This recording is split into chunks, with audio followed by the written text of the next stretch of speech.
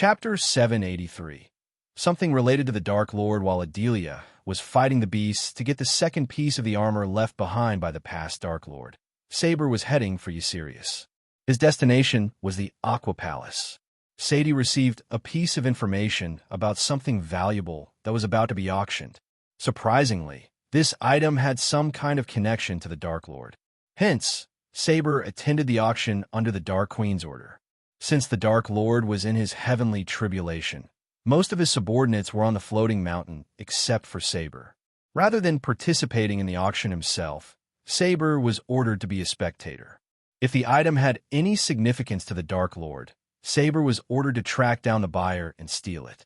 Gaia didn't bother to spend millions of gold coins in the auction, especially when they were in a financial crisis. By the time Saber reached the outskirts, the darkness had enveloped the world. Although Saber had no need to worry about the daylight anymore, he still loved the night more than the day. On a pitch-dark night, the Aqua Palace was fairly quiet. Several groups of guards patrolled the island, and each of them was at the soul-refining stage. The Aqua Palace spared no expense in armoring them up. They were armored to the teeth, and their armor glowed in the night due to the runes engraved in them. As Saber approached the island, he noticed a sliver of glow around the island. Apparently, they placed new arrays and runes to ensure the island's defense. The last thing the Aqua Palace wanted was an attack from the Dark Lord. But Saber knew the Dark Lord had more pressing concerns than attacking the Aqua Palace for no reason. As far as Saber was concerned, the world was so wrong about the Dark Lord. He wasn't as evil as the Guardians painted him to be. Saber heard hushed discussions and commands from all over Aqua Palace. Most conversations were about the royal dragon skeleton the Aqua Palace dug out recently. Neither Saber nor the Dark Lord had any interest in the skeleton. Hence, Saber paid no attention to these conversations. But none of them talked about the mysterious item Saber was looking for. The auction was scheduled to begin when the sun rose. Since Saber had arrived at the island earlier, he sat under a tree, enjoying some peace and quiet. He even closed his eyes to take a quick nap. The night quickly passed. Sun broke the dark skies from the horizon, showering the island with its golden rays. Saber's eyelids twitched as he slowly opened his eyes. The Aqua Palace had been decorated with ribbons and lanterns as nobles and commoners streamed in and out of the building. The VIPs were flying in another direction to enter the place using a separate entrance. Today was the first day of the Aqua Palace auction. Last time, the Dark Lord himself honored the auction by participating. This time, the Aqua Palace hoped he wouldn't arrive. They had arrays and security mechanisms to catch him if he did. Unknowing to the people, the Guardians were roaming the island, just in case. In the past, the auction time had always been the busiest day in Eucerius. Thousands of people would come from every part of the continent to watch and participate in the auction. However, today was an exception. Compared to the last time, Saber saw fewer people on the island. As a regular to the auction, Saber could tell the decrease in the crowd. The sun slowly rose into the air, emitting a red glow that bathed the lands in its warm light. More and more people began to gather at the Aqua Palace. People found it extremely difficult to walk to the entrance without being squeezed. Saber was among the first 30 people who entered the building. After he entered, he heard firecrackers and a thunderous bell. They symbolized the start of the auction. Crowd or no crowd, the Aqua Palace began the auction right on time. Just like any other organization, the Aqua Palace also raised the entry fee. They charged 70 gold coins per person, unlike the last time when they charged 50 gold coins. Although this price hike made a small group unhappy as usual, it did not stop them from paying. No commoner would have dared to participate if someone charged 70 gold coins in Elon or Azer continent. But this wasn't Elon or Azer. In our continent, even a commoner could spare 70 gold coins. There was a reason why everyone called the our continent the richest. After the gates opened up for the auction house, the people that already had tickets and had been waiting outside for a very long time began to enter through the entrance in a straight line. Saber covered his face with a gray hood. He slipped into the crowd, slowly following the people to the auction hall. As he reached the inner halls, a large grandeur hall greeted his eyes. The space was filled with neat rows of seats for as far as the eye could see. There were at least 3,000 seats around the hall. The auction hall had 2 stories worth of seats. Installed on the sides of every seat were dozens of private rooms for VIPs.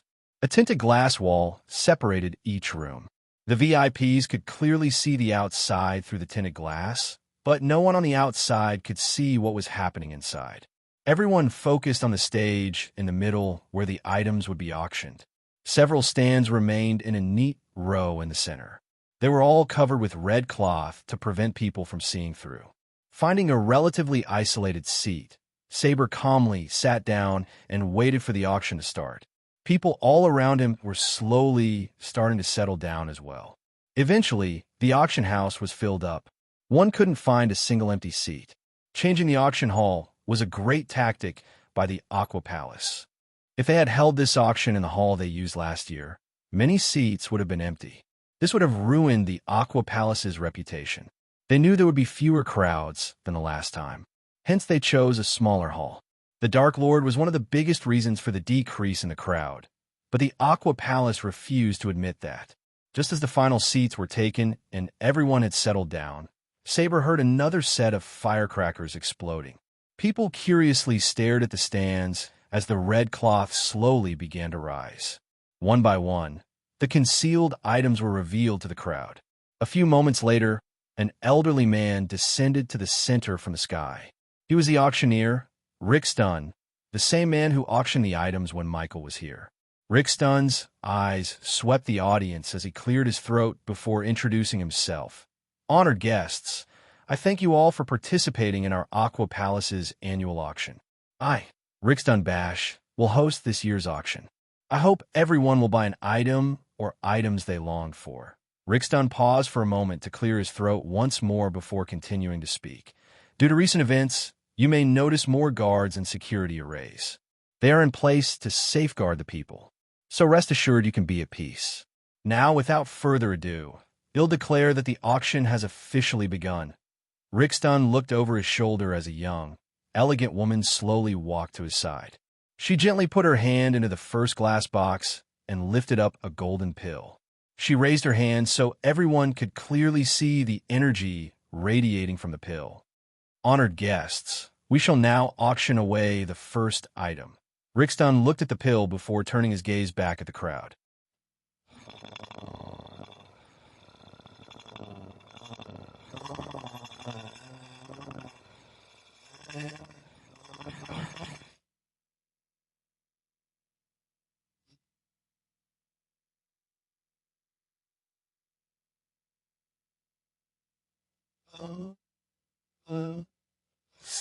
Dash. The very first item is a blood lily pill. For the honored guests unfamiliar with this item, only 12 pills exist in the world. They were concocted by legendary alchemist Ingrid Stenham. Many people looked clueless. As though Rick Stun had expected this reaction from the crowd, he explained further, Ingrid Stenham was a 6-star alchemist and the first supreme guardian of the Guardian Guild. Her mastery of alchemy is still unmatched.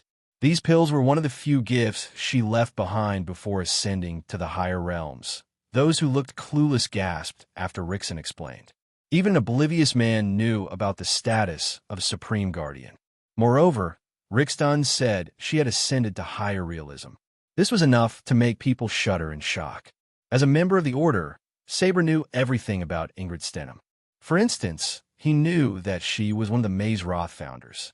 Consuming this pill would clear any bottlenecks in your cultivation. Furthermore, you won't have any bottlenecks in the future at all, said Rickson. Many nobles leaned forward in their seats. Their eyes lit up as many were stuck at the same stage for decades due to bottlenecks. This pill could finally enable them to break through to the next stage. Rick Stun smiled as he knew the nobles would go crazy for the pill. Saber was surprised that the auction began with a priceless pill such as this. The starting bid for the Blood Lily pill is 5 million gold coins. Every new bid will add an additional 1 million minimum. You may begin bidding. Rick Stun's thunderous voice swept across the hall. 6 million, 8 million, 9 million. As Rick Stun expected, The nobles fought like starving dogs for the pill. In a few minutes, the pill's price went from 5 million to 15 million. The price was nothing compared to having no bottlenecks in their lives. Saber calmly watched the nobles fight for the pills with a faint smile on his face. The Order had no need for such a pill when they had the Dark Lord. After a fierce battle, the pill bottle was sold to the highest bidder for 25 million gold coins. Saber's eyes were focused on the items behind Rixdon. Among them, none seemed to have any connection to the Dark Lord. Maybe he was wrong, but waiting was the only option he had. The pendant on Saber's neck dimly glowed as Gaia was looking at the auction through the pendant from the Dark Ocean. Sadie better be right about this. Saber heard the Dark Queen's voice in his head. Chapter 784. Third armor piece. Rixdon auctioned several interesting items for humongous prices after the pill. But Saber had no interest in any of them. Nothing seemed to have any connection to the Dark Lord at all. He may not have a clear idea about the item, but he wasn't stupid either. He knew better than to think a spell scroll or a rune mastery book had any significance to the Dark Lord. The auction continued for another hour until Rixdon announced a short break before continuing. Many hated the hustle of leaving the hall and coming back. Hence, they stayed still. But the nobles and the VIPs went outside to take some fresh air. Meanwhile, Saber looked at his surroundings and noticed a few guardians among them. Saber doubted the soul refining stage guards and a few fusion stage guardians could stop the Dark Lord if he decided to attack. Fortunately, Saber concealed his cultivation stage with the help of Elidar's rune. Otherwise, his fusion stage cultivation might have raised a few eyebrows. Being a fusion stage cultivator in the VIP rooms was one thing, but sitting among the commoners was not normal. The Guardians would have immediately alerted the Supreme Guardian if they had seen Saber. Soon, seconds turned into minutes, and minutes turned into hours. Saber waited patiently for Rixdon to return. He hoped Rixdon would bring new items to auction. As Saber expected, several guards accompanied Rixdon to the stage. They carried another set of items covered with red cloth. Once again, the bell rang, following the sound of firecrackers. The crowd gradually shut their mouth. Rixdon waited for the crowd to turn completely silent. A while later, Rixon cleared his throat. "Thank you for your patience, ladies and gentlemen. Let us begin the second part of the auction without delay," said Rixdon. He looked over his shoulder as a soldier flicked his wrist. A bright light shot out of the soldier's finger. The very next moment, something covered in silver cloth appeared before Rixdon. Saber slightly leaned forward. Unlike the other items, this one was covered in thick silver cloth. Besides, the soldiers around the item looked a bit confused and flustered. Saber saw a glimmer of doubt and uneasiness in Rixdon's eyes. Just like Saber, everyone in the auction hall had their eyes glued to the black cloth-covered thing. Saber faintly heard a faint crackling noise coming from the thing. Rixdon let the people speculate for some time. Eventually, Rixdon placed his hand on the cloth. As the host slowly lifted the silver cloth up, the hidden object underneath was finally revealed to the eagerly anticipating crowd. Underneath the cloth was a piece of armor. To be more precise, a grayish armor. It could cover one's entire right arm from shoulder to wrist. The armor looked ancient. Tiny crimson red, lightning bolts crackled around the armor piece. Saber was stunned. This armor piece, without a doubt, belonged to the Dark Lord because he had seen another piece of the complete set. Although the armor piece brought to the Dark Ocean by Adelia was in much better condition than this one, it certainly belonged to that set. For a moment, Saber's mind went completely blank. According to the Dark Lord, each piece was severely guarded and hidden from the rest of the world. But the Aqua Palace somehow managed to get their hands on the armor piece. The armor looked like it had been buried in the ground for decades. Saber could barely see the runes and designs engraved in the armor. Surprisingly, the armor piece radiated no energy. Except for the red lightning bolts coiling around the armor, it looked no better than worn-out armor. People looked confused and interested at the same time. What the fuck am I looking at? Is that an armor piece? Saber heard Gaia's shocked voice. How'd they get it? Gaia was stunned. She took a closer look at the armor through the spider on Saber's neck. Judging by its look, the armor piece looked similar to the other. The engraving of a skull on the shoulder plate looked exactly like the Dark Lord's symbol. So unless this was an elaborate scheme to trap the Dark Lord once again, Gaia knew that the armor piece must be genuine. The armor piece sat in a glass box under everyone's curious gazes. Looking at the armor, many began to murmur among themselves. What kind of armor is that? It looks rather worn out. Where's the rest of the armor set? Let's hear what Rixdun has to say about the armor piece. It looks special to me.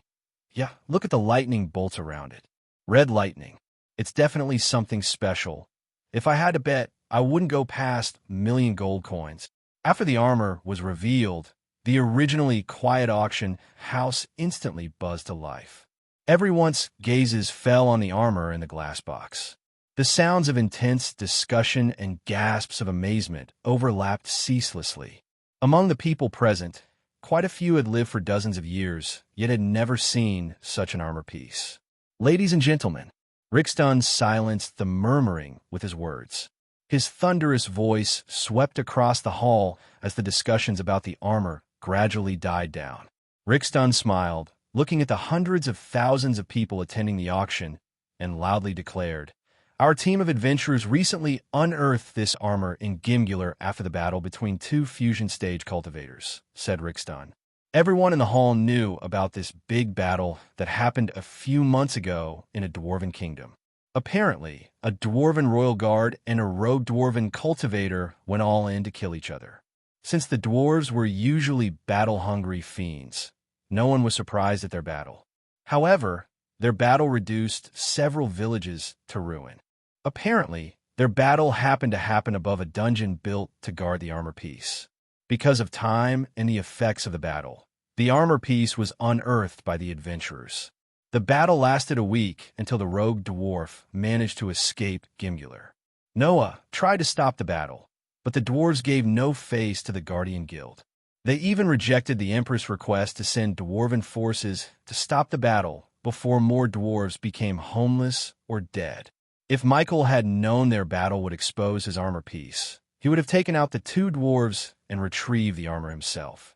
According to our scholars, this armor piece was forged using an unknown or which had gone either extinct or came to this world from higher realms. People gasped in shock. Rixdun's words piqued their interest in the armor piece. As an experienced auctioneer, Rixdun knew how to raise an item's value with just words.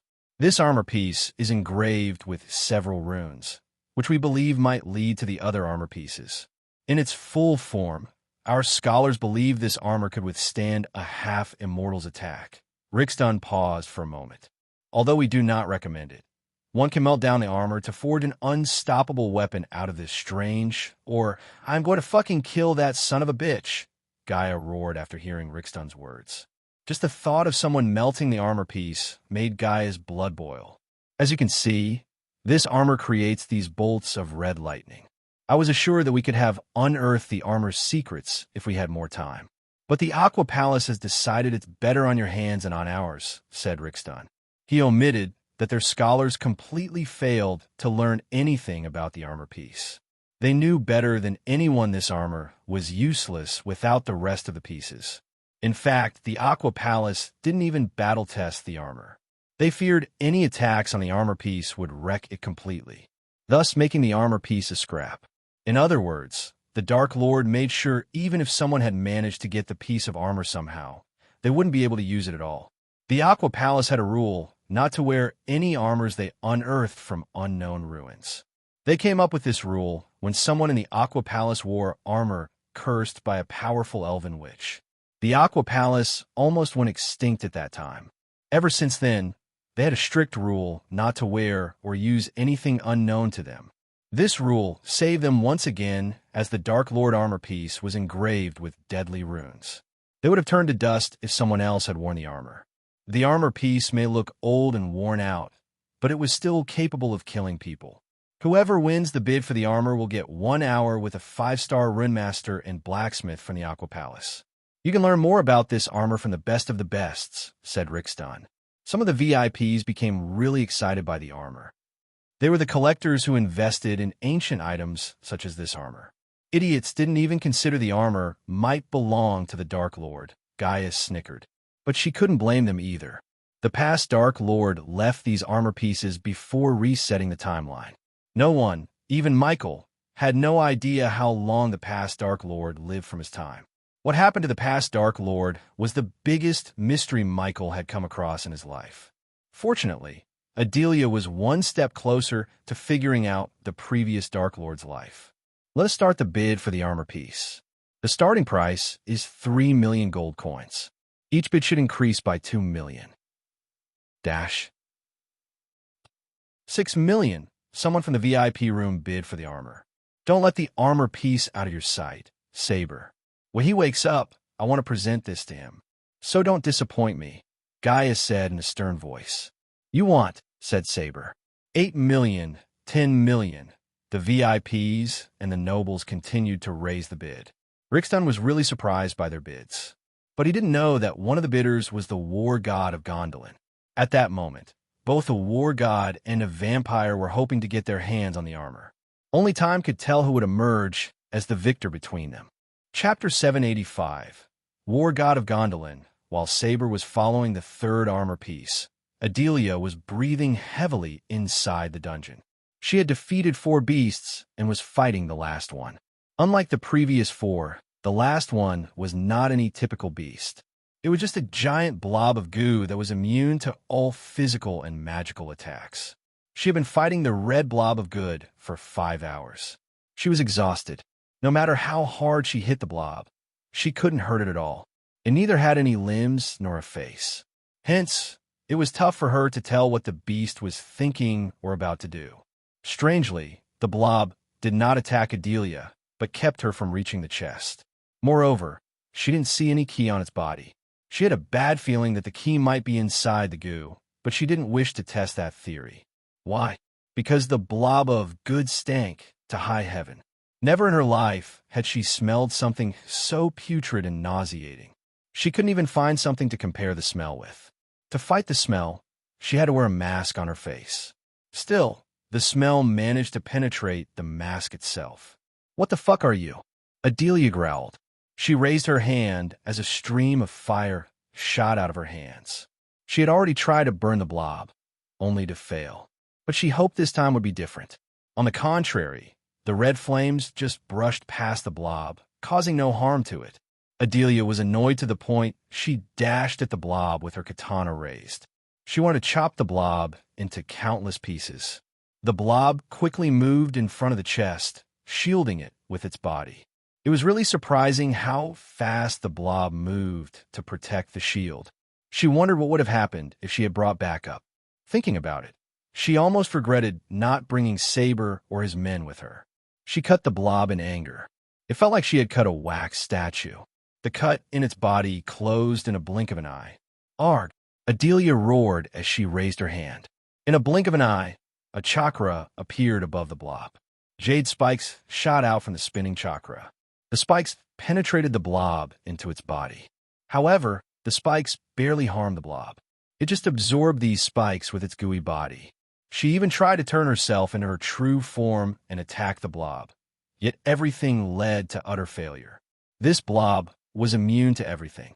Come on, out of the way, ugly, Adelia said, leaping away from the blob. The blob did not respond to her. Not a single peep came out of its mouth. Since the blob hadn't attacked her yet, she just sat down and breathed heavily. The blob remained still before the chest instead of attacking her. It seemed to have no intention of attacking, nor it had any offensive capabilities. This blob was created to protect the chest and exhaust the opponent to death. The blob was one of the creations of Dalar when he worked under the past Dark Lord. The Dalar in the current timeline was still years away from creating this blob. In a sense, Adelia was really lucky to face creations from the past. Adelia was tempted to contact Gaia or the Dark Lord himself only if he hadn't triggered a heavenly tribulation. Adelia knew for certain he could destroy this thing in a blink of an eye. Unfortunately, he was not here, which made dealing with this annoying blob her problem. She stared at it from top to bottom. For the first time in many years, Adelia had no strategy to defeat the monstrosity before her. Silence fell over them. For a few moments, Adelia was on the ground, taking deep breaths. The blob did not move an inch away from the chest. Suddenly, Adelia had a crazy idea in her mind. This should better work. Adelia picked herself up. She sheathed her katana and cracked her neck. Finally, Adelia dashed at the blob once again. On her way to the blob, she raised her hand as a stream of energy shot out of her hand. The energy beam went straight through the blob. As a result, a hole was formed in its center. Adelia immediately increased her speed. Before the hole could close, Adelia leaped into the blob. For the first time, the blob let out a growl. The hole closed up with Adelia inside. The blob grew in size as it frantically moved around the hall. Soon, a bright light emerged within the blob. The temperature in the room slowly rose to the point the blob started to melt down. Adelia roasted the blob from the inside. It rolled and leaped into the air, trying to save itself. However, nothing worked in its favor. The blob slowly melted into a red ooze. It formed a puddle that resembled blood on the ground. The air around the blob reeked of putrid stench. It stank to the point one would die of suffocation. Fortunately, Adelia was inside the blob. The growling noise that came from the blob gradually sounded louder. Eventually, the blob exploded into pieces. Adelia fell down to the ground with a thud. She was completely covered in red goo from head to toe. In her hands, a golden key glimmered. The key put a smile on her face. With the fifth and the last key in her hand, she was one step closer to seeing what was inside the chest. She got up to her feet and walked toward the chest. Wasting no time, she put the key in the hole. As soon as she put the key in, she heard a clicking noise. A dark smoke slowly rose from the chest. The chest slowly opened, revealing an ancient piece of armor, just like the Dark Lord said. She couldn't help smiling and sighing in relief. Finally, she picked up the armor from the chest. But to her surprise, a bolt of lightning hit her out of nowhere. She was sent flying away from the chest. It took her a second to realize what had just happened. She hit the wall before falling down. She felt a sharp pain in her chest. Luckily, the lightning bolt did not penetrate her. When she looked up at the chest, gritting her teeth, she noticed a ghostly figure rising from the chest. The figure slowly took the shape of the Dark Lord himself. Dark Lord. Adelia immediately knelt down to pay her respect to the Dark Lord. The aura around him terrified Adelia. His eyes glimmered with amusement. He calmly looked at Adelia. Suddenly, a dark beam shot out of his eyes. The dark beams fell on Adelia.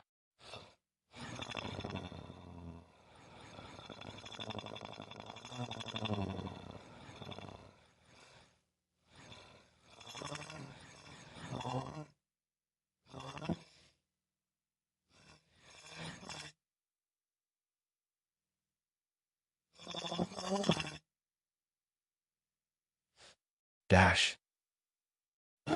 Bring this chest to your Dark Lord, the Dark Lord said in a powerful voice. Adelia shuddered, hearing his voice, but she managed to nod her head. Yes, Dark Lord, said Adelia.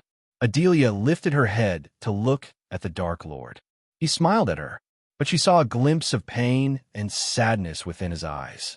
She wanted to question the Dark Lord, but the ghostly figure of the Dark Lord faded away in front of her. She had no time to say anything to him. After he disappeared, Adelia could only take the chest. She reached the chest and picked it up. This time, nothing happened except she felt the space around her benign distorted. The sun was on the horizon in Sirius, where the glistening ocean met the orange sky. Its rays spread in all directions like the open arms of a mother. The reds and oranges, spread by the final glow of the flame, formed a staircase on the surface of the sea around the island. As time passed, the warm rays of the sun grew colder. Eventually, the rays became non-existent, making way for the stars to peek through in the dark blue sky. The Aqua Auction ended when the darkness completely conquered the kingdom. People exited the Aqua Palace in a neat line like ants. The island was bustled with people as many ascended to the sky to leave the island. The VIPs were the first ones to leave. Among those VIPs, one of them had the Dark Lord's armor piece. Saber waited until the group disappeared into the clouds before following them behind. Saber kept his distance from the group. They were not some run-of-the-mill cultivators. Instead, the one who bought the armor piece was one of the war gods of Gondolin. Attacking them was equal to waging war against the Empress herself. The Dark Lord himself said that the Empress might be the only one who could face him and survive if they fought. The war god led his party from the front. He was at the fusion stage, while the people accompanying him were at the soul refining stage. They weren't his guards, but rather his underlings. Saber was extra careful not to get spotted in the airspace of the Aqua Palace. Saber planned to strike when the group left the island and entered the sky above a thick forest. Every war god had immense pride and ego that could be used against them. If Saber attacked them and ran into the woods below them, the war god would follow Saber behind without a doubt. At that time, Saber could use the darkness and the woods to take out the group one by one. With a rough plan in his head, Saber kept following the group. He used the clouds as a cover to hide. "How many of them are there?" Saber heard Gaia. "I count 7, said Saber. "Try not to kill them. We don't want to make enemies with the Empress yet. But if you had to, kill them all, and don't leave anything behind that could be used to track us down," said Gaia. "It will be done, Dark Queen." Saber felt confident taking down all of them if push came to shove. However, he would try not to kill them because of her order. As he was following the group, they suddenly stopped. "How long are you planning to follow us?" Saber heard a calm, yet dominant voice. Chapter 786. War God Belliner. Saber was surprised that the war god had noticed him. As a vampire, he was great at trailing people in the dark. But the war god found him somehow. Saber did not panic. The Dark Lord always said that in the moment of crisis, panic does nothing. Saber recalled those words. He stopped flying as the war god's party slowly turned around. The leader of this group was the war god of Gondolin. No one knew how many war gods the Empress had, but the people thought there were 7. The one Saber followed was one of them. When Michael attended the auction a year ago, he met another war god. Despite their numbers, each of them was extremely powerful. They did not choose to call themselves war gods. Instead, the people called them that, and, with time, the name kind of stuck with them. "Who you are does not matter to me. Leave, and you may live," said the war god. His flaming red hair fluttered in the wind. Those eyes of his burned so bright with vigor and power that Saber almost thought someone lit a flame inside them. However, he wore rather ordinary-looking robes like lesser nobles. One would expect the war god to wear some fancy armor and carry a powerful weapon with him. On the contrary, this war god had an aura of simplicity around him. Saber noticed their pointy ears twitching for some reason. Unlike the war god, the other elves burned with rage. They gritted their teeth as they were on the verge of attacking Saber for following them. The elves did not like being followed, especially by a human. The war god, however, gave Saber an option to leave. Not that the war god could be defined as merciful, but he felt it was beneath him to attack a body-strengthening cultivator. Only if Saber showed his true cultivation level and form, they wouldn't think twice before attacking him. Hearing the war god's warning, Saber remained calm. The forest he planned to initiate his attack was just a mile away from them.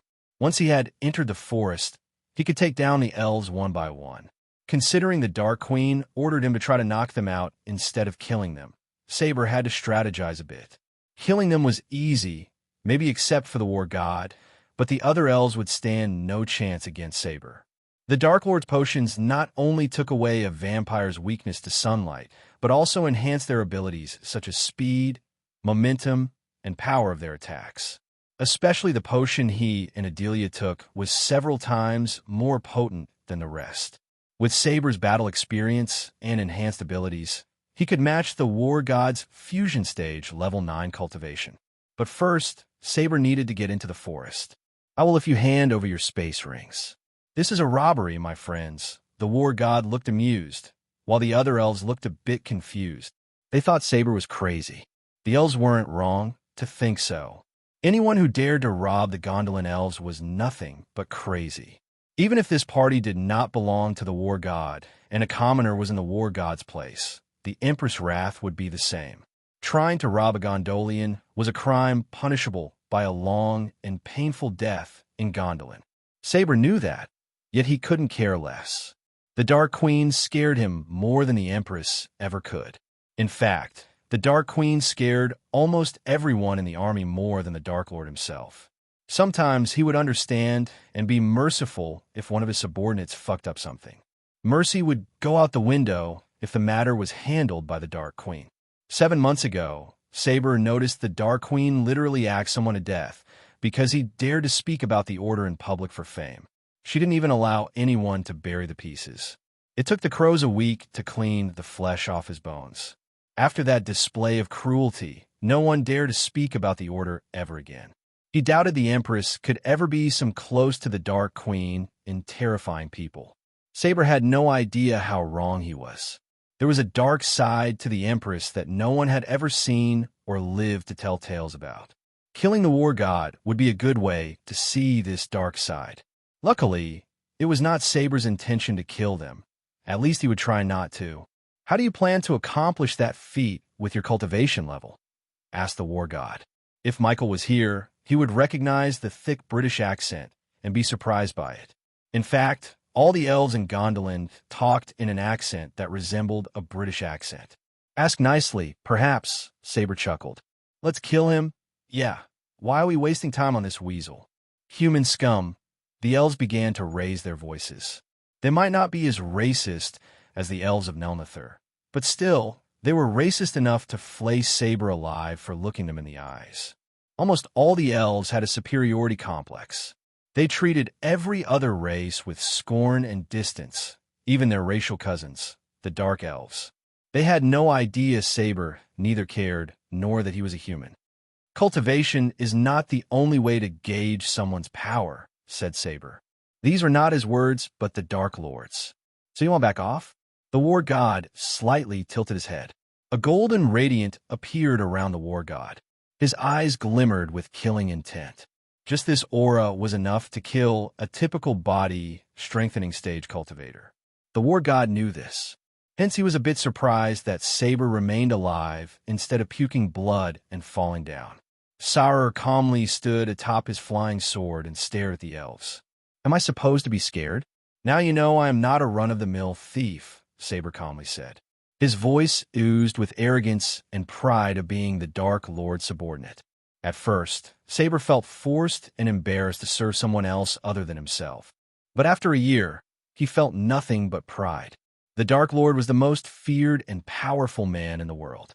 He was lucky to serve him and support the Dark Lord in his path to eradicate the Great 8 clans as well as the Sky Owl. "You're just stupid with a little trick up his sleeve," the war god said. He was nonchalant.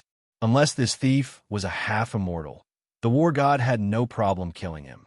"End him," said the war god. He didn't bother to attack Saber himself. Instead, he let one of his minions deal with Saber. The elf cracked his knuckles before hovering toward Saber.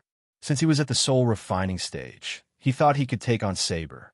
Saber remained calm as still water. When the elf approached, he grabbed Saber by his neck. Saber slowly squirmed, turning his back toward the forest. The elf clenched his fist. Almost everyone in the world knew about the elves and their arrogance. They liked to toy with their foes before killing them, especially the weak ones. Since Saber pretended to be a body strengthening stage, the elf smiled with amusement. He balled his fist and punched Saber in the chest.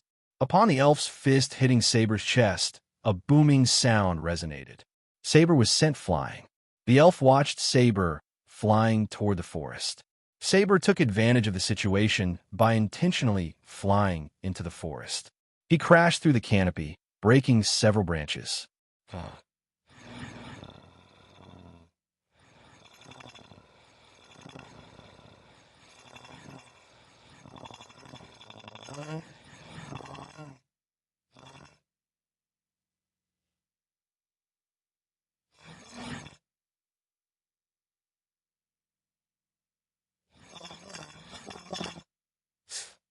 Dash. What? The war god's gaze turned cold. "Finish what you've started," the war god said with a murderous tone. Just his voice alone was enough to make the elves tremble. "I will return with his head," said the elf who punched Saber. The elf immediately flew into the forest, following Saber's trail. After the elf disappeared into the foliage, the war god turned his gaze toward the other elves. "Go on. Help him. Come with his head or don't come at all." The war god grinned like a devil. The elves dared not to linger any second longer. Compared to the other war gods, Bellinor was the kindest. Otherwise, he wouldn't have given the thief an option to escape. Any other war gods would have torn him to pieces the moment they found out he was following them. But even Bellinor had his limits. After sending the elves to hunt down Saber, Bellinor hovered above the forest. For some reason, Bellinor felt something amiss. The thief did not seem like an ordinary thief. Something was definitely strange about him. An ordinary thief wouldn't have dared to mess with a war god.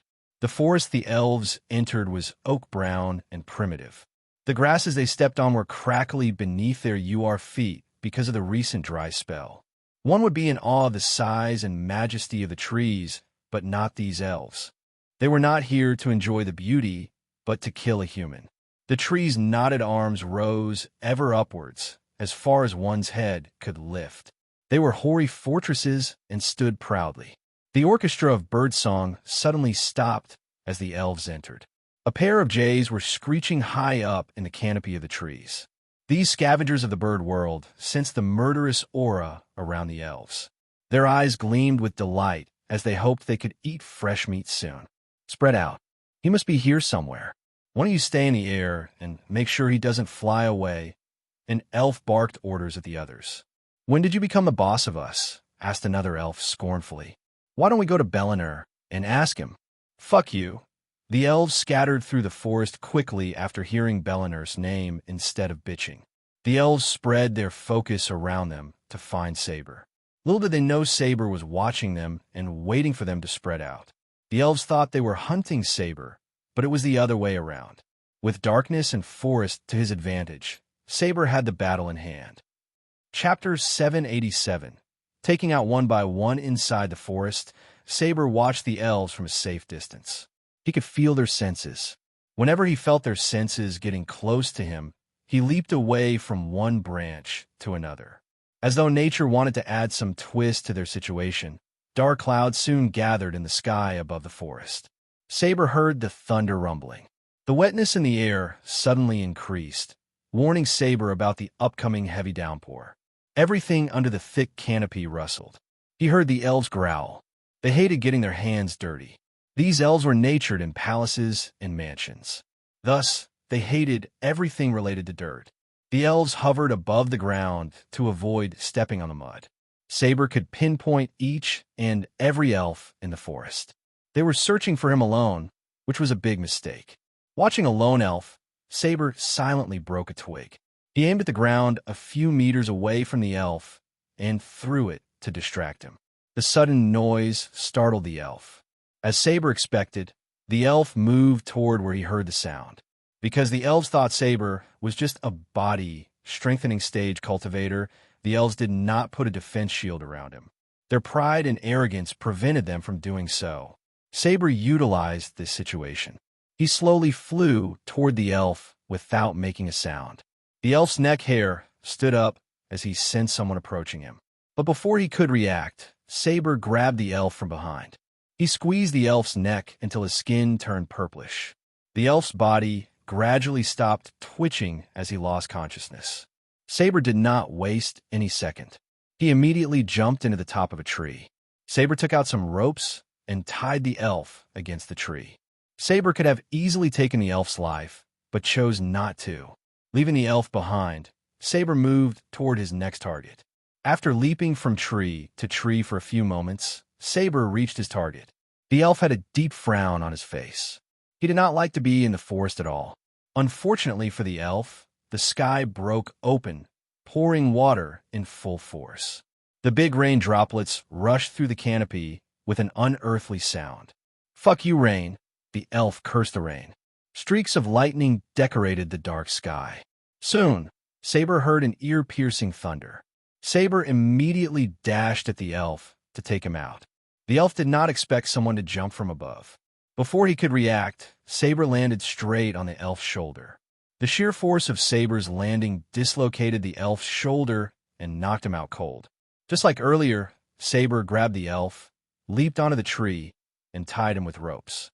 Saber expected the war god to intervene any second, yet to his surprise, the war god just hovered in the sky, getting drenched in the rain. Saber had a strange feeling that the war god was watching him. But if he did, Saber wondered why he wasn't attacking him. It was strange behavior for a war god. For now, Saber ignored this feeling and continued to hunt down the elves. The heavy downpour came with howling wind. Soon, all the trees in the forest started to sway in a single direction. Some trees looked like they were about to get uprooted from the ground. Luckily for Saber, the rain and thunderclaps covered any sound Saber or an elf made. Saber quickly flew to the third elf, while keeping an eye on the fourth and final elf. As Saber moved closer, he noticed a faint glow around the elf. The rain droplets vaporized upon hitting the glow around the elf. Hence, the elf remained dry and cozy. But the elf's coziness was short-lived as Saber leaped onto him, breaking the shield with a single punch.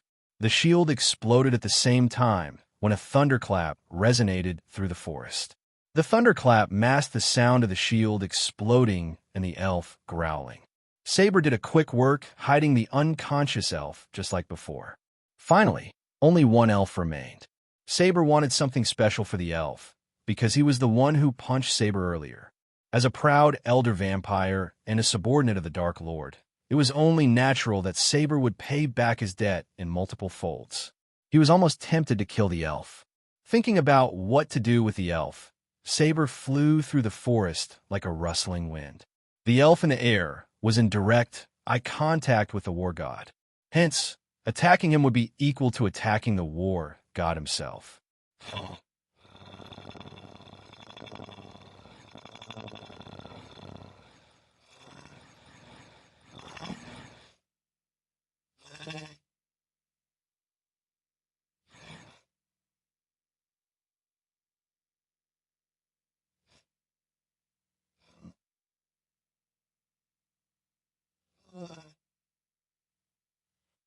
Dash. As the elf was told, he was searching for Saber. Saber intentionally left his flying sword behind when he crashed into the forest earlier. It was to confuse and make the elves look for him on the ground.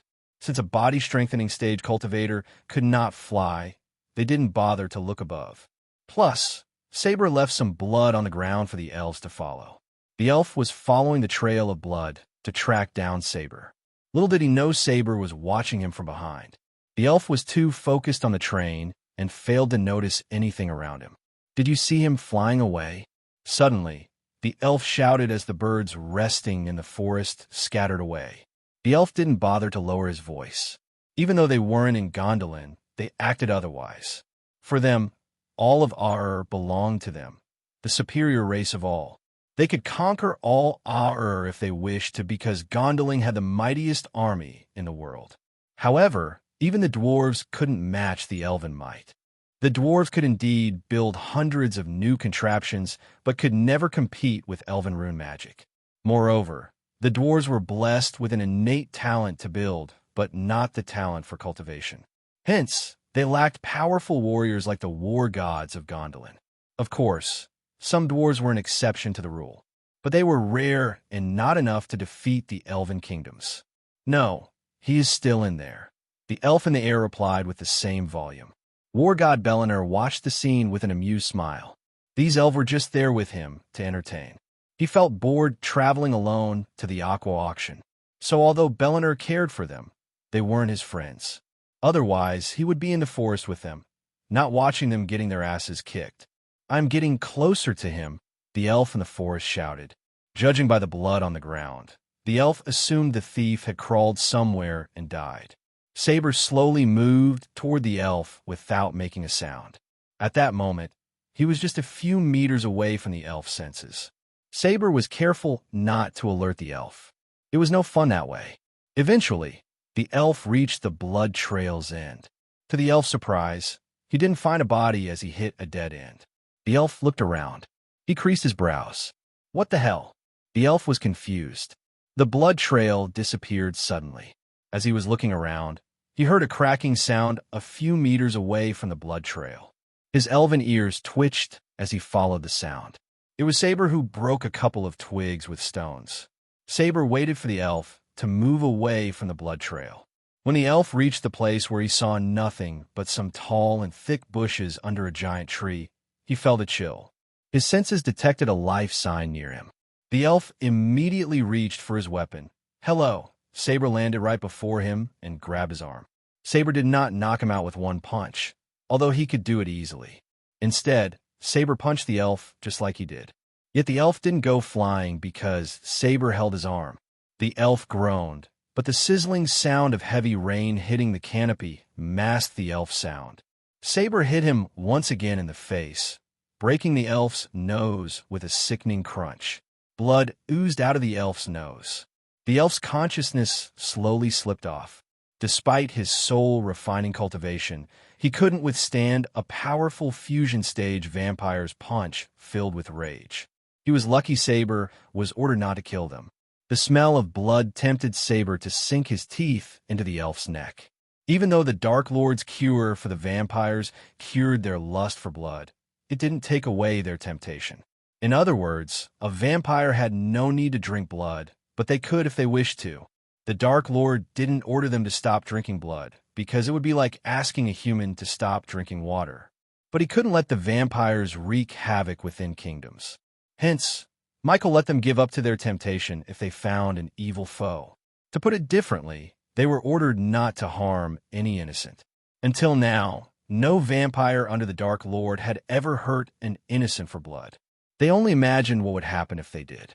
Judging by the look on the elf's face, Saber realized one more punch might kill him. Because of that, Saber had to stop hitting them, though he would like to punch the elf more. Since he was the last elf in the forest, Saber didn't bother to hide him. He just left him on the ground and leaped onto a branch.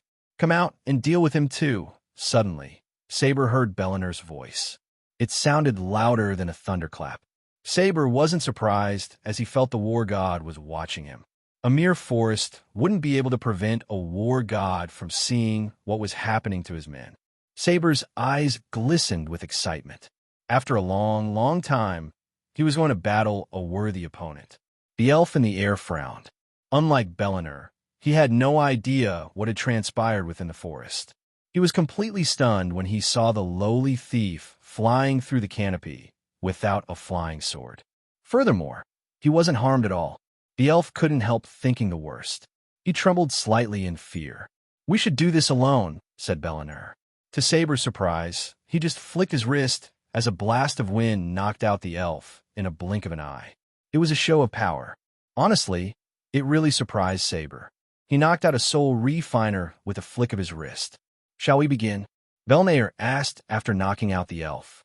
Both had no fear in their eyes, but glimmering excitement.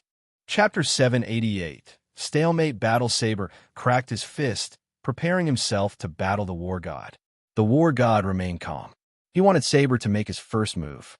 Just as he expected, Saber did make his first move. He dashed at the war god with speed beyond any fusion stage cultivators. The cosmic energy, coupled with the Dark Lord's potion, enhanced his speed to the point the war god himself was surprised by his speed. Saber even left some afterimages on his trail. Although Belliner was surprised by his speed, it was not enough to catch him off guard. The war god simply snapped his finger as a golden crescent wave blasted off Saber.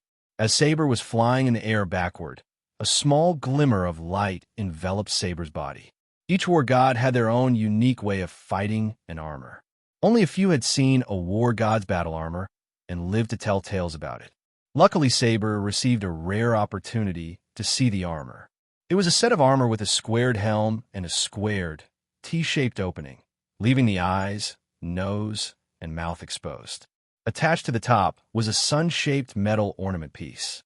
The shoulders were oval, quite short, and small in size. They were decorated with a row of metal feathers, all pointing upwards. The row reached from side to side. The upper arms were protected by squared, half-covering rear braces, which sat well under the shoulder plates, while the lower arms were covered by vambraces, which had many small metal spikes covering the vambraces all over. The real beauty of the armor was its chest plate. It was made from a couple of metal layers, mimicking dragon scales. It covered everything from the neck down and ended at the groin. Following the upper body, the armor slowly covered his lower body. The upper legs were covered by squared, fully covering cuisses as greaves protected the lower legs with several arrowheads attached on the outer sides, as if arrows had pierced the legs. Bellinor glowed like a sun in the night sky. He cracked his neck as Saber finally steadied himself. "That's nice armor," Saber commented about Bellinor's armor. "Enjoy the sight while you still can," said Bellinor. The armor glimmered brighter and brighter to the point Saber's eyes had to adjust for its light. The war god wasted no time as he dashed at Saber. He was almost as fast as Saber, or even faster. Saber instinctively cast a spell. In a blink of an eye, a torrent made of blood appeared around Saber. The blood shield protected Saber from the war god's punch. Bellinor punched the blood shield with enough force to send Saber flying. Blood splashed across the sky, but this time, Saber didn't go flying as before. Instead, he steadied himself quickly and dashed at the war god faster than before. This time, Saber punched the war god right in the chest. The war god raised his arms to protect himself. His hands went numb when he blocked Saber's punch. The sheer force pushed back Bellinor. Saber did not stop as he punched the war god again and again. Their battle produced thunderous explosions that echoed through the night sky. Countless trees were got uprooted by their battle. The aftershock decimated the forest below them. For them, they were just punching each other. But in reality, they were two powerful fusion stage warriors. The energy produced by their battle was enough to cause more damage than a natural disaster. They didn't give a damn about the environment. Instead, they fought like beasts. Saber raised his hand as a vulture made of blood materialized above them. It was gigantic. Compared to the blood vulture, Saber and Bellinor looked small. The bird cast a large shadow in the clouds when lightning flashed across the sky. As soon as the blood vulture appeared in the sky, the air started to reek of blood. It glared at Bellinor with its hollow eyes. The blood vulture tried to peck Bellinor with its long, gigantic beak. Bellinor clapped his hands together as a powerful shock wave shot out of his hands. As though it was a living bird, the blood vulture screeched. Blood scattered in all directions as the vulture faded away from existence. However, before it completely disappeared from sight, it managed to scratch Bellinor.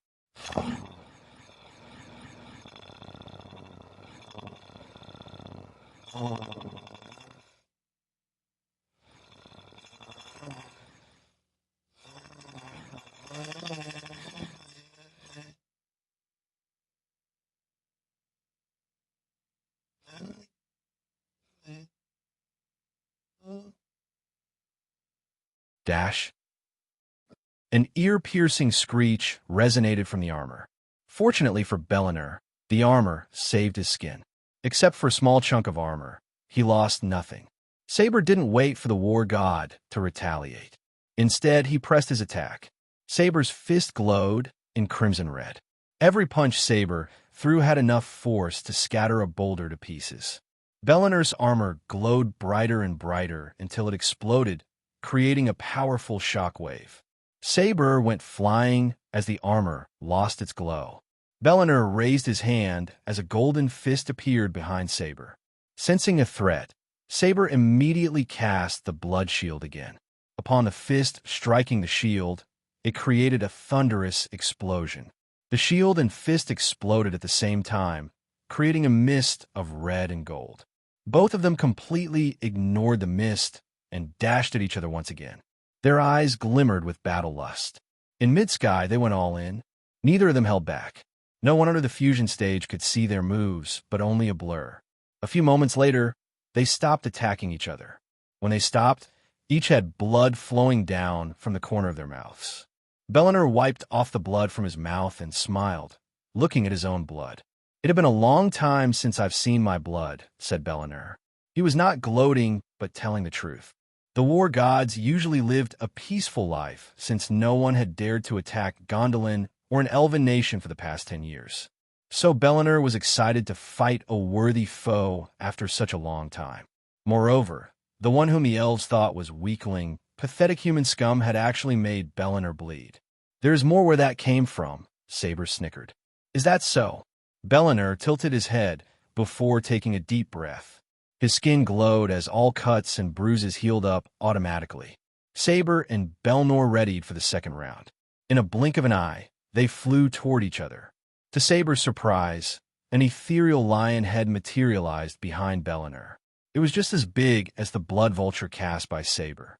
The head roared as ripples appeared in the sky. All the storm clouds faded out of existence because of the roar. As a result, the heavy rain stopped. Saber's ears rang. Even his vision turned blurry for a moment. The trees that escaped their previous attack got completely decimated by the roar. Below them, there was a large crater filled with broken trees. But they couldn't care less. On the contrary, they focused on the battle. Their minds and eyes were filled with battle lust. It had been a long time since they both fought a worthy opponent. Usually, they would kill their foe within a minute or minute top. But this battle went on for almost 5 minutes without a victor. They both fought on equal terms, and Bellinor wanted to change that. The lion finally stopped roaring. It felt like a storm had passed them.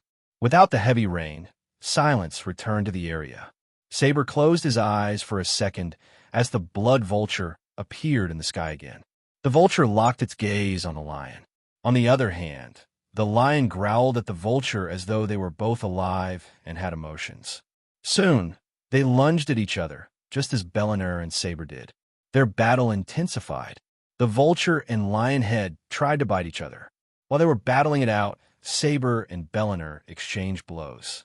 They dived down, attacking each other. In a moment of heat, they forgot there was a crate down. They hit the ground with enough force to form a mini crater within the large crater. The force split them apart as they crashed in opposite directions. Their clothes became completely drenched with mud. They immediately jumped back to their feet to go all out again. Unlike before, they didn't dash at each other. At least Bellinor didn't. He stayed still and punched the ground below. Several cracks formed in the ground and spread throughout like spiderwebs. Saber leaped into the air to avoid being knocked down. He wondered what Bellinor was trying to accomplish. But he soon got his answer when he picked up a large boulder and threw it at him. The boulder was easily twice the size of an elephant. Yet Bellinor threw it like it was nothing. Saber didn't fly away, but punched the boulder with his bare hand. The boulder exploded. But before the debris could hit the ground, Bellinor shot through the debris, hitting Saber in the face at speed beyond Saber's expectation. The war god's punch and speed put a smile on Saber's face. He realized the war god was unleashing his full potential. His entire body glowed like a mini sun. The heat radiating from Bellinor's body turned the debris into ashes. Saber quickly covered himself with a blood shield to protect himself from burning. Saber fought back with blood punches. Bellinor glowed in golden radiance, while Saber radiated a crimson red light due to the blood shield around him. As they were fighting, a golden light materialized in Bellinor's hand. It was a golden spear with a red cloth wrapped around its top. Bellinor stabbed Saber at lightning speed. The blade cut his rib cage, barely missing Saber's heart. "Cheeky bastard," Saber snickered. He didn't expect Bellinor to take out his weapon suddenly. Now that Bellinor had taken out his weapon, Saber conjured his blood sword. The sword produced an evil aura with red smoke. Both these weapons belonged to the legendary class. Hence, they created an aftershock upon clashing. They fought on the same level. As much as they liked to gain an advantage over another, they simply couldn't. Unknown to them, the Dark Queen watched the battle from a distance. She trusted Saber, but she also couldn't afford to lose the armor piece. Chapter 789. Dark Queen's interference. Saber's blood sword and Bellinor's golden spear clashed, creating otherworldly noises. Instead of using spells, they used their weapons to fight. However, they occasionally cast spells to gain an advantage. Yet, their battle remained at a stalemate. The battle between them continued for almost a day. When the sun rose in the horizon, Bellinor's aggressiveness increased by several folds. Bellinor's armor absorbed the sunlight to enhance his speed. Since Saber had no armor, he began to take blows from Bellinor. The war god swung and stabbed left and right. The spear cut Saber a couple of times. His silver robes began to drench in blood. Not that Saber was slow, but Bellinor was faster. Bellinor's armor glowed brighter and brighter in the light. Blood trickled down from Saber's mouth. The war god hit him with the spear in the face. It contained enough force to turn a core, strengthening stage warrior's neck to the other side. Saber's face went numb. Bellinor pushed his advantage by hitting him several times, faster than before. Bellinor quickly moved to the point he showed his back to the rising sun. As a result, Saber faced the sun. The bright sunlight messed with Saber's eyesight. He couldn't see the golden spear in the golden light. Seeing Saber squinting his eyes, Bellinor snickered. As a war god, he was born and raised on a battlefield. He knew how to use everything around him to his advantage. While he was battling Saber, he learned Saber's strength. He knew Saber was not weaker than him. Thus, he fought till the sun rose to increase his power. His weight was worth it as he started to hit Saber more and more. But to Bellinor's surprise, cuts and bruises on Saber's body healed instantly. Bellinor had an eerie doubt about Saber from the moment he met him. "You're a vampire," Bellinor said. He didn't stop attacking Saber. On the contrary, he turned more ruthless and aggressive. Saber slowly started to lose the battle. Luckily, Saber's reflex and battle experience enabled him to evade deadly blows. Bellinor kept aiming for Saber's heart and throat after realizing he was a vampire. "So Ghost sent you here?" Bellinor asked as Saber flew backward to put some distance between the two of them. When Saber heard Bellinor address the Dark Lord by his name, Saber's blood boiled. He gritted his teeth, swinging his blood sword. "Do not speak his name," Saber snarled. "Why?" Bellinor deflected the blood sword with his spear and asked. Bellinor had no sign of fear in his eyes. Compared to the rest of the continents, Aur had seen only a little of what the Dark Lord could do. Therefore, people like the war gods feared the Dark Lord less. Some of them outright challenged the Dark Lord for a duel in several parts of Elven kingdoms.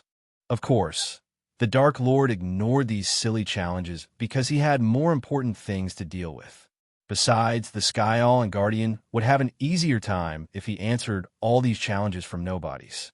"Because you will die," Saber growled. He saw a glimpse of the Dark Queen on the horizon. He could swear he saw her. Bellinor didn't even flinch hearing Saber's threat. Little did he know that it was not a threat, but a warning. The runes in Bellinor's armor radiated bright light. He glowed under the sunlight. Saber received more blows as seconds passed, and his face became pale. Every part in his body ached. The armor of Bellinor made him stronger than Saber initially expected. Spear's mind and body told him to use the teleportation scroll to escape. Backing off and living to fight another day was way better than dying. However, he couldn't afford to escape without the Dark Lord's armor piece.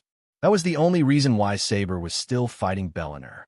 If he managed to escape with the armor piece somehow, Saber planned to ask the Dark Lord for armor. He learned the importance of powerful armor the hard way. Now that Michael had reached the 5-star blacksmith level, he could forge powerful armor. But to forge armor like Bellinor's, he needed to be a 6-star blacksmith. Michael didn't plan to stay at a 5-star level for a long time as he did with the alchemy specialization. Instead, Michael decided to get everything the system required to reach the 6-star level as soon as he left the heavenly tribulation. Unlike Saber, Michael knew how powerful armor could change the tide of a battle. He also knew his army needed armor more than him. All the great 8 clans possessed powerful armor and weapons, making them almost invincible. When he was done fitting his army with weapons and armor forged by him, the hierarchy of the power structure in this world would change forever. Eventually, Saber's body refused to listen to him as his muscles went rigid. His movements slowed down, leaving him vulnerable to a deadly, killing blow. The war god raised his spear to end this battle once and for all. As much as he hated vampires, he respected Saber as an opponent. He was taught that a warrior must never fear an enemy, but always respect them. When he was about to stab Saber's heart with his golden spear, a dark trail appeared in the air. The trail of blackness hit Bellinor in the chest before he could stab Saber. Bellinor coughed up blood. It took him a second for his brain to process everything. His chest ached as he looked down to see a dark arrow sticking out of his chest. He tried to turn around, but another arrow hit Bellinar in the gut. Using this opportunity, Saber mustered all his strength and pulled out the space ring from Bellinar's hand. Green veins bulged up under Bellinar's skin. Bellinar's vision blurred. Before he could retaliate, Saber tore the teleportation scroll in half. A bright light enveloped Saber. To Saber's surprise, Bellinar stabbed the light as he saw a splash of blood in the light. Bellinar quickly turned around despite the poison in his body to see who shot him with poison arrows.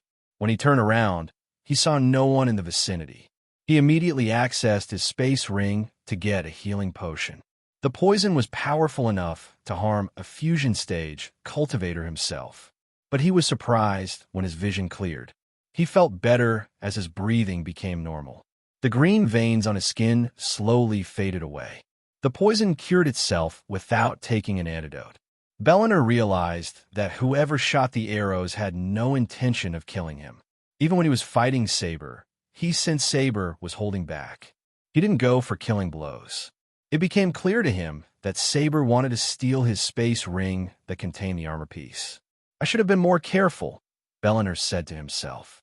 It was too late for him to realize that the armor piece might have belonged to the Dark Lord. At least he had taken an interest in the armor. He knew he must inform the Empress. Attacking a war god was equal to attacking Gondolin itself. Hence, the Dark Lord had waged a way against Gondolin. Inside the Gondolin castle, an elven lady with striking golden hair flew around her perfectly sculpted face. Sparkling aquamarine eyes sat gracefully within their sockets, watching delightfully over the haven they'd sought solace in for so long. She radiated power and grace. Anyone would be tempted to bow and kneel down before her. She was none other than Nithril Grimfield, the Empress of Ar.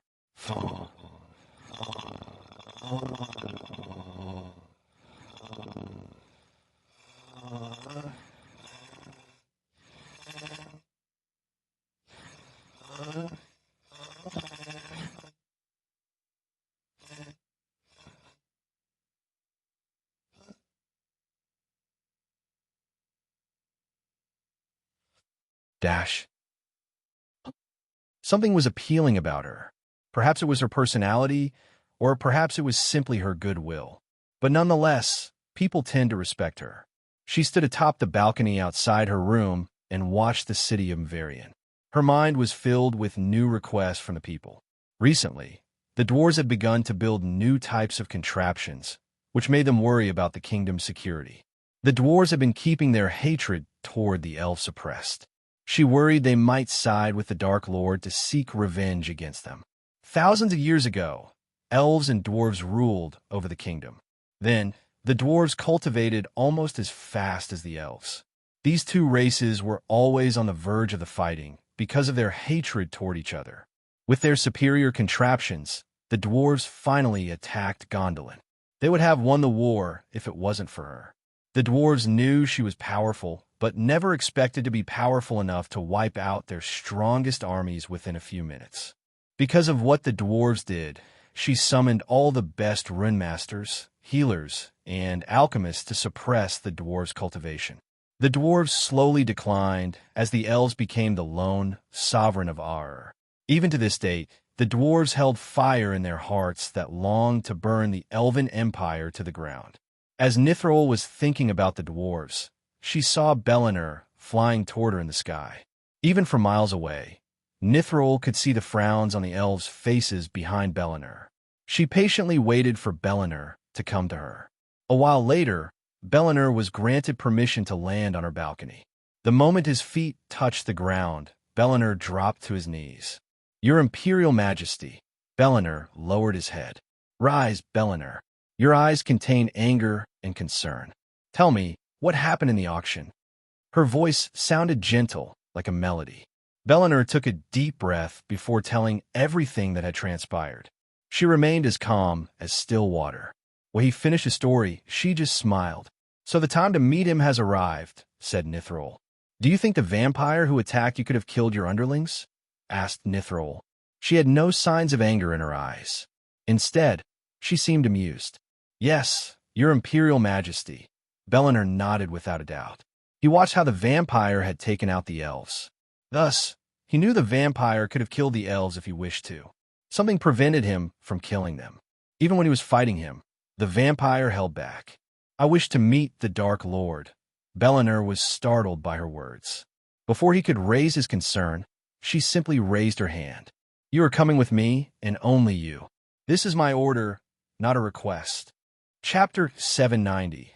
End of Heavenly Tribulation. A few days later, everyone in the dark ocean surrounded the floating mountain. The entire mountain field was littered with lightning bolts. The lightning bolts targeted the top of the waterfall. Thousands of lightning streaks were in the sky. It was a beautiful yet terrifying sight. The lightning made the night look like a day with its continuous bright flashes. Other than the visible changes, the energy around the mountain violently fluctuated. Everyone in the area felt difficult to breathe. They felt weak for some reason. On top of the Sword Hilt Mountain, a cloud of darkness surrounded Michael. Runes and arrays around him lit like Christmas decorations. He sat in a meditative position with his eyes closed. Gaia and Adelia stood a few meters away from Michael in case someone tried to attack him. Fortunately, they faced no enemies for the last 9 days. The rogue cultivators didn't even dare to watch the heavenly tribulations. The last time Michael had his heavenly tribulations, countless cultivators came from all over the world to watch him. But now, the floating mountain had only the Dark Army. At that moment, the dark ocean became one of the most protected places in the world. Gaia looked around, the lightning storm getting worse by the second. The howling wind warned them about the upcoming storm. Gaia knew if he hadn't revealed himself as the Dark Lord, someone might have tried to interrupt the tribulations. Now, no one had the guts to do so. What happened to Ithelin was a perfect example to show them what would be the result of messing with the Dark Lord. The Dark Army was ordered to patrol the mountain vigilantly. They patrolled every corner of the mountain. In addition to the army, all of Michael's subordinates, except Sadie, had arrived at the castle. They didn't come outside to show their faces, but remained in the castle. Gaia ordered them to come outside only if powerful armies attacked them. As they were watching the tribulation, the sky directly above Michael darkened. Granted that the storm clouds were already dark, but they became pitch black. Gaia could barely see Michael through the dark cloud of smoke around him. This darkness was not midnight dark. Instead, the darkness around him seemed otherworldly. The darkness made everyone weaker. Suddenly, a dark lightning bolt struck Michael from above. Gaia's heart skipped in shock, but she remained still instead of rushing forward. She had total trust in Michael. Nightmare and Vidora looked slightly worried. Another lightning bolt struck him, and countless bolts rained down upon him. The ground around him was lit with dark flames. Gaia could feel the scorching heat from the darkness. Soon, seconds became minutes, and minutes turned hours. Gaia noticed Michael's power slowly and steadily growing. The energy fluctuations around him skyrocketed. Congratulations to host for reaching the Immortal Stage Level 1. Congratulations to host Michael for leveling up. The current stage is Immortal Stage Level 2. Congratulations to host Michael for leveling up. The current stage is Immortal Stage Level 3. Congratulations to host Michael for leveling up. The current stage is Immortal Stage Level 4. He's reaching the Immortal Stage, said Adelia. This was the first time Gaia had seen a cultivator reaching the Immortal Stage. She and the army stared at Michael in shock. He reached the Immortal Stage Level 2 in a few minutes after reaching Level 1. He didn't stop at Level 2, but reached Level 3 and 4 in a few minutes. Finally, it stopped at Level 4. Gaia and Adelia thought no one outside was watching the mountain, but they were dead wrong. At that time, two outsiders stayed far away, watching everything that had been happening in the dark ocean. These two were none other than Ethan and Diana. He is getting stronger faster and faster, said Ethan. His voice contained a cocktail of emotions. He was proud, worried, shocked, and terrified. The stronger he becomes, the bigger the target on his back, said Diana. Ethan slowly wiped off the blood from her face. The reason Michael had a peaceful tribulation was because of Diana. Some of the great 8 clans had sent assassins to interrupt the tribulations to kill the Dark Lord. However, they were all slaughtered by Diana before they could reach the Dark Ocean. Even the patrolling Dark Army had no idea a slaughter had taken place around the mountain. "What do we do?" asked Ethan. Naturally, he was worried about his son. It had been more than a year since he saw him. Before he went full Dark Lord mode, Ethan was able to see and talk to him due to alchemy deals. Now, they completely lost connection with him. "We can't do anything," Diana sighed. She was at the fusion stage. Soon, her son's enemies would be stronger than her.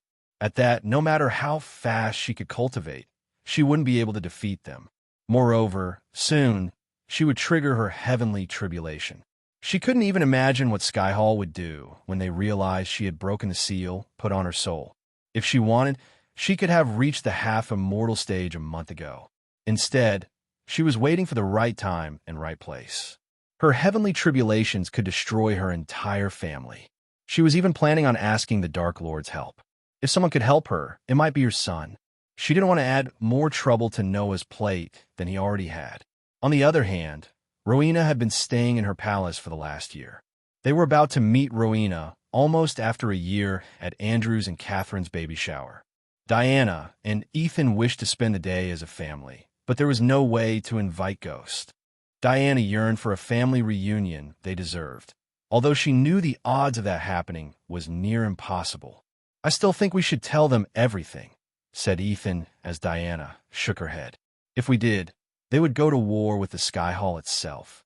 Our kids are strong, but not strong enough to face the great 8 clans or the Skyhall. I lost count of how many times I told you this." Diana smiled tiredly. To be honest, Diana couldn't find a way to get her family out of this mess. But telling her children about Ghost and the Skyhall was out of the question. She knew about Rowena, Noah, and Sabrina. Rowena would break the palace and wage war against the Skyhall the moment she learned the truth about her little brother. On the other hand, Noah would be broken to the core since he believed in the Guardian Guild and Andreas. The truth would break everything he believed in. As for Ghost, Diana had no idea what he would do when he learned the truth. One day, she just wanted him to forgive her. She would gladly give her life for him to do that. Meanwhile, the lightning bolts continued to strike Ghost, tempering his physical body. Eventually, the lightning storm stopped as the storm slowly lost its force. The dark clouds faded away, leaving a little bit of light to peek through. Michael slowly opened his eyes. They glimmered with vigor and newfound powers. He looked around the endless ocean surrounding the floating mountain. He moved his head left and right. His neck cracked as he stood up. When he clenched his fist, dark golden lightning bolts crackled around his fist. Soon, they turned black. These black lightning bolts were several times more powerful than the golden bolts. He felt many changes in his body, but this was neither the right place nor the time. He smiled at Gaia before disappearing from her sight. He left an afterimage that lasted a second before fading away. Surprisingly, he didn't teleport but cast the lightning dash. His speed reached the point it looked like he had teleported away. Michael reached his room in a few blinks of an eye. He felt dizzy as his mind and body were still adjusting to his new speed level. He jumped straight onto his bed and opened his status window. Host, Michael Cultivation Level. Immortal Level 4 Experience Points. 0/8. 000 000 Badass Points. 1. 600 000 Skills and Spells. Wind Blast. LVL 6 Ultimate Form Level 1 Eyes of Doom. LVL 5 Ultimate Form Level 1 Responsive Shield. LVL 8 Environment Scanning. LVL 8 Ignitia. LVL 8 Ultimate Form Level 1 Silenes. LVL 1 Lightning Dash. LVL 6 Ultimate Form Level 1 Energy Devour. LVL 5 Soul Eater. LVL 5 Death Range. LVL 3 Eyes of Darkness. Normal. Can sense the cultivation level of others' Eyes of Darkness. Lucifer. Can sense the cultivation level of others. Can see through illusions cloud of darkness. Lucifer. Weak-willed enemies will lose their courage completely and surrender. Death range will be 50% more powerful, and if activated in darkness, the host cultivation level will be boosted 4 levels up regardless of the stage barrier. Wordless spellcaster, Lucifer. In full Lucifer form, the host just has to think of the spell to cast it.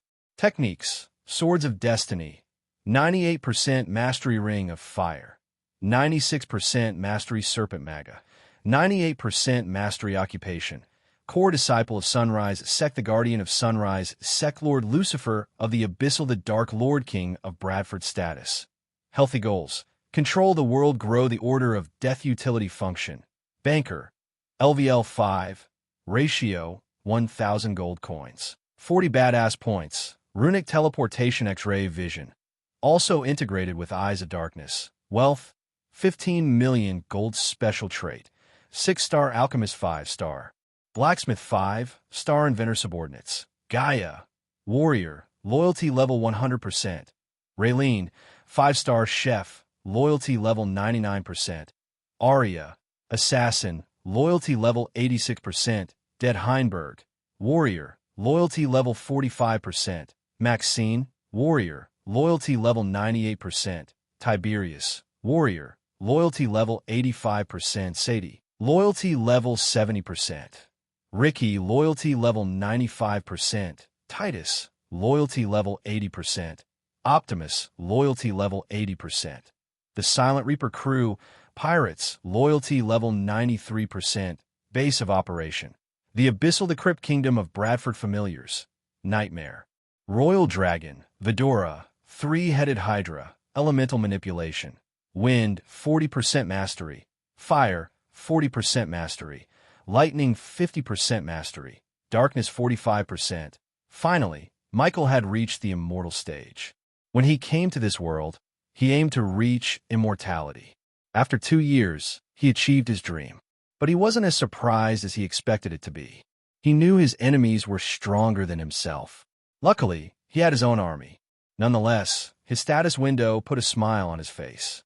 Now that he had reached immortality and had enough points, he planned to upgrade his spells and buy a few blueprints to utilize his blacksmith specialization. It was time to forge weapons suitable for the Dark Lord. Chapter 791. Dark Lord meets the Dark Lord. The loyalty of each subordinate remained almost the same since he had last seen. What shocked him more was the experience cap to reach the next level. To reach the next level, he needed a humongous 8 million points. His elemental manipulation increased by 10%, except for darkness, which increased by 5%. Before Michael upgraded the spells, he decided to buy a few blueprints for new weapons. He mainly bought these weapons to fit the Big Bertha. Michael accessed the store without a second thought and bought the blueprint to build a torpedo launcher. The host has successfully bought the blueprint for torpedo, said the system. He bought the torpedo for a whopping 600,000 badass points. The torpedo launcher was worth the price. It could launch 5 torpedoes at the same time.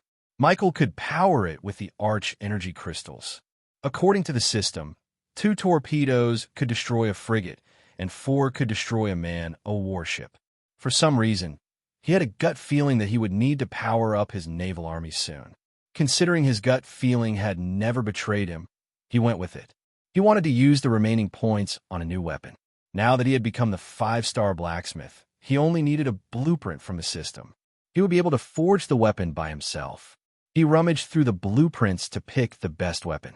He mainly looked for a sword because of his mastery over swordsmanship. Some swords had a special affinity to elements such as fire.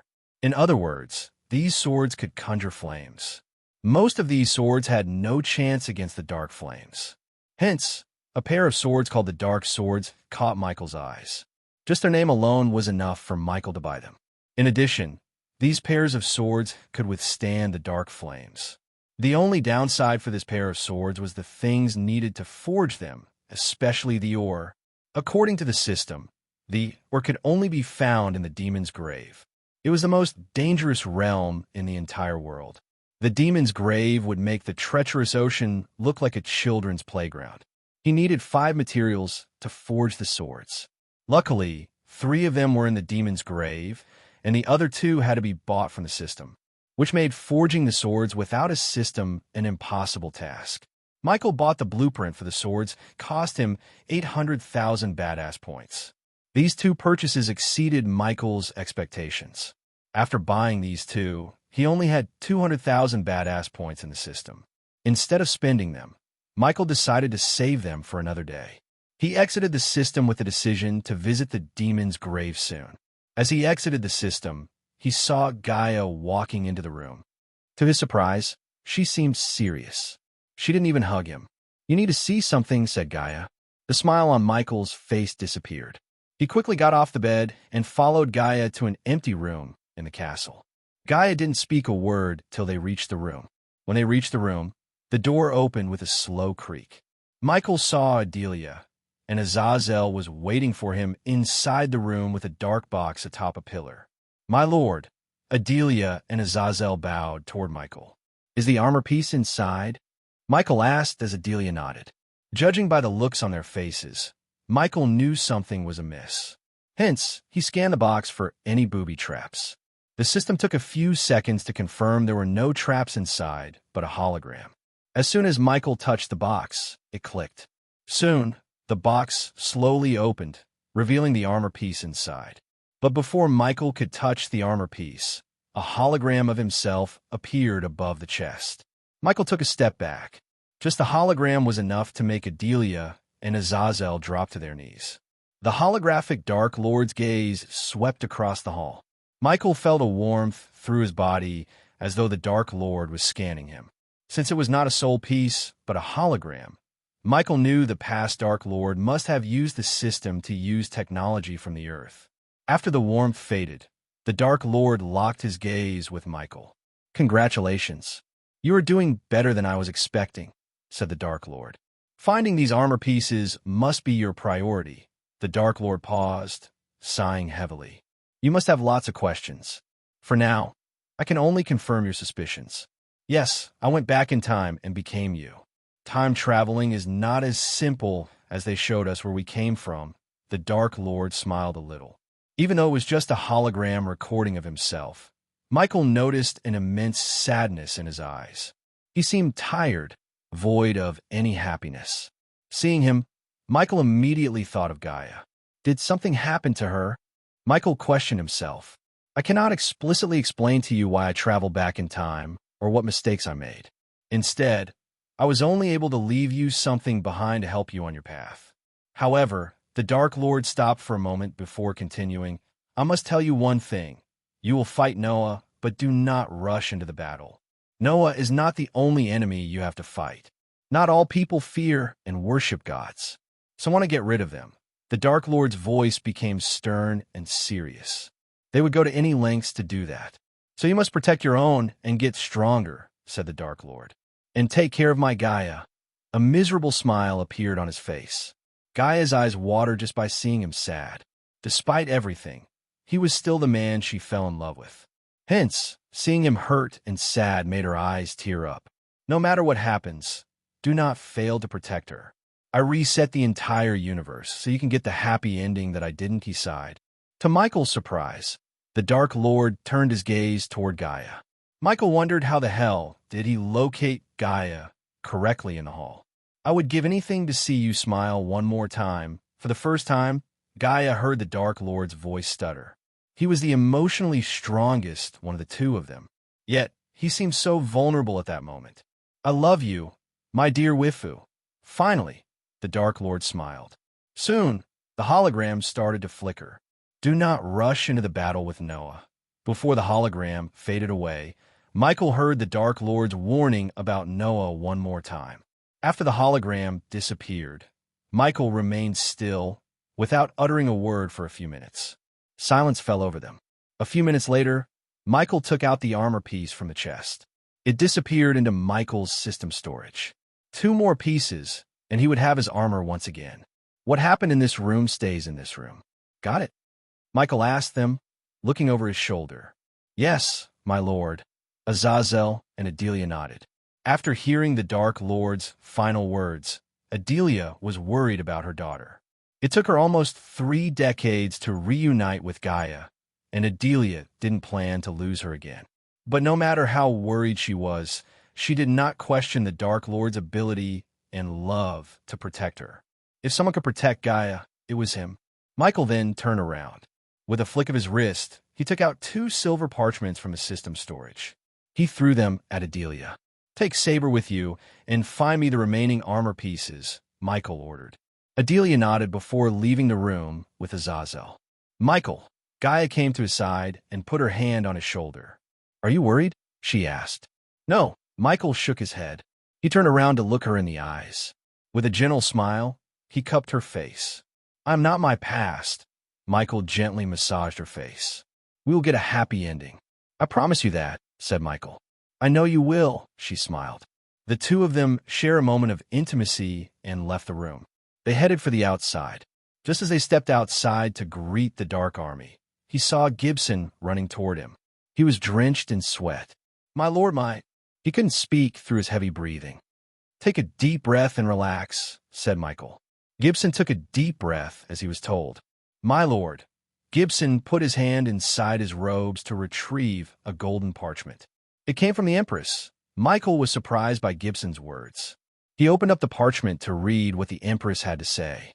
"That's surprising," said Michael after reading the parchment. "What is it?" Gaia asked. She couldn't hold her curiosity anymore. "The Empress wants to meet me." Just like Michael, Gaia was surprised by the sudden invitation too. "Might be a trap," said Gaia. "I don't think so. She wants us to pick the place and the time. She's only bringing a war god named Belenar." Belenar? Gaia remembered the name. She didn't know him when she put 2 arrows into him, but when she asked Sadie about the war god who attended the Aqua Palace auction, Sadie found his identity. "You know him?" asked Michael. "I should tell you how we got the 3rd armor piece." Just her sly smile was enough for Michael to paint a rough picture of what had happened. At least he was glad that she didn't kill the war god. "Let's walk and talk." Gaia grabbed his arm and started to walk toward the waterfall. On her way, she told Michael everything that had happened. Michael listened to her story in utter silence. What she did was the right move. If he was in her shoes, he would have done the same. But Michael worried about the reaction from Gondolin for attacking a war god. "We need to meet the Empress and sort this out. We have enough enemies to deal with," Michael sighed. Since the Empress was arriving with only Belenar, Michael had a feeling she was not looking for a war. Otherwise, she would have sent an army instead of coming to meet him alone. Chapter 792. Master Tactician Nithrol. The Emperor's Scroll was inscribed with special runes. Michael just had to write the place and time of their meeting, and the Empress would be notified on the other end. Michael chose a secluded mountain peak in the Azer continent. Obviously, the time of their meeting was midnight, when he would be at his strongest. Michael sent Arya and Eladir to ensure the place was void of any traps. Although he picked the place, he didn't plan to go there without any plans.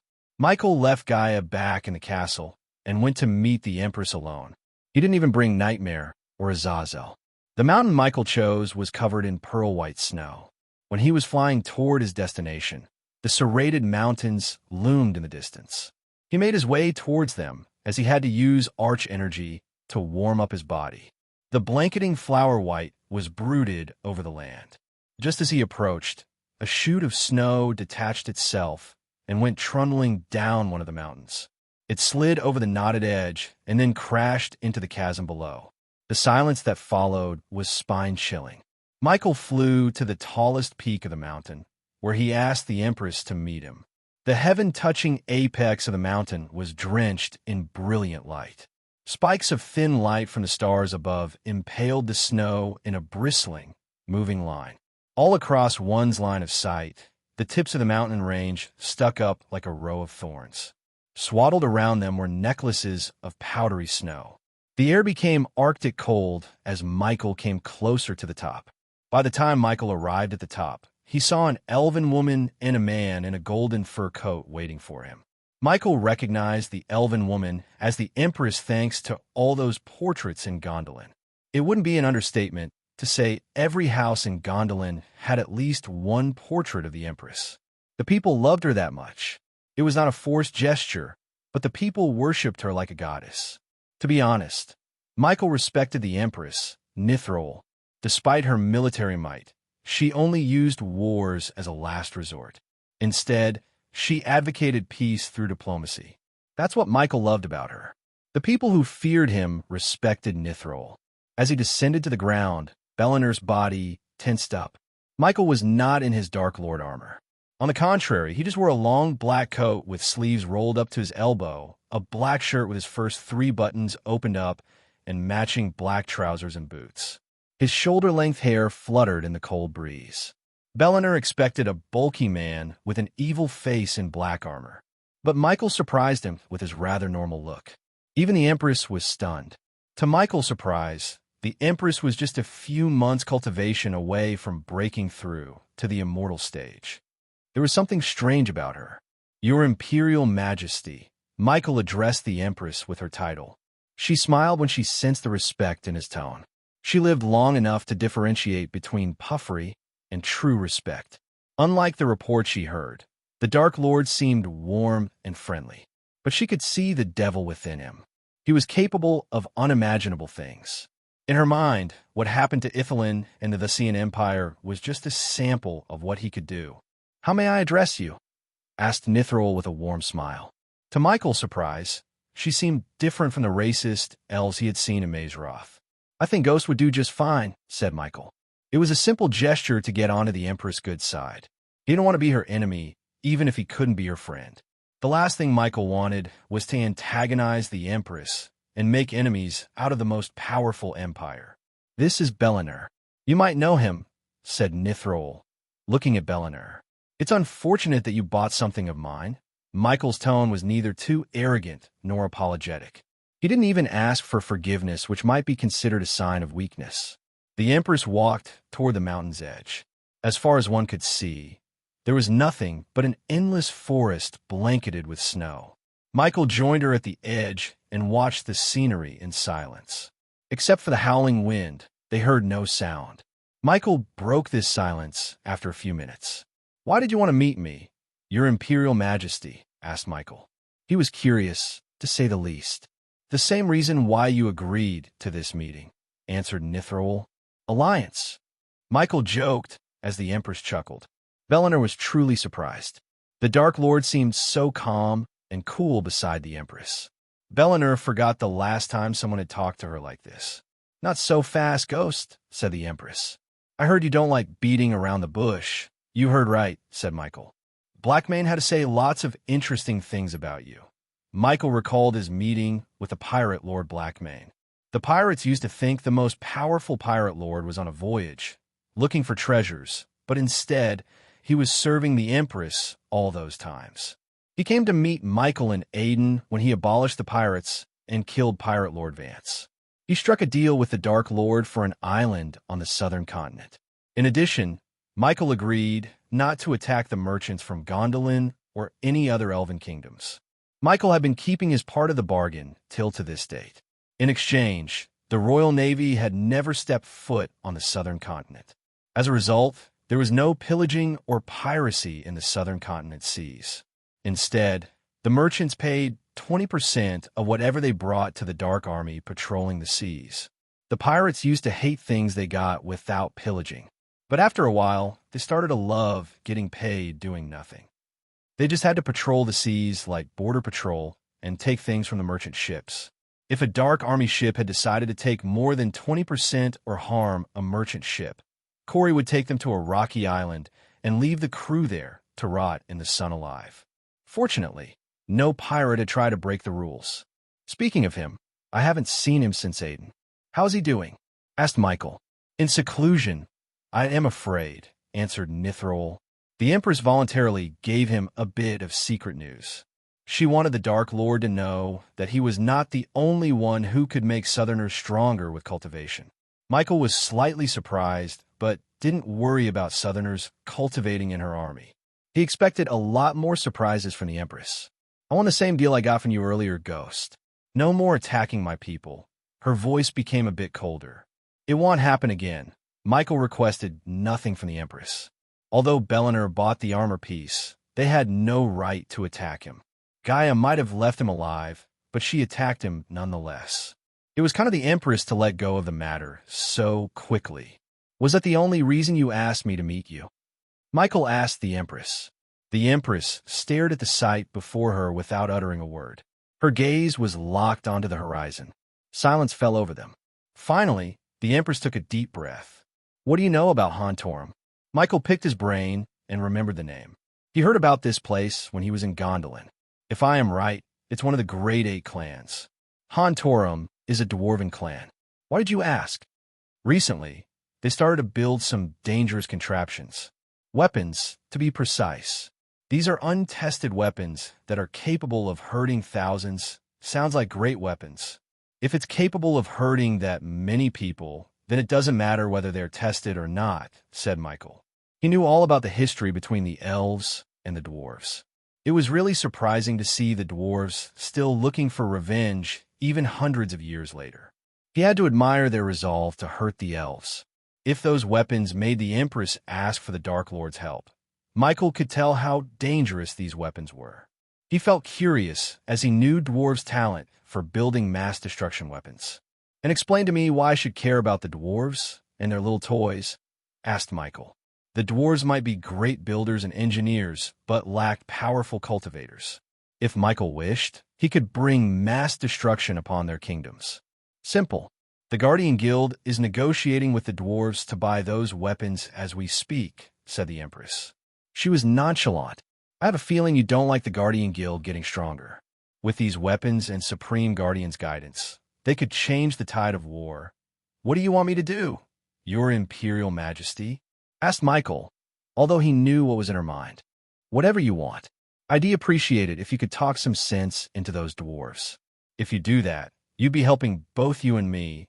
Michael saw a glimpse of a master tactician who decimated the dwarves single-handedly. She was using him to deal with the dwarves. Judging by the Empress character, Michael knew she would have tried to talk with the dwarves. However, he didn't think the dwarves had listened to her. Those bulky, bearded bastards hated nothing more than the elves. They would gladly give their lives to see the elven kingdom burn to the ground. Michael wouldn't have meddled with this issue if this matter didn't involve two great clans. It would be a headache for Michael in the long run if the dwarves built weapons for the Guardian Guild. Instead, he wanted to get his hands on those weapons. Else, he would destroy them before they fall into the hands of the Guardian Guild. I will look into this, said Michael without making any promises. The Empress smiled. With a single negotiation, she made the Dark Lord himself deal with the dwarves.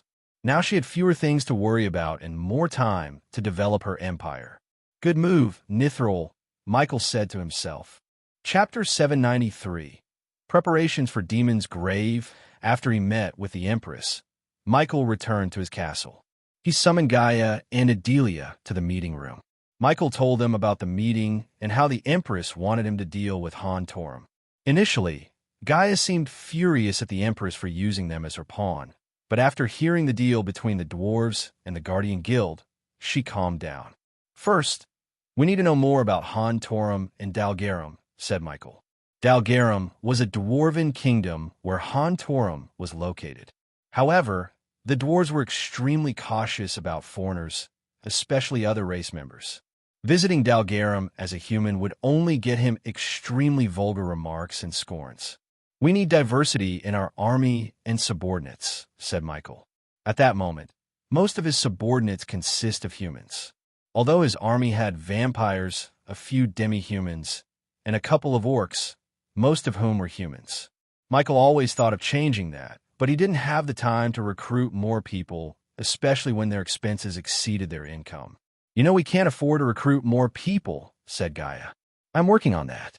Some of the things I need to forge my swords are in the Demon's Grave. Demon's Grave? Adelia almost shouted. Demon's Grave was the most dangerous realm in the world. No one, even immortals, feared going to that place. Granted, it contained countless treasures and rare plants, yet they weren't worth their lives. Yes, whatever I find there would be worth millions or even billions. It will keep us floating until we find a permanent source of income. Michael had something in mind, but he needed some special herbs.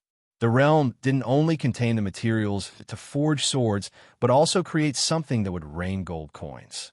If we go to the Demon's Grave, who's going to deal with the dwarves? Asked Gaia. To her shock, Michael shook his head. You are not coming with me. Gaia creased her brows while clenching her fist. She hated sending Michael alone to the most dangerous place in the world. If she was there, she could have his back. I made my decision. You are to deal with the dwarves and those weapons they are building. Michael's voice was stern. The look in his eyes left no room for Gaia to negotiate. In the end, she could only agree. At least take Nightmare or Vidora with you, said Gaia. Michael thought about her suggestion for a few moments and decided to take Vidora with him. Why? Because he wanted to spend more time with Vidora. Besides, they might help him on his journey through the demon's grave in one way or another. At least he would have someone to talk to. I will take Vidora with me. Gaia heaved a sigh of relief. While I'm gone, deal with Hontorum. Try to snatch the weapons for us. If you can't, destroy them. I don't want those to reach the Guardian Guild, said Michael. Although Gaia was reluctant to stay here while he was in the demon's grave, she knew the importance of the task at hand. Hence, she didn't argue with him. After everything was said and done, Michael dismissed Adelia and Gaia. He wanted to be alone for some time. In a blink of an eye, he reached his room from the meeting hall. Before leaving for the demon's grave, he needed to do some things as preparations. One of them was meditation. He sat on his bed with his eyes closed. He ignored the sounds outside and random thoughts in his mind. It took him a few moments to clear his mind of everything. Michael lost track of time. By the time he opened his eyes, the sun had woken from its slumber to paint the world with its golden rays. Of course, the dark ocean remained as dark and gloomy as ever. He put on his old Dark Lord armor and went to the armory. The armory was a spacious hall with hundreds or even thousands of armor stands and weapon racks. At that moment, they had more racks and stands than actual armors and weapons. Such a sorry state, Michael sighed. His growing army desperately needed new weapons and armors. Many in the world still didn't realize how hard it was to be the Dark Lord. They thought that he'd just kill people and stay in the castle. But in reality, he had to deal with all day-to-day things, even when he had subordinates. He walked toward a weapon rack, where he saw several swords lined up. He randomly picked a few and put them in his system storage. He then turned his head toward a black metal door in the corner. When he pushed the door, it opened with a creak. He saw several crates filled with colorful points and pills. Michael waved his hand as a couple of crates, and a bunch of pills disappeared from the room. He had no time to refine new pills and potions. Hence, he took them from the storage. After taking everything he needed, Michael went to the surveillance room to meet Azazel. On his way, he greeted the dark army soldiers guarding the castle. My lord, Azazel immediately bowed when he saw Michael entering the room. Michael stared at the mirrors with various size in them. The surveillance room in the castle was just a temporary setup. Their main setup was still in the dark forest. But Michael didn't come to monitor the mirrors. Azazel, bring me the map that shows the entrance to the demon's grave, said Michael. Unlike Gaia and Adelia, Azazel was neither surprised nor shocked by Michael's words. To him, it was only natural for the Dark Lord to venture into places where normal beings could not. As far as Azazel was concerned, the demon's grave would be no challenge for the Dark Lord. Give me a second, my lord. Azazel disappeared from Michael's sight for a second. Then, he appeared again with a scroll. Here it is, my lord. Azazel handed over the scroll to Michael. Michael opened the scroll to see the map of the Azer continent. The demon's grave was marked with the skull. The entrance was located at the edge of this world. There was nothing but an endless ocean around it. Sailing to the entrance was not an option because of the dangers along the way, such as raging storms, violent sea monsters, and lightning storms that were powerful enough to kill a soul-refining stage cultivator instantly. One only had a slight chance of reaching the entrance by flying. Once he had left the Azer continent, there would be no place for him to rest or land. I suggest bringing arch energy crystals with you, my lord. It would take 7 nights and 7 days to reach the entrance from here. You'll need to replenish your energy, said Azazel. Although there were pills to replenish one's energy, the arch energy crystals were several times more powerful than them. Moreover, they could be absorbed faster. I was thinking the same, said Michael as Azazel handed over a space ring filled with arch energy crystals to Michael. Michael liked Azazel's initiative. He patted Azazel on the back. "Bring Vidora to Raylene's garden," said Michael before leaving the surveillance room. Afterward, he flew straight atop his usual meditation spot. The air on top of the Sword Hilt Mountain smelled like sweet flowers. Raylene's flowers blossomed, swaying left and right with a cool breeze. Michael could see the entire floating mountain from the spot. He noticed the castle construction works had been slowed down due to a lack of gold coins. Hopefully, his venture into the demon's grave would change the current situation. If it wasn't for Gaia's extraordinary talent for managing a treasury, he would have gone bankrupt by now. Noah put a huge dent in his plans by closing down the majestic chains and Hades. Because of that, Michael had to find something that could not be closed down. He had just the right thing in his mind. Unfortunately, he had to go deep into the demon's grave to get the required items. Michael waited for Azazel to bring Vidora to him, while Nightmare accompanied Gaia on her journey to Dalgarum. As Michael was enjoying the gloomy yet captivating sight of the dark ocean, Azazel arrived at the place with Vidora atop his shoulder. "Where are we heading?" asked Iag with excitement glimmering in her eyes. "Demon's grave," Michael calmly said. The excitement in Iag's eyes multiplied by several times. Her eyes sparkled. "Really? Man, I hate being cooped up in here." "Finally, some worthy adventure," said Iag. Even Cain agreed with her, which was a rare sight to see. They flapped their tiny wings and landed just right on Michael's shoulder. "Please tell me we are leaving right now," Sarba asked, tilting his head. Michael rubbed his chin gently with a smile. "We're leaving right now," said Michael. Sarba and Iag grinned ear to ear. Even Michael smiled, looking at their funny expression. Chapter 794, Fighting a Kraken. Michael flew toward the demon's grave without taking a break. Some of the people in Azair noticed a black streak in the sky due to Michael's spell. The sea stretched endlessly, going past the horizon. A sparkling blue blanket covered everything as far as one could see. It was a rolling, rollicking blanket teeming with life. The salty smell was so strong that one could taste it dancing on one's taste buds. Vidora enjoyed the sight around them. The ocean itself looked like an enormous pool of wonder. It was exceptionally blue that day, with a slight green undertone. Simply put, the sea seemed calm, but the storm was on the horizon. Although the ocean looked calm and serene, Michael sensed powerful creatures swimming deep under the water in his environmental scanning. "Be on alert," Michael warned Vidora. Sarba had keen senses, but it wasn't as developed as Michael's environmental scanning. It took Sarba a few minutes to sense the threats lurking under them. Iag saw a silhouette of a giant creature deep within the ocean. She could swear she felt it was staring directly at her. "Hey, Ghost. Something is in there," said Iag. "I know. Let's just ignore it," said Michael. The unknown creature was at the fusion stage. With its enormous size and buddies surrounding it, battling the creature would just be a waste of time and energy. Besides, Michael wasn't here to terrorize the sea creatures. Instead, he wanted to reach the demon's grave without a battle. He quickened his pace and put a safe distance between himself and the creature. The more he flew toward the demon's grave, the darker and worsening the weather became. He was warned of the weather and the powerful creatures lurking in the sea around the demon's grave. It would take an immense amount of luck and power to reach the entrance, so one could only imagine how dangerous the demon's grave would be. There was a reason why even the immortals feared this place. Vidora wrapped their tail tightly around Michael's neck to escape the raging storm. Streaks of crimson-red lightning flashed across the sky. The sky was painted with a mix of eerie red and black. Coupled with the dark blue sea, the sight had a devilish tone to it. Moreover, the howling wind sounded like something otherworldly screaming to escape the sea itself. Powerful lightning struck from the sky, chaotically. Michael navigated through the lightning storm without getting struck, thanks to his cat-like reflex.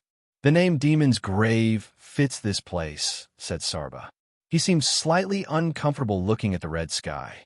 Is there any connection between the demon race and this place? Asked Iag. Kane was surprised that Iag actually asked something that didn't sound ridiculous in his mind. To be honest, he was about to ask that question to Michael. We'll find out. But I think there might be some connection, said Michael. He still didn't know who else knew about the existence of demons. As far as he knew, Azazel was the only living demon in this world. If it wasn't for the system, he couldn't have brought the demon back to life. Michael was confident with enough time and resources, he could not only find more demons, but also resurrect this magical race. Once he had hundreds or thousands of Azazels, he would be a real threat to all the Great 8 clans. Did you find anyone who ventured into the demon's grave and survived? Asked Kane. Michael shook his head. No, but I heard there is someone in the Guardian Guild who knows about the place more than anyone in the world. Even Lord Information has little to nothing of this place, said Michael, which makes this place more worth the visit. Iag said as Michael suddenly stopped flying. Iag frowned. Why did you stop? Asked Iag. On the other hand, Sarba realized the reason behind Ghost's action. He sensed a powerful being moving faster and faster toward them. In the ocean before them, Iag vaguely saw a shadow emerging from deep within. Michael slowly flew backward. According to his senses, the creature was gigantic. Moreover, it was at the half-immortal stage. Suddenly, several ripples appeared in the ocean. Michael felt like the sea itself shaking to the core. As he flew backward, a monstrous creature dashed out of the ocean. It was a giant octopus-like creature. Kraken, Michael mumbled under his breath. He never thought a creature from folklore and legends back on Earth would come to life before his eyes. The books didn't do justice to this monster. Compared to its size, Michael looked puny. It had countless tentacles that could destroy a man-o warship with a single swipe. The monster roared viciously. Its roar sounded louder than any thunderclaps Michael had ever heard. Just its size and appearance were enough to terrify anyone. Even Michael was stunned by the Kraken. Its dark red skin glistened under the red sky. A putrid smell nauseated Sarba's senses. This smell came from the Kraken itself. The Kraken stared at Michael with its big eyes. For some reason, the Kraken held extreme hatred in its eyes. Michael felt like the Kraken, and he had some kind of history. But Michael had never even imagined a Kraken being alive, let alone having history with them. Once again, the Kraken roared. It caused the ocean to sway to one side. After the second roar, the Kraken swung one of its tentacles at Michael. For a giant monster, its movements were fast. But Michael was faster. He simply evaded the tentacle by flying away. The tentacle missed as it hit the ocean, creating an explosion. Michael immediately fought back with lightning. He raised his hand as black bolts of lightning crackled around his arms. These tiny bolts merged to form one single bolt of lightning that shot out of his fingertips. Since it was a giant creature, Michael didn't need to worry about his aim. His lightning bolt hit the Kraken's skin near the left eye. The monster roared as the lightning bolt penetrated its thick skin for a meter. Some kind of purple liquid spurted out of the wound as the monster roared in pain. Michael wondered where the sound was coming from. He didn't stop with one bolt of lightning. Instead, he continued to bombard the creature with his black lightning bolts. The monster roared as it swung its tentacles viciously, hoping to crush Michael. Yet, none of its tentacles were able to touch Michael. If he was at the half-immortal stage, the creature could have stood a chance. But now, the creature could only dream of defeating him. To Michael, this Kraken was just a dummy to test his powers. Michael flew around the creature, firing bolt after bolt at the monster.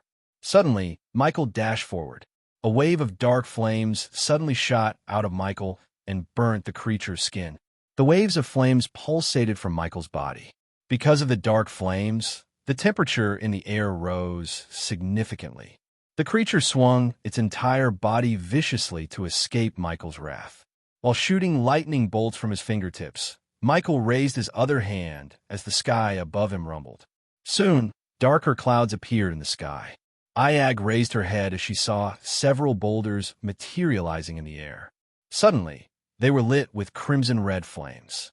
He finally cast his meteor spell to end the monster's pathetic life.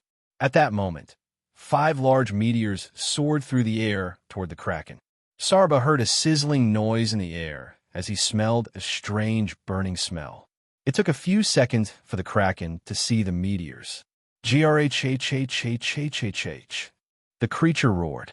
But this time, the roar was tinged with fear. The creature tried to submerge under the water as Michael fired a lightning bolt at its eyes. A splash of white goose spurted out of its eye. The creature was stunned by the attack. Utilizing this moment of stun, Michael brought down the meteors upon the Kraken's head. Upon hitting the creature's head, the first meteor exploded into fiery bits and pieces. Purple blood splashed across the sea and floated on the ocean. The second meteor muffled the Kraken's roar. This time, the creature's skull was caved in. Even the ocean's surface was on fire because of the spell. At last, the third meteor hit the Kraken with enough force to turn its head into a purple mush. The Kraken let out a miserable cry before falling down into the ocean. "You sealed your fate when you decided to attack us," Iag snickered. Michael immediately dashed at the creature before cutting down chunks of flesh from its body. In addition, he scooped up the purple blood in a large glass mug for his alchemy experiments. Even though the creature was injured too much to fight, Michael didn't hear any notifications from the system. It meant one thing: the monster was still alive. Michael slowly flew toward the creature's mushy head. He hovered right between the Kraken's eyes. For a moment, Michael remained silent. He respected the monster, although it chose to attack him and died a pathetic death. He raised his hand slowly and pointed his fingertips at the creature. Soon, a thick black bolt of lightning fired out of his fingertips. When the bolt hit the monster's already damaged head, it exploded into a purple mist. Michael flew upward in a blink of an eye, avoiding all the purple blood and pieces. Finally, Michael heard the system's notification in his head. He felt pity for the creature and almost felt bad for slaying such a majestic monster. But the Kraken left him no choice. Deep down, Michael started to learn about the dangerous lurking in the ocean. He knew this was just a start, and more threats would be on his way. After taking a deep breath, Michael continued his journey toward the entrance. Chapter 795 Intelligent Bat. After killing the Kraken, who was at the half-immortal stage, Michael received 1 million experience points. He still needed 7 million experience points to reach level 5. Just the Kraken on the outskirts was at the half-immortal stage. So Michael could imagine how strong the creatures and dangers inside the demon's grave were. They continued to head toward the demon's grave while hoping for another monster to jump out of the sea. Michael sensed several other half-immortal monsters, but they didn't attack him. Michael couldn't recognize some of the monsters. For instance, he vaguely saw a creature that resembled a giant human eye. The monster blinked when Michael sensed it. He flew for 2 days without a battle. Some creatures were able to sense the overwhelming power radiating from Michael. They were intelligent enough not to attack him. On the 3rd day, Michael was flying with Vidora, expecting trouble. He couldn't tell if it was morning or evening. Everything looked the same in the ocean around the demon's grave. The area looked as gloomy and eerie as ever. After flying for a few hours, Michael noticed violent ripples in the sea. He slowed down as he sensed a fusion stage monster before him. Water splashed all over the place when it dashed out of the sea. This red monster had a large spherical body crowned with horns that floated slowly through the air. They had a single blue eye over a large mouth, which was persistently twisted into a Cheshire cat-like grin, showing a series of nasty teeth and a brownish interior. The monster immediately belched a ball of blue lightning, while creating tiny monsters similar to it from the back. These tiny monstrosities flew toward Michael, making some kind of cackling noises. A lightning bolt shot out of Michael's fingertips at one of the tiny monsters. When the lightning bolt hit the tiny monster, it exploded with enough force to push Michael back several meters. Vidora was almost thrown out of Michael's shoulder. Quickly, they crawled into Michael's armor. At that moment, the ball of lightning reached Michael. Before it could hit Michael, the responsive shield appeared around Michael. saving Michael from getting blasted off. The lightning ball exploded upon hitting the responsive shield. To Michael's surprise, he got no experience points for killing a tiny monster. He sensed several other monsters moving toward them due to their battle. Hence, Michael decided to end this battle sooner than later. He immediately cast the ring of fire to burn down all the tiny monsters at the same time. The dark flames pulsated in rings around Michael. One by one, the creatures exploded. Unfortunately, the big monster was way out of the flames' reach. Hence, it escaped the dark flames. The sky was lit with bright flashes as the creatures exploded like bombs. The big monster created more of them as fast as Michael killed them. Since these tiny creatures gave him no experience points, Michael decided to kill the big one. In a blink of an eye, Michael evaded the lightning ball and dashed at the monster using a lightning dash. Michael enveloped himself with the dark flames on his way. When the creature opened its mouth to belch another lightning ball, Michael moved his body, facing the ocean, and shot through the creature's mouth like a bullet. The creature howled as one could see a hole on the other side of its mouth. The creature hovered aimlessly in the air, making groaning noises. Michael did not wait till the monster bled to death. On the contrary, he bombarded the monster with lightning bolts. He cast the ring of fire once again to burn the creature to a crisp. The monster couldn't stand a chance against two of Michael's spells at the same time. As the creature was burning, the air reeked with a strange, putrid smell. Michael immediately unsheathed his swords, cutting a few chunks of flesh and scooping down its bluish blood as samples. With these samples, he might be able to figure out the origins of these monstrosities. Ding! Congratulations to the host for killing a fusion stage level 4 monster. The reward is 500,000 experience points and 10,000 badass points. Michael heard the system notification right before the creature fell into the ocean. Most of its body was charcoaled by the dark flames. The surface turned dark gray as the creature dissolved in the salt water. Is it over? Sarba craned her head out of Michael's armor. We should have fought that ugly. Iag put her head out again and snickered at Sarba. Although Vidora was at the soul refining stage and just a few months of cultivation away from hitting the fusion stage, their physical body remained small. The system needed to be at level 9 to learn more about Vidora and the reason behind their small physical stature. For now, Michael had bigger things to worry about than Vidora's physical transformation. Nightmare went through his metamorphosis when he reached the body-strengthening stage. Ever since then, he had been growing up to be a big dragon. However, Vidora remained almost the same as when they were hatched from the egg. Due to their small physical body, fighting other monsters was tough, even though they had the cultivation power to do so. Moreover, they didn't have powerful offensive abilities yet. Iag could seldom create sonic waves, while Sarba had special senses. Other than that, they had nothing. On his way forward, Michael battled a few more monsters similar to the one he had fought earlier. He killed them all within a few moments. To him, they were just practice dummies. But the closer he moved to the demon's grave, the stronger the monsters became. Even the fusion stage monsters had such ferocity and ruthlessness.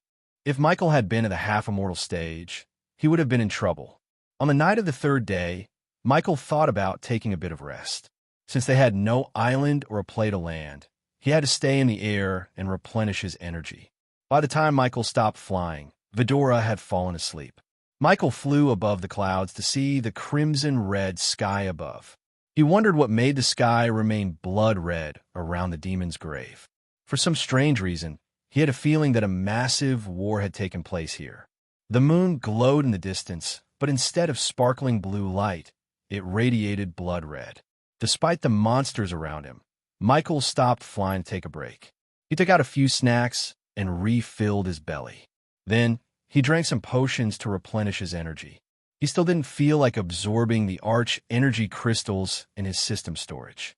While he was gulping down potions, he saw a black line on the horizon. The line moved past the moon. A few seconds later, the black line grew bigger. He looked closer at the thing to see a giant bat flying toward him. It was just as dark as midnight. Except for its razor-sharp white fangs, everything else was black. Surprisingly, The bat was at the fusion stage. The bat didn't back off even after sensing Michael's cultivation stage. This bat was either powerful enough to fight him or extremely stupid to pick a fight. The closer the bat got, the bigger it looked. It cast a giant shadow in the clouds. Without slowing down, the bat dashed at Michael with its claws open. To Michael's surprise, the bat cut him in the elbow before he could dash away. For a monster at the fusion stage, it was extremely agile and fast. He felt a sharp pain in his shoulder for a moment. Then, the APD injected a healing potion into his bloodstream as the wound closed up in a blink of an eye.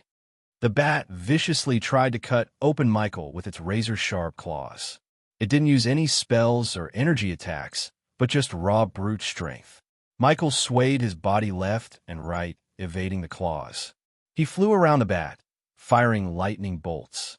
But the bat barrel rolled and flew away, escaping each and every lightning bolt, which surprised Michael. His lightning bolts were faster than any sniper's, yet the bat evaded it without breaking a sweat. The bat produced a strange, clicking noise as it flew around Michael. Michael immediately cast the Ring of Fire because it was an area-off effect spell rather than a precision spell like Ignitia. A wave of dark flames shot out of Michael's body. The cold weather became hot as the temperature in the air rose up. The bat screamed but flew high and swung his body, comfortably evading the flame wave.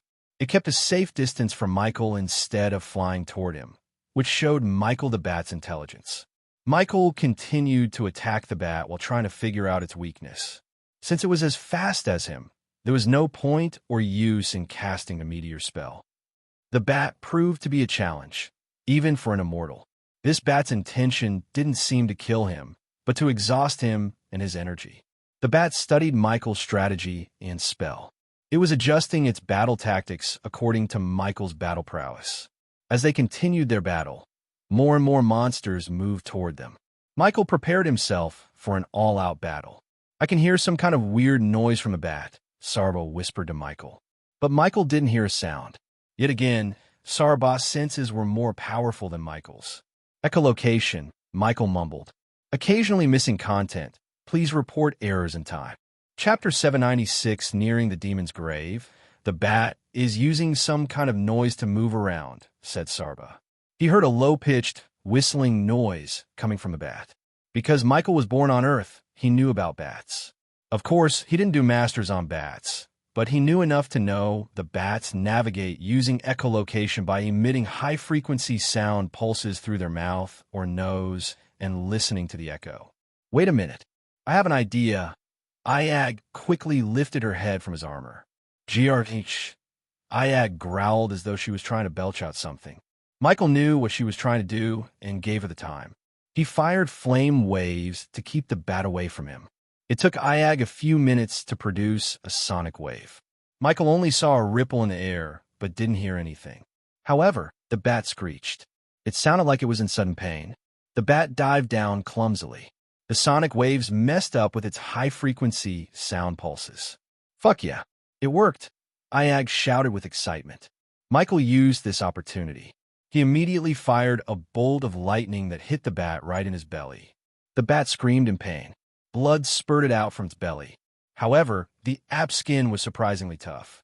Even Michael's black lightning bolt was able to penetrate the skin a couple of inches. Michael hit the bat a couple more times. Unfortunately, when he tried to fly closer and use the dark flames, the bat steadied itself. It quickly flew away from Michael. Meanwhile, Iag jumped back on Michael's shoulder. Her eyes glimmered with excitement and confidence. This was the first time in a long time Iag felt such excitement. It felt like something awakened inside her. "Come here, you fucking overgrown rodent," Iag shouted. The bat returned her snicker with a roar. It kept flying around Michael, hissing like a snake. Since the bat had recovered from the sonic waves effect, it managed to evade Michael's lightning bolts. "Get me closer to the bat," Iag ordered Michael. He liked the confidence in Iag's tone. Granted, Michael could have found a weakness using the system and killed it even without the system. However, now he wanted Vidora to fight the bat. He would provide the needed support. Michael flew behind the bat faster than before. The bat was fast, but Michael was faster. If Michael wanted to close the gap between them, he could have done it. Considering Vidora had to fight the bat, Michael kept a safe distance. Keeping Vidora safe while battling the bat was Michael's first priority. The bat flapped its wings as hard as it could to boost forward. Any normal man would see nothing but a blur in the sky because of the bat's speed. "Just a bit closer," Ayag said. Her throat radiated a dim glow. In a blink of an eye, Michael closed the gap between them as Ayag opened her mouth, firing a sonic wave. The bat screeched as it knew what was about to happen. Compared to earlier, Ayag's second sonic wave was a couple of times stronger. The sonic wave immediately disoriented the bat. It groaned, flying clumsily in the air. To Michael's surprise, Ayag quickly shot another sonic wave. As a result, the bat almost fell down from the sky. Michael turned his gaze towards Sarba and Kane, expecting them to do something. Contrary to his expectation, they did nothing. Hence, Michael had to finish the bat. He couldn't drag the battle for long because of the other monsters around them. The arch-energy crystals and pills in his storage weren't unlimited. While the bat was clumsily flying around, Michael raised his hand as a bolt of lightning shot out of his fingertips. The lightning bolt hit the bat in the wings.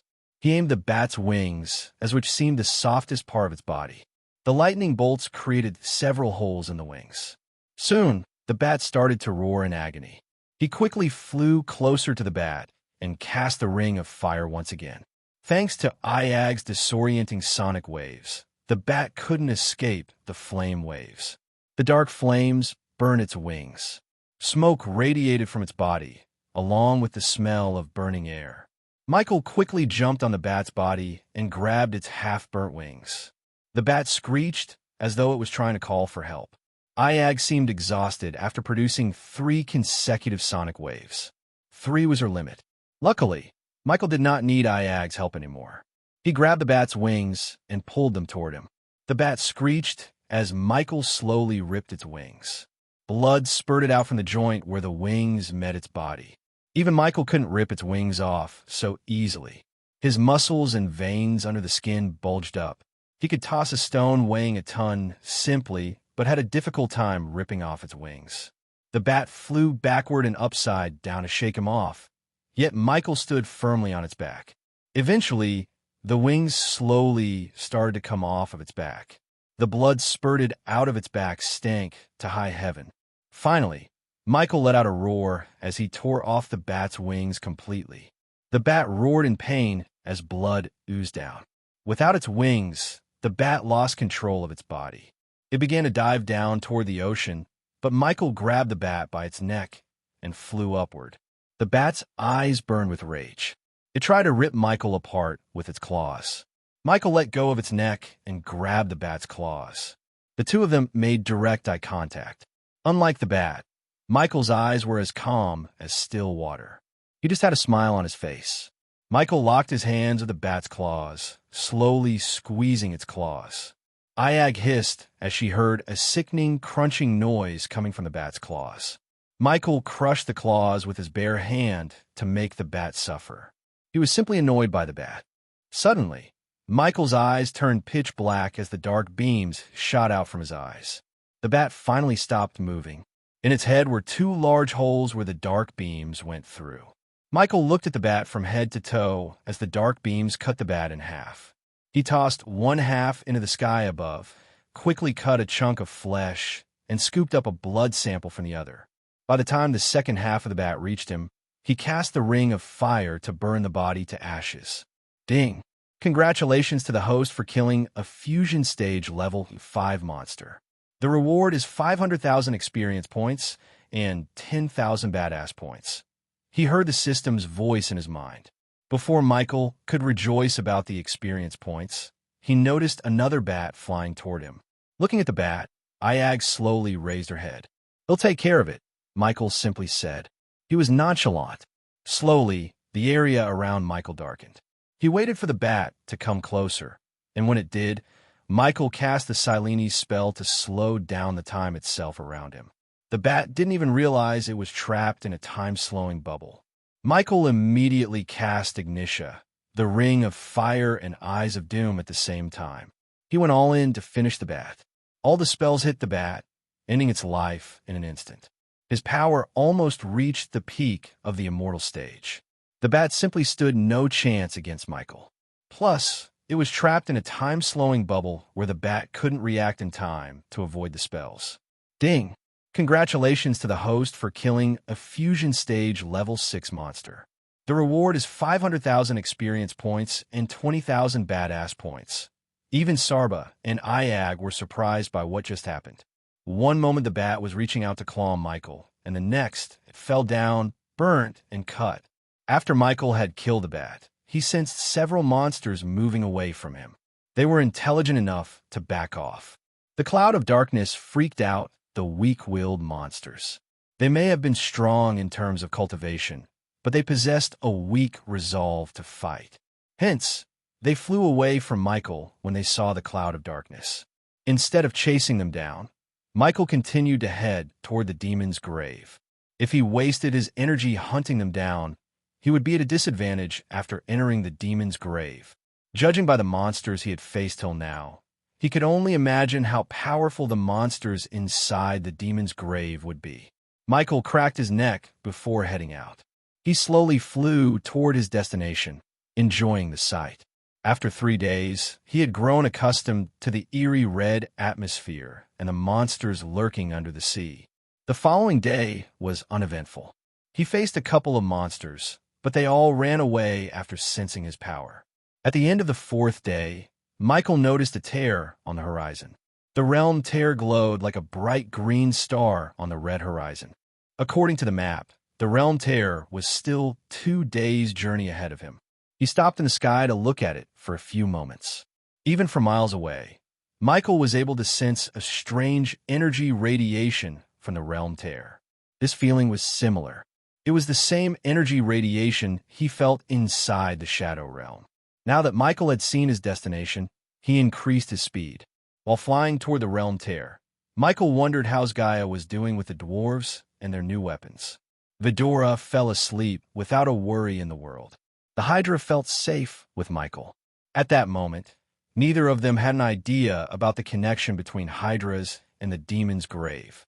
They only considered the part demon in the name Demon's Grave and ignored the grave part. They were in for a surprise inside the demon's grave. Having no idea about the things waiting for them inside the realm, Michael and Vidora flew towards it. Chapter 797, Meeting the Mysterious Oracle again. Michael continued his journey toward the demon's grave with Vidora. At that moment, he was just 2 days' journey away from reaching the realm tear. On his way, he fought several monsters and reached 5 million experience points. Once he earned another 3 million experience points, he could reach the immortal stage level 5. If he didn't have to save his energy, he could use this place to farm experience points. But exploring the demon's grave without being gnawed by some monsters was more important than farming points. The battles he went through were far from effortless. He had to use both his brawn and brains to defeat the monsters. Unfortunately, Vidora was no help in the battle as they helped him in the battle against the bat. After battling the bat, Michael realized the monsters around the demon's grave were coming out from the realm tear. The closer Michael got to the realm tear, the more he felt a powerful yet strange radiation coming from the realm tear. Thanks to the APD and the system firewall, the radiation did not affect Michael. To Michael's surprise, the radiation did not affect Vidora. Except for Kane, the others slept on Michael's shoulder. Iag and Sarba snuggled against Michael's neck and slept peacefully. "Hey, Ghost," Kane called Michael. His voice was quiet. "I feel like this place, and we have some kind of connection," said Kane. Michael was surprised. It was so rare to see Kane share his thoughts. "What do you mean?" asked Michael. Kane turned his head toward Sarba and Iag. He stared at them, as though he was making sure they were asleep. Then, he craned his head out, getting closer to Michael. Michael slowed down. A second later, Kane slowly opened his mouth as Michael noticed a dim green ball of light in his mouth. The light resembled the realm tear. The ball of light crackled inside Kane's mouth. Michael's brows arched up. The energy radiation from the light inside Kane's mouth and the realm tear was exactly the same. Michael had so many questions in his mind. What is it? How long since you could do this? Michael asked Kane in a husky voice. Do you remember the accident in the castle? Asked Kane. His question made Michael ponder. A while later, Michael recalled an incident that took the lives of a couple of dwarves when they were building the castle on the floating mountain. He remembered Gaia talking about some explosions that went off because of some drunken dwarves. According to her, the dwarves tried to smoke some herbs to get high and accidentally dropped some sparks in the explosive crates.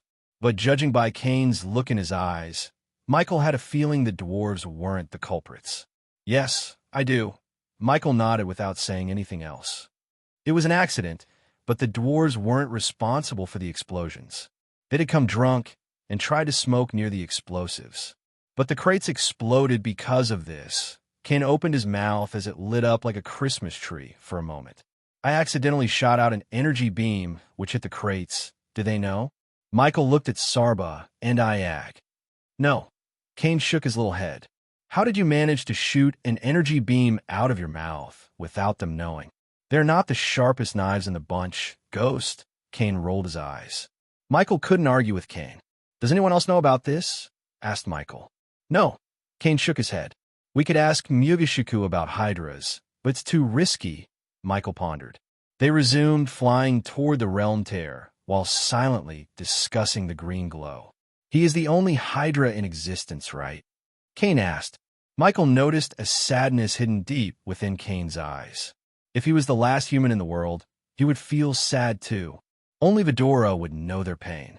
But Michael really hoped there were more hydras somewhere in the universe. Life is full of surprises, Kane. Don't lose hope. Michael gently rubbed Kane's head. Thinking about the connection between the realm tear and the green glow in Kane's mouth, Michael headed toward the demon's grave.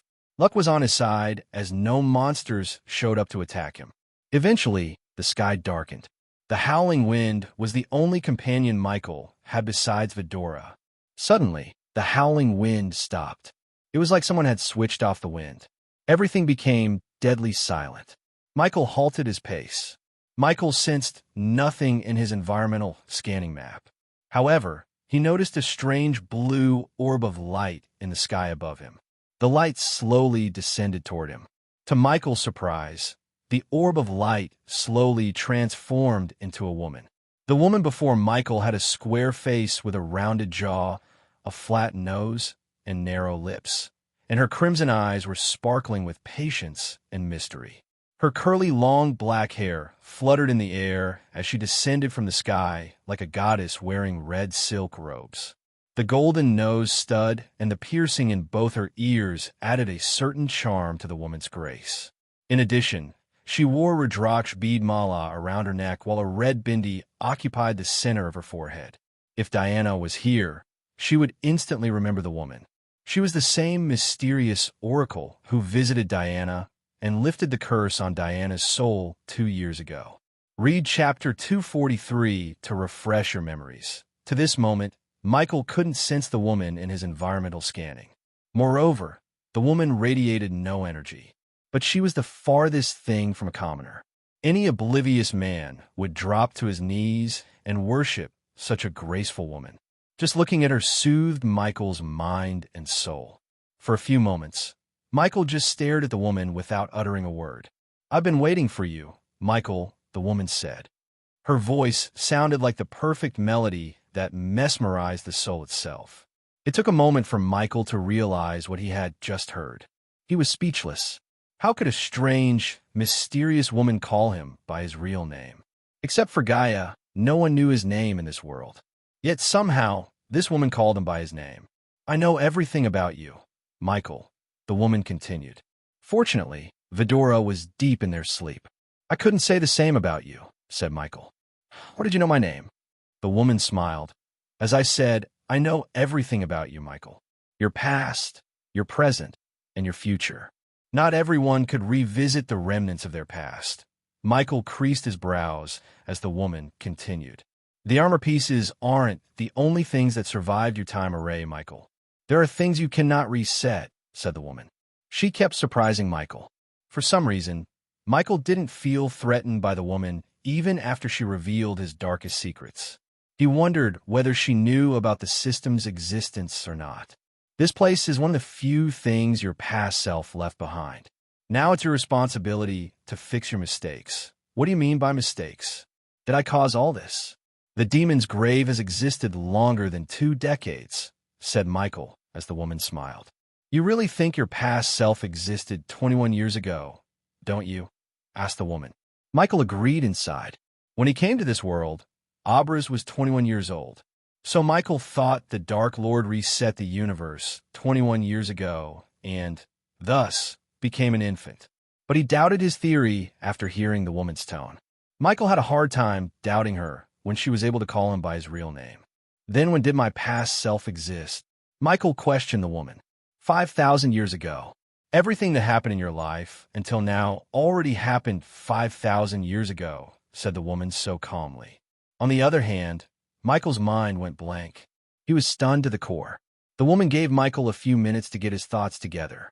But it doesn't matter how long ago your past self lived. Because of what you did, so many lives have been affected. Entire races have been wiped off because of you. Now you have the chance to fix everything. Well, most of it, said the woman. You have a second chance in life, Michael. Do not let hatred and anger consume you. Life is more than being a god and wiping out your enemies. Even enemies can become your friends if you show them compassion. Michael chuckled. Tell that to my enemies.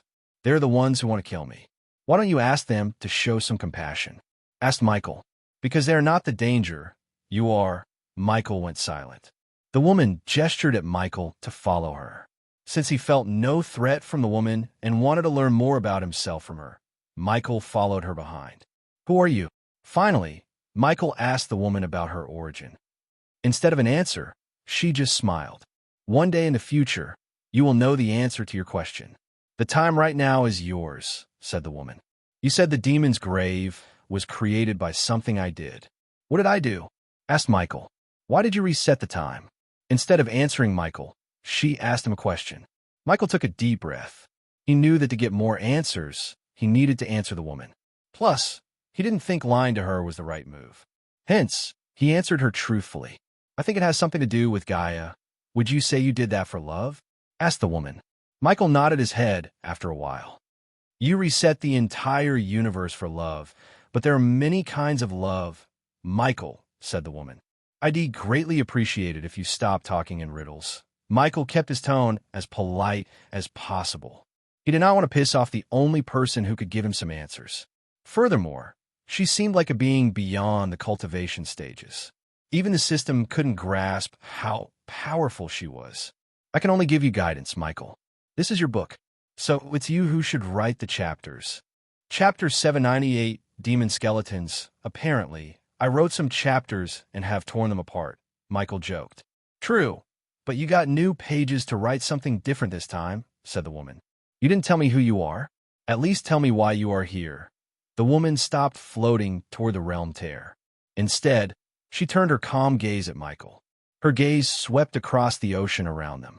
Michael felt a strange energy pulse followed by a ripple in the ocean. You won't be bothered by the creatures anymore. The woman's words surprised Michael. Although he still had to test her words, he didn't think she was lying. After all, she did not need to lie to him about anything. Also, Michael. Her gaze fell on Michael once again. Michael felt like her gaze was piercing his soul itself. Every family will have its share of flaws, but just one family is what we have, said the woman. Her gentle words echoed through the sky. Before Michael could ask her anything else, she vanished in a thin air. System, what do you think about her? Any idea about her origins? Asked Michael.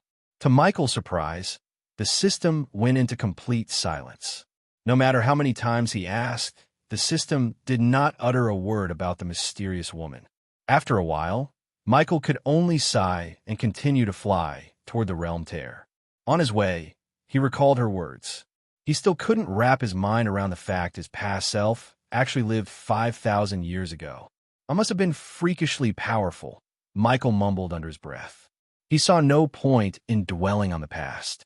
His past self made some mistakes, big ones it seemed, but it didn't mean he would make the same ones once again.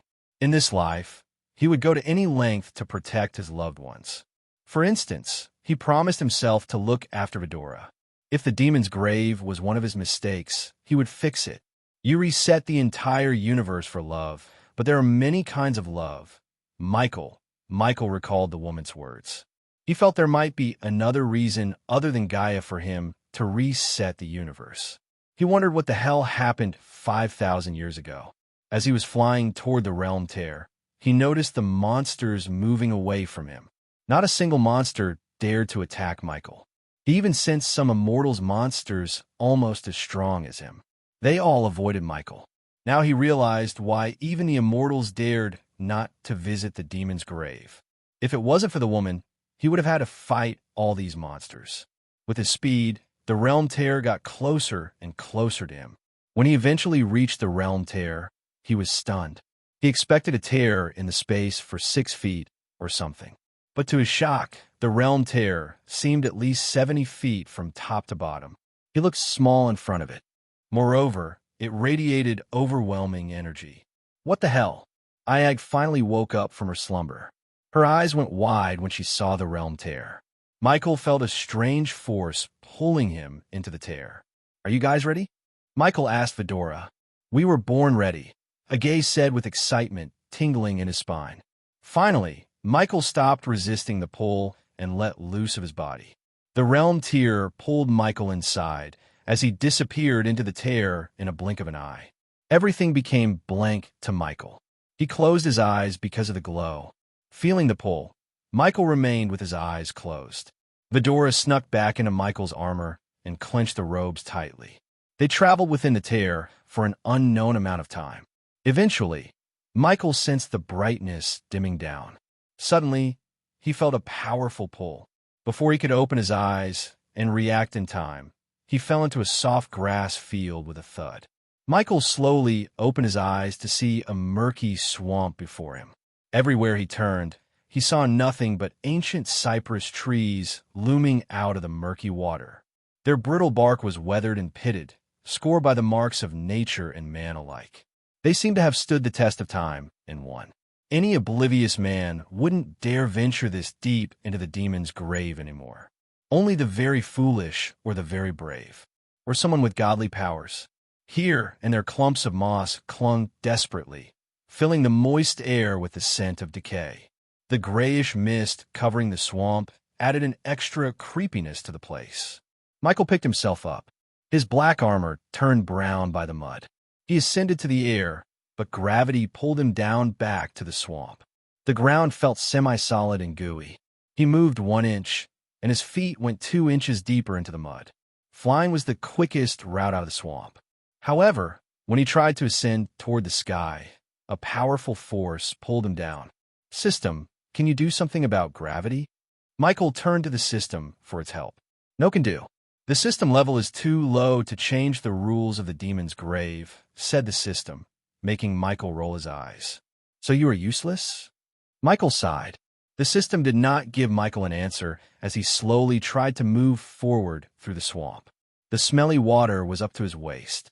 He couldn't help feeling some weird things brushing past his legs underwater. Hope they are fish, Michael mumbled. His environmental scanning map went haywire for some reason. As a result, he was unable to sense the creatures around him. Just a few minutes into the demon's grave, he was already in a bind.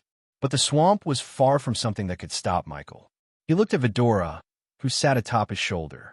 Try to fly ahead, said Michael. He wanted to know whether gravity affected only him or also Vidora. Vidora murmured before flapping their tiny wings. They hovered in the air and remained in the air without being pulled by gravity. So if it only affects me, Michael mumbled. Fly ahead and keep me posted, said Michael. But don't fly too far from me. Vadra nodded and flew away. In Michael's head, keeping Vidora close to him would only prevent them from growing up. They needed to face some challenges and life-or-death situations. After all, Michael and Gaia wouldn't be with them all the time. Only by facing dire situations could they really unlock their potential. Simply put, Michael decided to force them to find their powers. Vidora nodded as they flew ahead to scout the area. Even Michael's X-ray vision seemed blurry because of the strange mist around the swamp. Slowly, he dragged himself through the mud. The swamp water smelled like rotten eggs and spoiled meat. Any other man would have thrown up. But thanks to Michael's tolerance for stink, he controlled himself.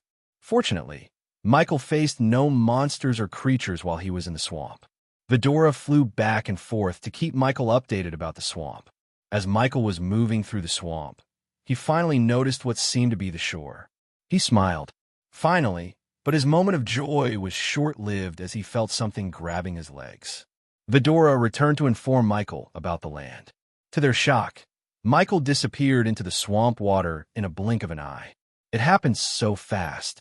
Holy shit, ghost! Something pulled him inside. The three heads looked shocked and worried at the same time.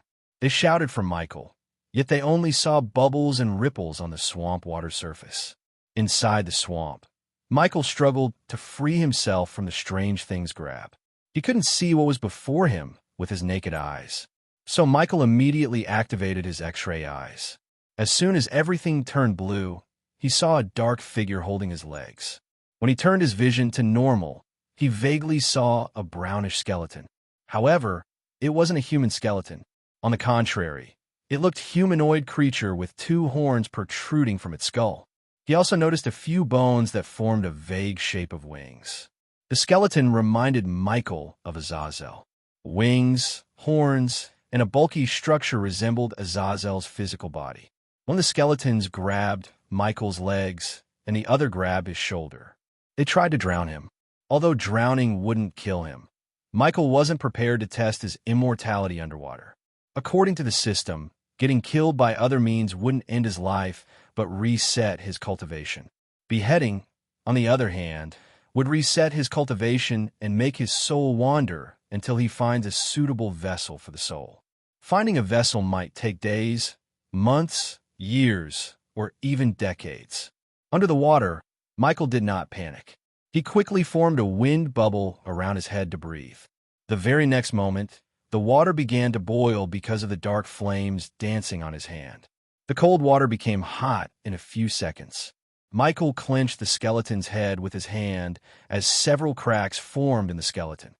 In a blink of an eye, the skeleton's head turned into a white powder that dissolved in the water. After taking down the skeleton that was holding his shoulder, Michael turned his focus onto the one grabbing his leg. The dark beams shot out of his hands, creating a sizzling sound. They penetrated the skeleton as it exploded into bits and pieces.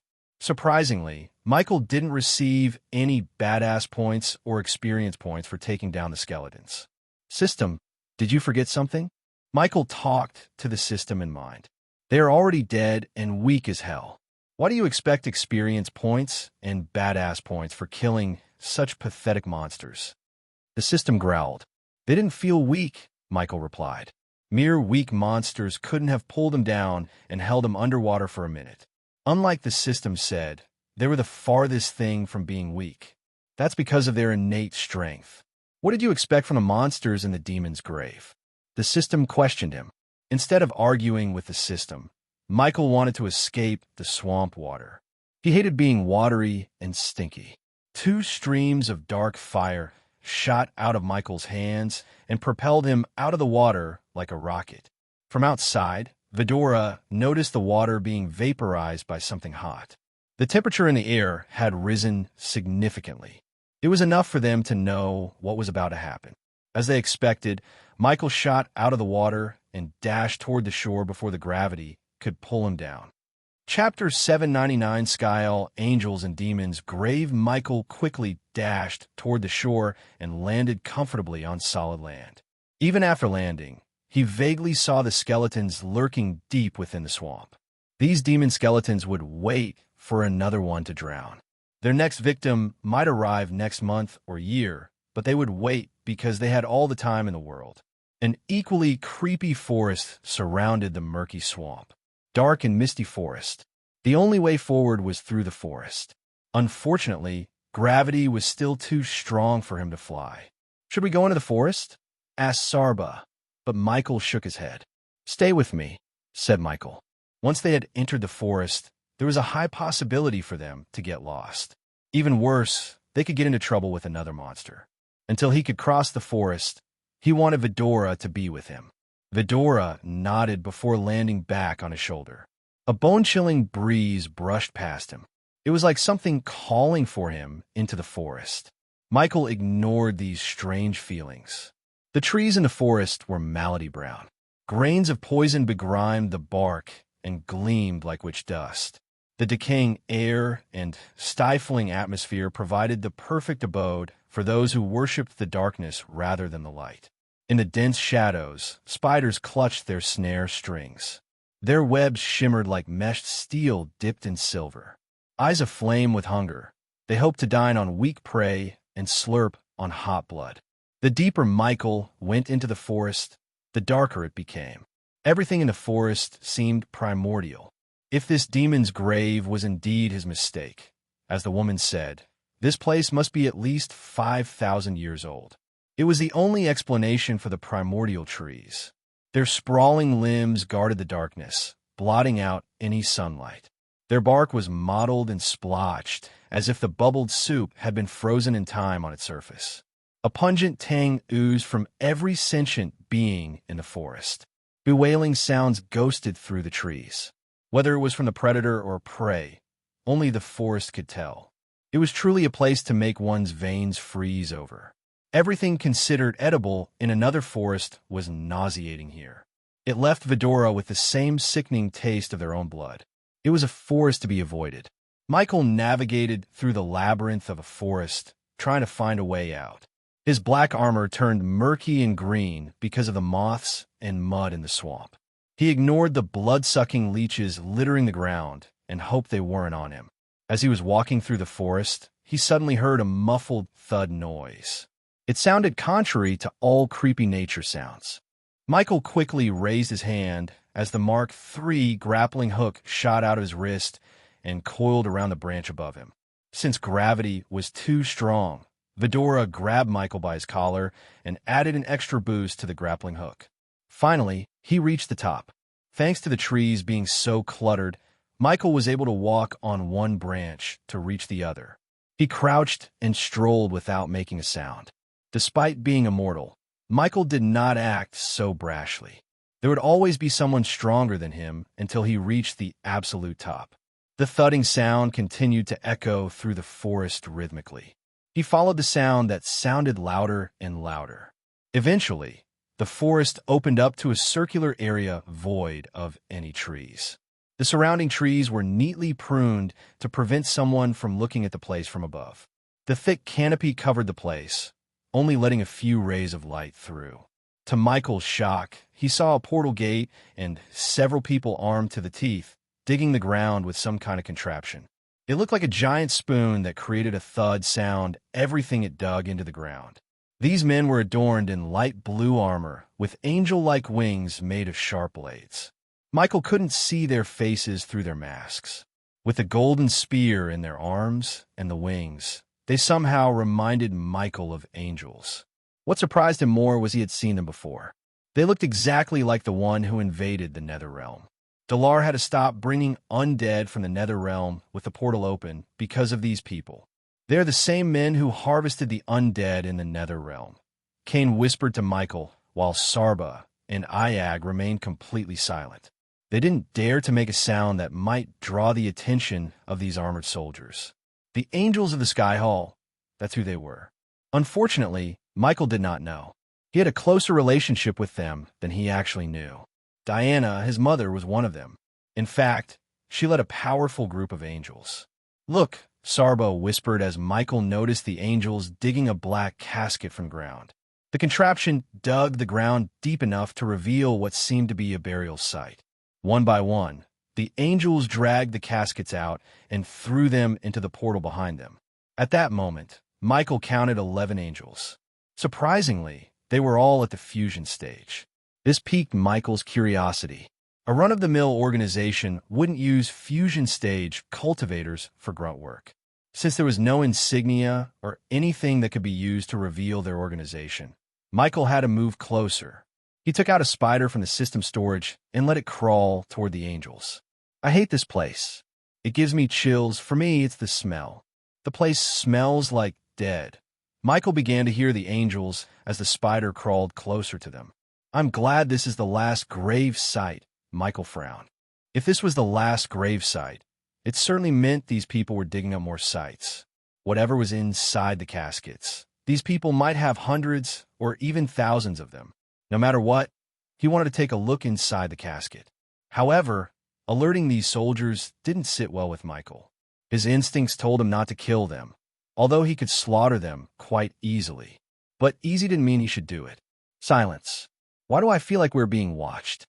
Suddenly, an angel turned around in Michael's direction.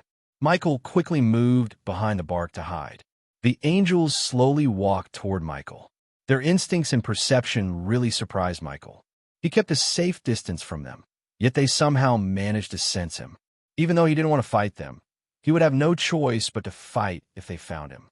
Michael prepared himself for a battle when an angel raised his voice. "Hey, we are ordered to return." The angels who were on their way to the tree, Michael, was on halted their steps. "He is asking for us." The voice had a tinge of fear and panic. Luckily, for Michael, whoever called them was far more terrifying to make them wait than to find him.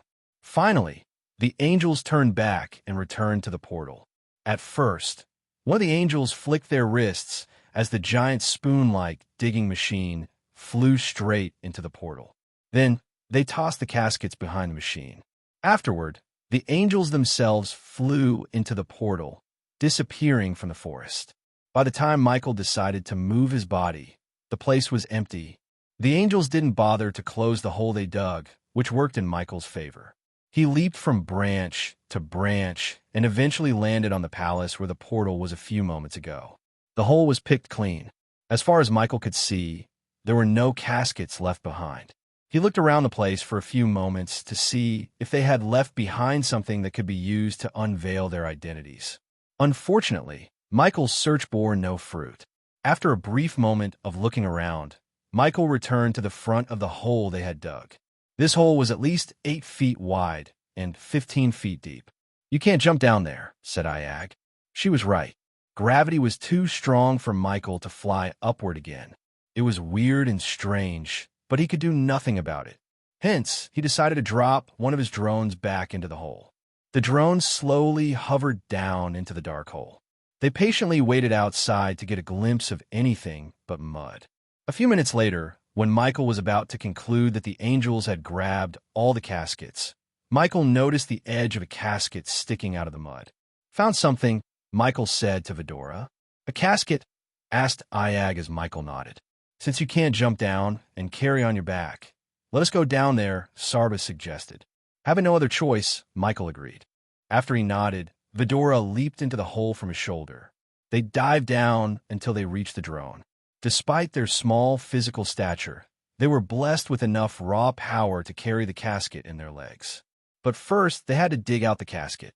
"Little help here," Iag shouted. Their claws weren't sharp enough to dig, so Michael shot dark beams out of his eyes to dig out the casket. Vidora flew aside, avoiding the dark beams. The mud turned ashes around the casket. "Careful, don't hit the casket," said Sarba. Soon, the casket began to shake. Vidora tightly held the casket by its edge and pulled it out of the mud. "Fuck, it's heavy," Iag cussed. The casket was surprisingly heavier than she initially expected. She wondered what the heck was inside. Eventually, Vidora brought the casket back and dropped it with a loud thud. The casket cracked in several places. It was apparent the casket was ancient. But still, Michael was able to see several runes engraved in the casket. He inspected the casket thoroughly. When he activated his X-ray vision, he saw a silhouette of a humanoid being inside.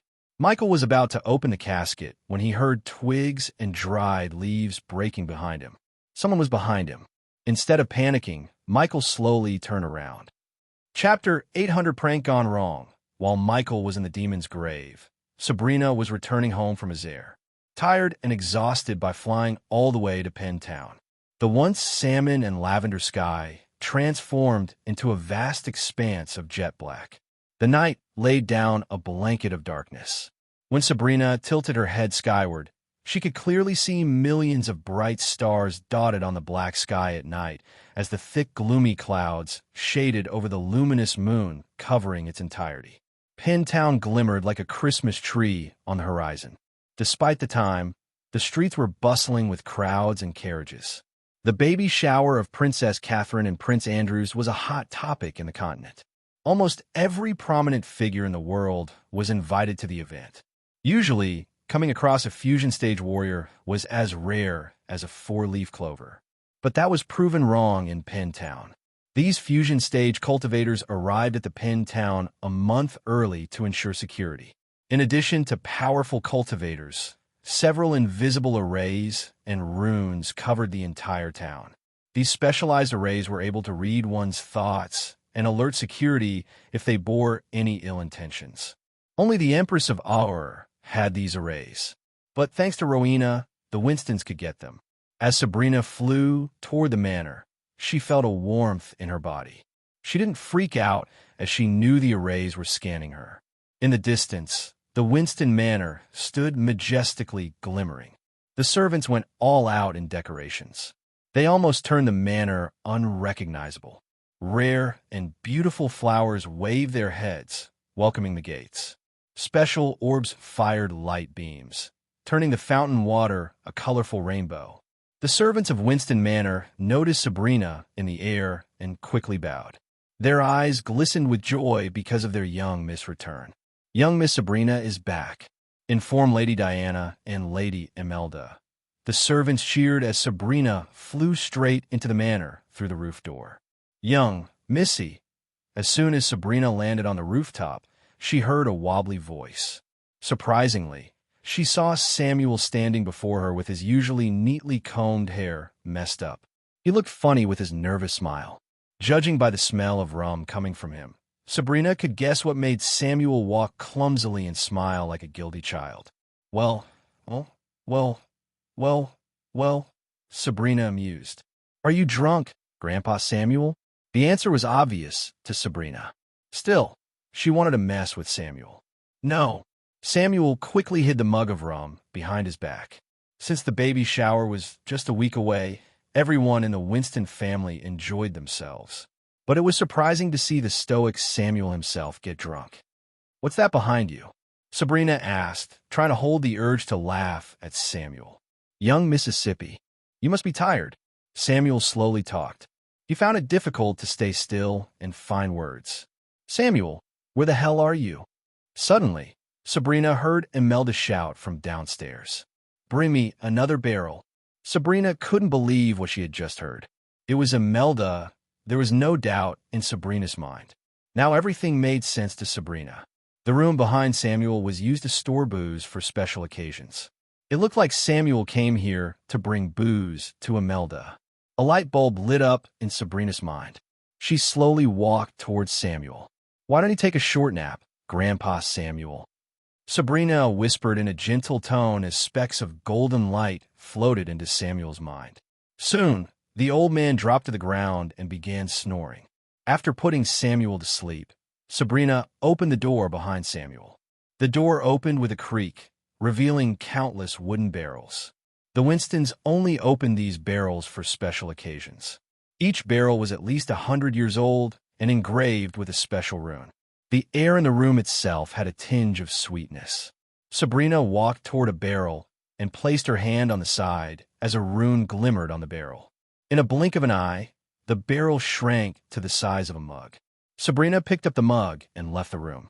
She headed to Imelda's room with an amused smile.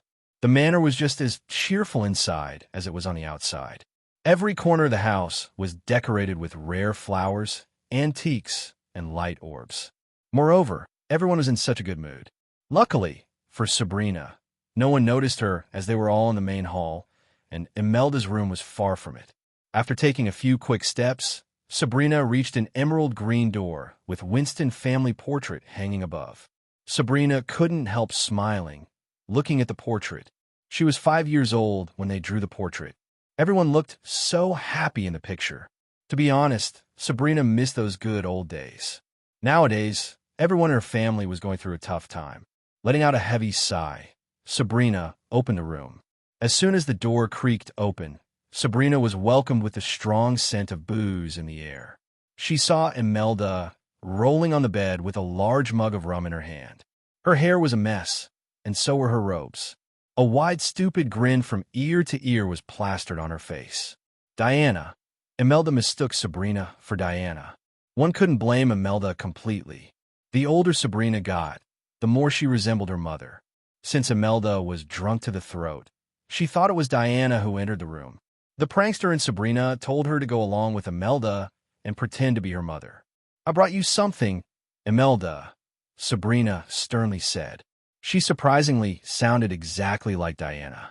Hence, Imelda had no clue that it was Sabrina who was in front of her. "Sit down." Imelda pulled Sabrina down, forcing her to sit down on the bed beside her. Imelda threw her hand around Sabrina's neck and took a large gulp of rum. "I'm so happy, Diane. After a long time, I truly feel free. Why is that?" asked Sabrina. She liked where it was going and decided to pretend to be Diana longer than she initially thought. "What do you mean, why? Our whole family is coming together. When was the last time this happened?" said Imelda. Sabrina was about to ask something else when Imelda shocked Sabrina. "Accept him. Thanks to the gods, I pray." Sabrina creased her brows as Imelda emptied the mug in her hand. "I know I shouldn't say this, but he is a curse, Diana." Sabrina was utterly confused.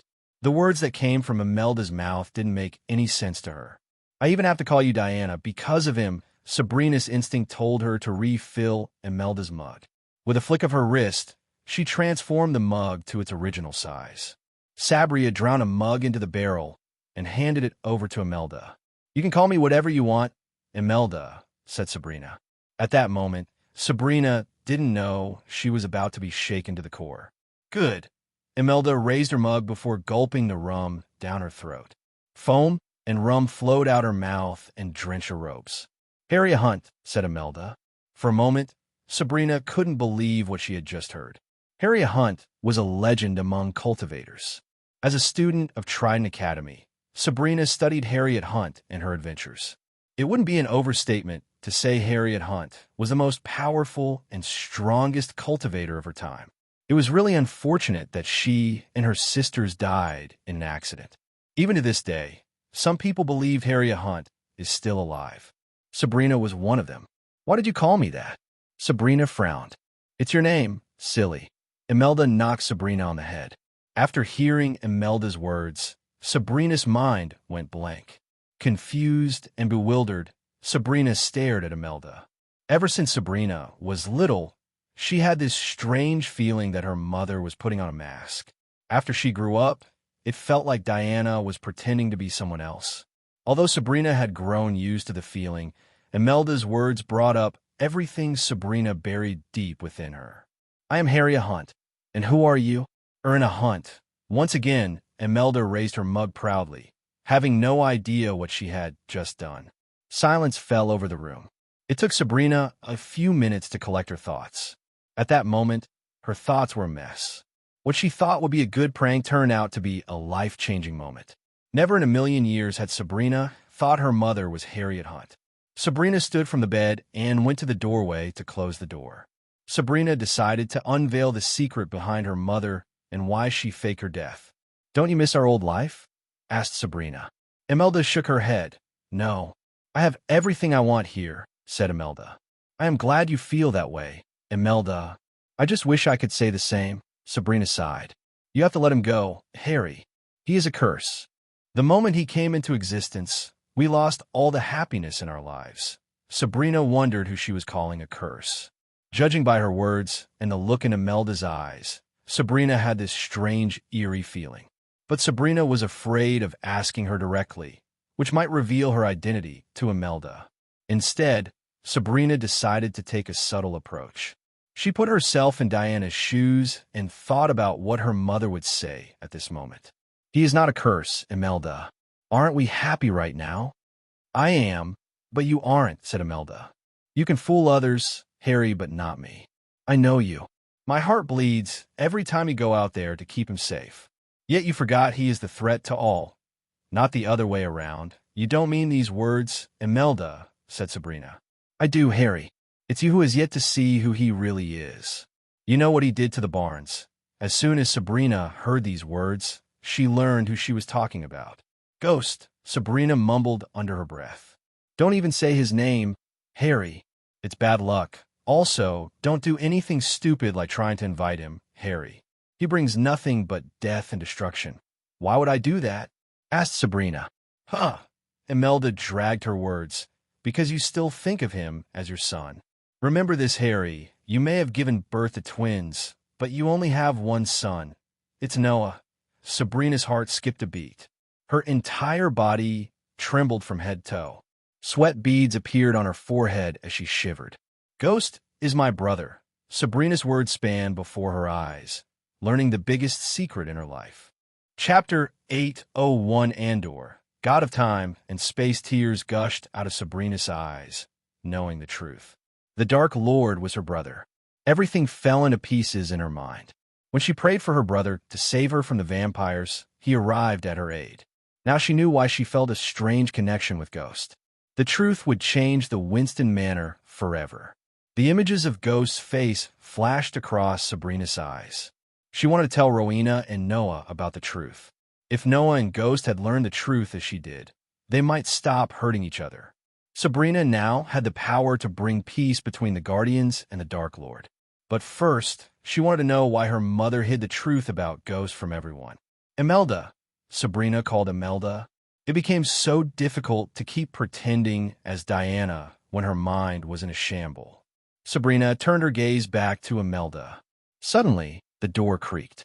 It slowly opened, revealing Samuel. The spell she cast on Samuel should keep him asleep for at least 6 hours. Yet Samuel somehow managed to wake up and reach the room. Moreover, Sabrina wondered what he was doing here.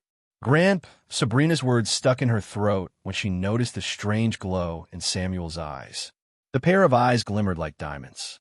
It wasn't the same man Sabrina had seen upstairs. He walked with a certain grace. At that moment, he radiated a kingly aura as he walked toward them. Samuel, Imelda raised her mud, wordlessly asking for a refill from the butler. However, Sabrina didn't think the man before them was their butler. He seemed different. But before Sabrina could question the man, an energy pulse shot out of Samuel's eyes and knocked out Sabrina and Imelda cold. The two ladies were lying flat on the bed. With a flick of his wrist, Samuel closed the door. Without wasting any time, Samuel moved their unconscious body to the floor and put them next to each other. He then squatted beside them. Silence fell over the room. The cheerful laughter and songs sung by the servants barely reached the closed room. The drunk always spills the beans, Samuel sighed. As Sabrina sensed, it wasn't Samuel in the room. On the contrary, Samuel was possessed by Andreas' sliver of soul. The last time he took over Samuel's body, Andreas wiped off the memories of Ethan, Imelda, and Sabrina. This wasn't the first time Sabrina had learned the truth about Diana's real identity and her connection to Ghost. Previously, Ethan told Sabrina about Diana's real identity when she returned from the Shadow Realm. If it wasn't for him, Sabrina would have told her entire family about Ghost and his connection to the Winston family. Andreas couldn't let that happen because he cared about Noah and his family more than anything. Revealing the truth about Ghost being Noah's brother would bring nothing but destruction upon the Winston family. Only the death of the Dark Lord could ensure the Winston family's safety from the Skyhall. But killing him was not an easy task. Only Noah could take the Dark Lord's life. A mere moment of hesitation to kill the Dark Lord would bring calamity upon the world. If the Dark Lord managed to kill Noah, there would be no one to stop him. At that time, the world would turn into the Dark Realm, which Lady Chinjo desperately wanted the Great Eight Clans and the Skyhall to stop. All of her sacrifices and struggles would be meaningless if Noah failed to fulfill his destiny. The fate of the entire world was resting upon Noah's shoulders. Hence, the last thing Andreas wanted was Sabrina to change his mind about taking the Dark Lord's life. Andreas gently placed one hand on Sabrina's forehead while the other on Imelda's. His hands glowed, radiating a gentle white light from within. The light enabled Andreas to access both of their memories of the last hour. Every time Andreas used the spell, It cost him a bit of his soul, but it had to be done. Andreas didn't think the Dark Lord would spare the Winstons if he knew the truth. Knowing Noah, Andreas was sure Noah would drop his guard against the Dark Lord in case he learned that the Dark Lord was his twin brother. Expelliarmus, mumbled Andreas, wiping off Sabrina and Imelda's memories of the last hour. Gradually, the light in Samuel's hands dimmed out. Then, he left the room as if nothing had happened, leaving Sabrina and Imelda behind. They would have zero memories of what had happened once they woke up. Knowing the secret of the Winston family was safe, Andreas could rest easy. Being stripped away of their memories, Sabrina and Imelda slept on the ground peacefully. Read chapter 587 to refresh your memories. Meanwhile, somewhere else in a pocket dimension, a lone castle stood gracefully under a starry sky. Trapped between inviting lush green hills and intimidating jet black, snow-capped mountains lay the castle. The castle resided peacefully at the top of a hilltop, not making a sound. No one knew why it was there or who built it, but indeed it was something quite unique. As the sparkling blue light beamed upon the golden walls of the castle, it revealed the splendor and majesty of the castle. The starry sky revealed the ceramic pavements, the golden statues, and the most beautifully engineered towers that touched the clouds. If one were to look at it from a neighboring hill station, the castle's size itself could be convincing enough of that of a city, covering hundreds of hectares of verdant land. The view is simply breathtaking. Cyan blue lakes fainting the thousands of trees lined up against one another, tainting the land with various shades of blue, red, and whatnot. As much as the golden castle looked grandeur, it was also quite intimidating. Its hundreds of foot-high walls and glistening runes and arrays were enough to scare the most daring of enemies away. Only one being was living inside the castle, a god. Not only in the castle, but even in the entire dimension, he was the only living being. He had been in the castle for thousands of years. The inside of the castle was just as grandeur as the outside. Bulky braziers hung from each of the 12 obsidian columns. These columns lit up the lower levels of the throne hall and allowed shadows to play and dance where light could not reach. The illustrations of a golden-haired man on the rounded ceiling danced in the flickering light, while sculptures resembling the man looked down upon the maple floor of this grand hall. A viridian rug ran in a circle around the hall, with 2 paths at the throne and the main entrance, while ribbon banners with adorned embroideries covered parts of the walls. Draperies edged massive, tinted glass windows colored the same viridian as the banners. The curtains had been adorned with gold leaves and embellished borders. In the middle of the throne hall, on an elevated platform, sat a radiant throne made of sapphire and gold overlooking the statues resembling the man sitting on the throne. The man had silver frizzy hair tied in a ponytail, revealing a fresh, gloomy face. Glittering hazel eyes sat narrowly within their sockets, watching wearily over the empty throne hall. Freckles were spread charmingly around his nose and cheekbones. A sword left a mark reaching from just under the right eyebrow, first running towards his small lips and ending above his right eye. This scar kept him awake for thousands of years. While the man was resting on the throne, a cloud of dark smoke rose from the ground before him. He stood up from the throne and climbed down the stairs to reach the ground. Andor. The cloud of smoke talked in a terrifying otherworldly voice. "How long do you have to wait for him?" The cloud of darkness asked Andor. "He has started to build his stupid castle. Compared to the last time, he is progressing much faster than I initially anticipated," said Andor. For some reason, his eyes glimmered with killing intent, and his voice oozed hatred. Just thinking about him made Andor's blood boil. "Do you feel the same hatred and anger toward him as you did 5,000 years ago, Andor?" The dark cloud asked Andor. "No." Andor shook his head. "What I felt 5,000 years ago was just a seed. It has grown into a giant tree of hatred in my heart. I want his blood more than I want a way out of this pathetic mortal realm. Patience is a virtue, Andor. As the god of space and time, you should know this more than anyone," said the dark cloud. "I have all the time in the world." "He made sure of that," Andor snarled. That was his mistake. Now, you know everything he would do before he does. A devilish grin emerged on Andor's face. He forgot who controls the time. Soon, he would pay the price for it. Andor chuckled devilishly. Every fiber in his goldy body was filled with hatred toward his fellow god, the god of darkness. How could Michael have reset the time without meddling with the god of time and space?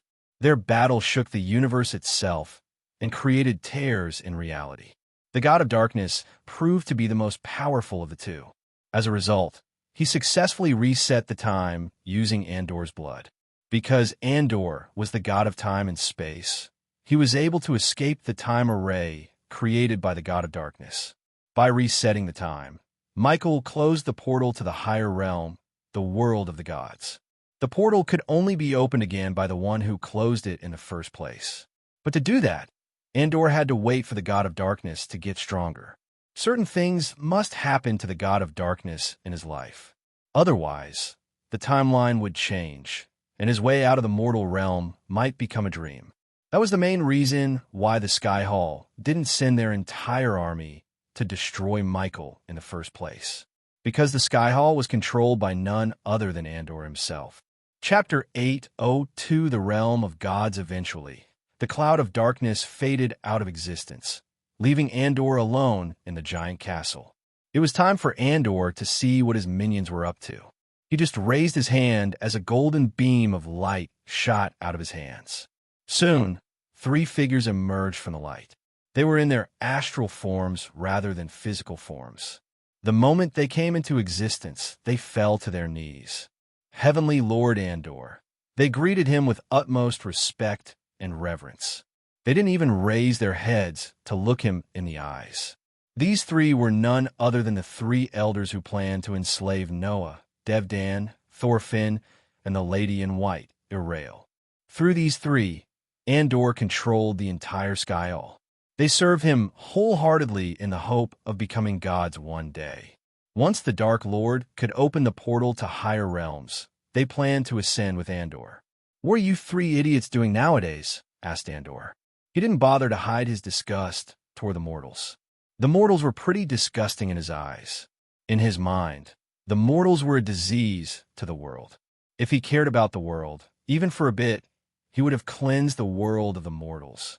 Unfortunately, not all the gods shared the same thought about the mortals. In the higher realm, some gods loved the mortals, some hated them, and the majority of them couldn't care less about the mortals. Thanks to the Dark Lord, no god could descend from the higher realm to the mortal realm, and Andor was stuck in the mortal realm for thousands of years. Guiding Noah Winston in his path to be stronger, Heavenly Lord, Devdan answered Andor despite how he was getting treated by Andor.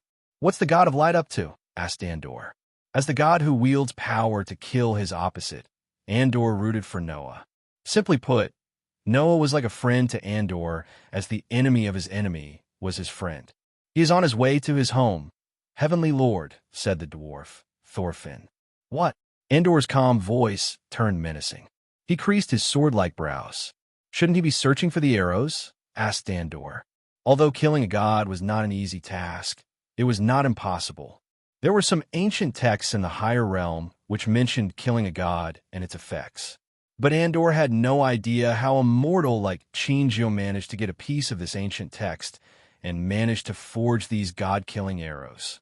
Even in the higher realm, Andor had never seen a god die for eons. Only some scripts mentioned some rogue gods and the war between the gods. As for the consequences of a god's death, nothing was mentioned in any texts. If only Andor was at his peak power, he would have found Chingio with a snap of his fingers. After all, he was the god of time and space. Unfortunately, he was still recovering from the last battle with the Dark Lord. He was fortunate the Dark Queen was there to save him from the Dark Lord. This Dark Queen is not Gaia. The trio stayed silent. Their bodies trembled, sensing the overwhelming power radiating from Andor. Although he was not at his peak power, he could still kill the trio before they could blink an eye. But he needed them more than he liked to admit. As the god of time and space, Andor knew better than anyone of the consequences of altering the events in the timeline. Any simple change could result in a catastrophic change in the future.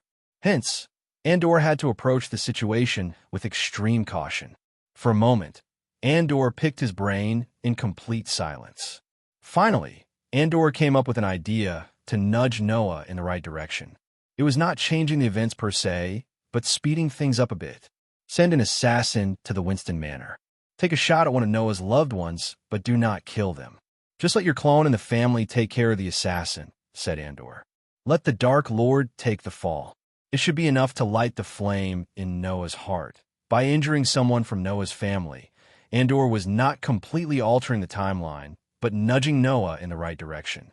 In this situation, the right direction would let Noah battle the Dark Lord. Andor wanted the God of Darkness to die, but to ascend to the higher realm, he just needed one god to die. It might even be Noah, but no matter what, their battle must happen. Andor was manipulating the Sky Hall and the Great Eight clans from behind the scene to ensure that.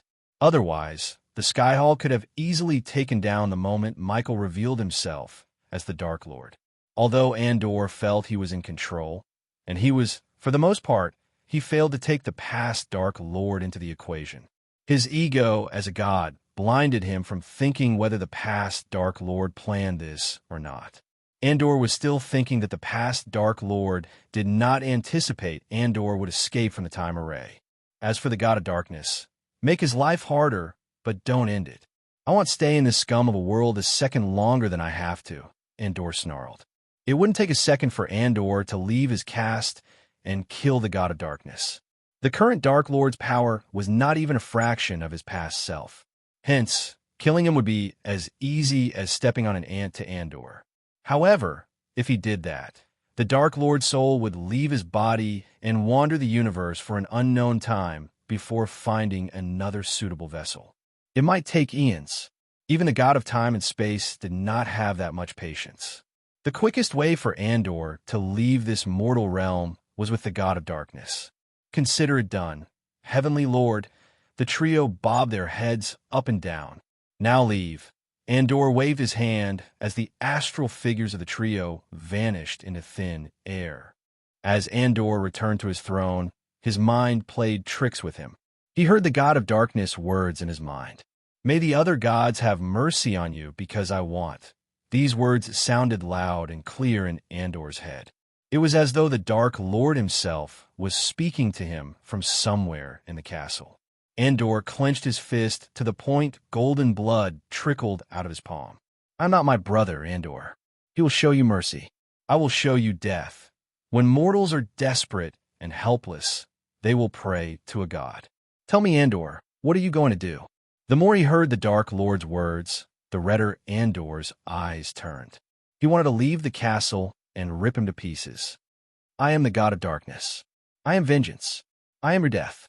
Andor's heart skipped a beat when his mind played the last words the Dark Lord spoke to him. This wasn't new to Andor. On the contrary, he had been hearing the Dark Lord's words and seeing his images flash in front of his eyes for thousands of years. Still, every time it happened, it had the same effect on Andor. We will meet again, my dear God of Darkness, Andor growled as his eyes glistened. Meanwhile, back on the demon's grave, Michael slowly turned around. To his surprise, it was one of the men who went into the portal a few moments ago. The angel was holding a crossbow made of some kind of redstone. The crossbow bolt glistened, threatening to end the life of whoever it was pointed at. Easy there, Tiger, said Michael. Do you see this? The angel was not afraid of Michael, not even a bit. The way he talked showed his courage.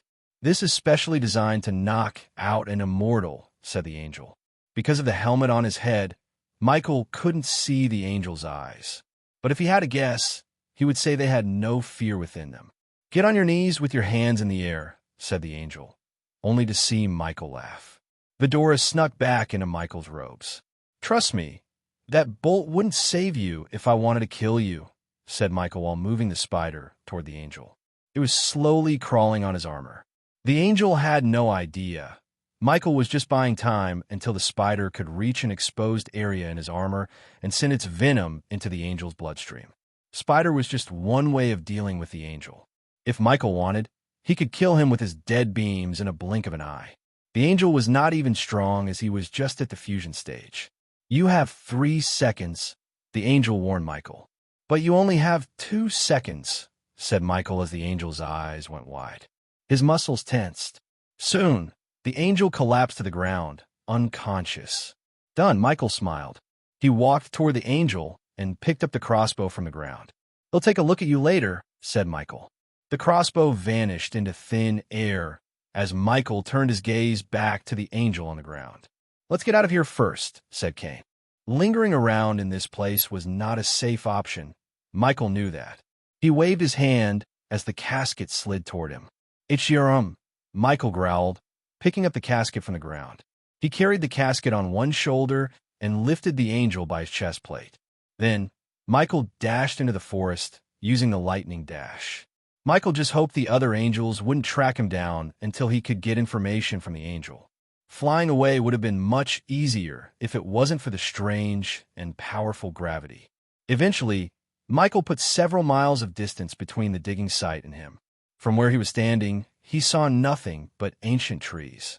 The place was enveloped in complete darkness. After putting down the casket and the angel down, Michael stretched his arms. "What are you hiding inside?" Michael asked, looking at the casket on the ground. He didn't waste any more time. Instead, he grabbed the casket on its edge and pried it open with brute strength. "What the fuck?" Michael was stunned by the thing inside. Chapter 803. Return of an old enemy. When Michael opened the casket, he saw a demon skeleton lying on a black cloth. Suddenly, something lit up within the demon's empty eye sockets. It lunged at Michael at lightning speed. Thanks to his cat-like reflex, he raised his hand, bringing out the black shield to block the demon's fist.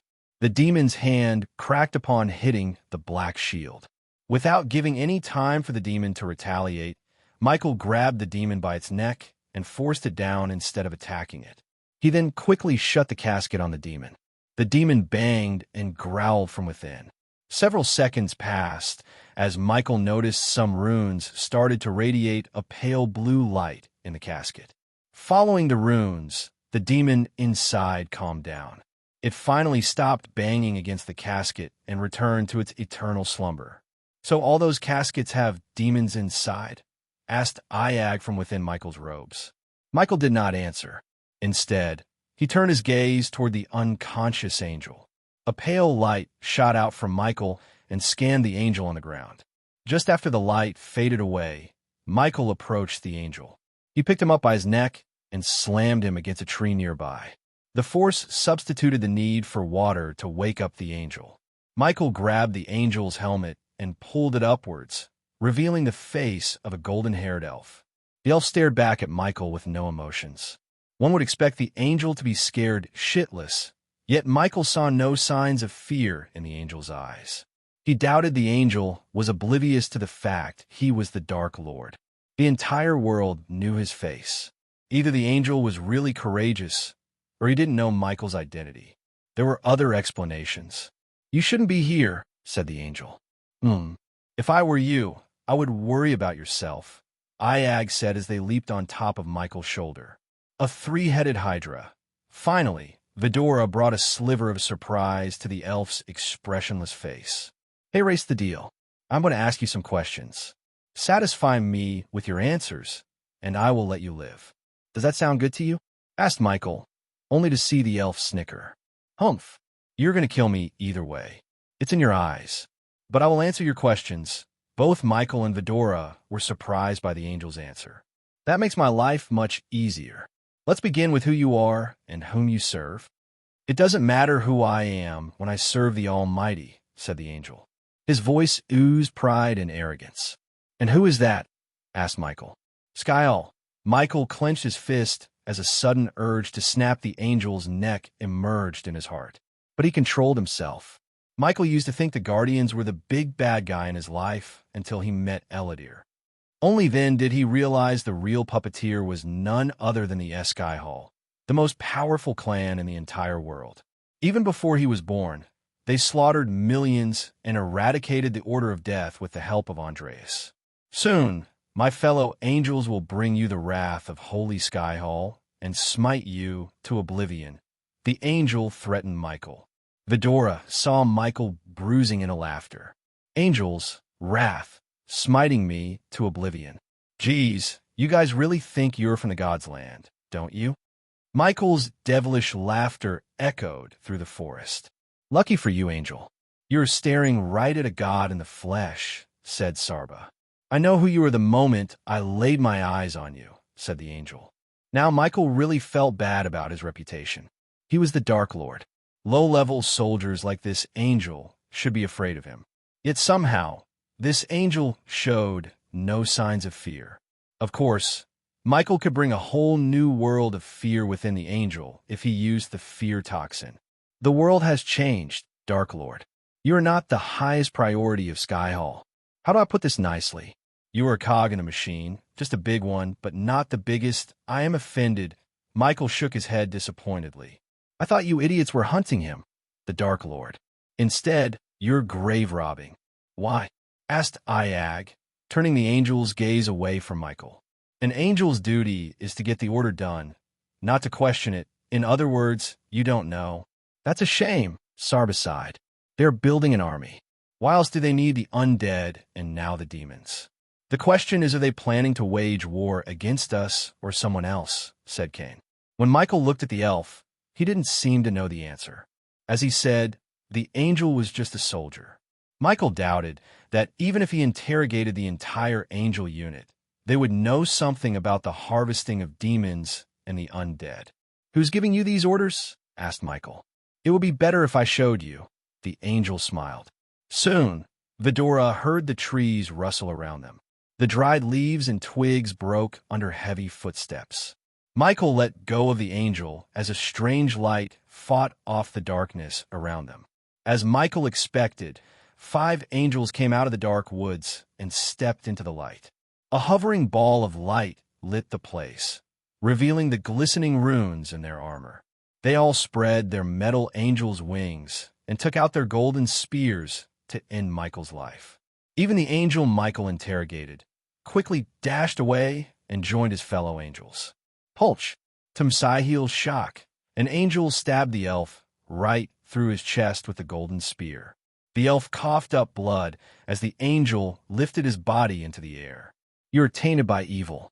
Begone and find the pure light in the next life." The angel talked in a strange, otherworldly voice that was capable of tearing a man's eardrum.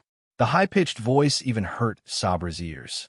Soon, the elf's body turned into nothing but millions of specks of light. These golden lights shone in the air like fireflies. Gradually, they faded out of existence. Michael was stunned by this act of the angel. "I thought the angels were merciful," said Michael. He slowly walked to the center of the light while the angels surrounded him. Despite their weak soul refining stage cultivation, they dared to raise their spears against Michael. These angels certainly have a death wish. Even the system ridiculed the angels. Michael cracked his neck. The angels thought they caught him off guard. However, Michael knew the elf had a rune engraved on him, which emitted some kind of signal to the other angels. Simply put, Michael wanted these angels to find him. Not that Michael wanted to capture these angels and interrogate, but to kill them. In his eyes, they looked like sacks of experience points. But what surprised him was how courageous these angels were. Any other soul refiner would have trembled to the core in front of an immortal. Yet these angels were fearless. 5 angels. Michael slowly looked around. The angels were poised to attack him any second.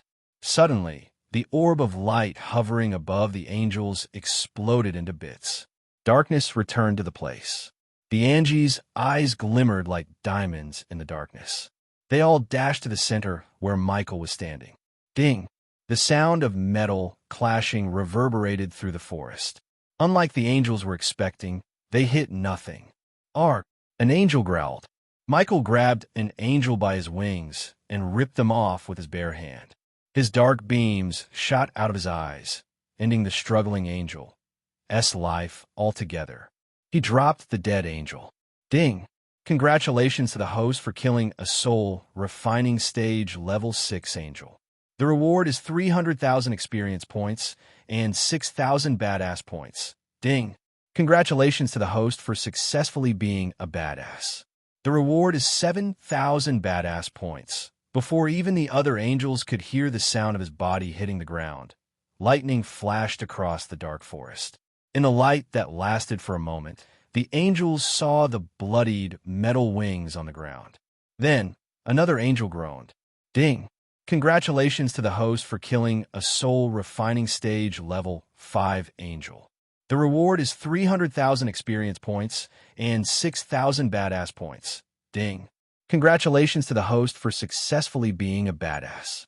The reward is 8,000 badass points. In a blink of an eye, Michael ended the life of 2 angels. They weren't even a challenge to Michael. When the remaining 3 tried to cast a spell, their golden spears radiated eyes, blinding golden light. However, their casting was abruptly stopped by a wave of dark flames that shot out of Michael's body. The ring of dark flames reduced the angels to ashes. Even their rune-engraved armors were melted like candles. The almighty angels were turned to a hot pile of ashes. The system continuously rang in his mind, awarding him with experience and badass points. At that moment, a person with cat face and black fur was watching Michael from far away from Michael's environmental scanning range. This cat was the same person who was tasked to protect Tanulia Valrin and the brother of Jacoby, who tracked down and almost killed Gaia. He was stalking the Dark Lord for years, and finally came to the demon's grave to seek revenge for his brother's death. Dark Lord, the cat clenched his fist. His black fur made him blend with the night perfectly. It took everything he learned to find that his brother Jacoby was killed by Ghost and Gaia. Even to this moment, there was no solid evidence to prove his theory, but his gut instincts told it was Ghost, and that was all he needed. No matter what, he would either kill the Dark Lord or die trying. That was certain. From afar, he saw the Dark Lord teleport the casket to somewhere else. Afterward, the Dark Lord dashed into the forest, disappearing from his sight. Viet leaped to another branch and started to follow the Dark Lord. Chapter 804. City of the Dwarves. The country of Dalgarum is an enormous country with a population mainly consisting of dwarves. Bordered between wasteland to the north, a canal to the south, tall mountains to the east, and a huge sea to the west, the country of Dalgarum mainly lived off blacksmithing and woodcrafting. Dalgarum itself was mainly covered in large hills and had a hot climate, which had led to a freely spread population. Despite the number of dwarves, most of them lived in small villages. The country's landscape was quite frightening. Withered flower fields, bleak, bare forests, and smelly, overgrown pond were just a sliver of the harshness Dalgarum had to offer, which was why the country was unpopular among foreigners. The dwarves of Dalgarum were unwelcoming towards foreigners, especially toward the elves, and tended to welcome them with bitterness.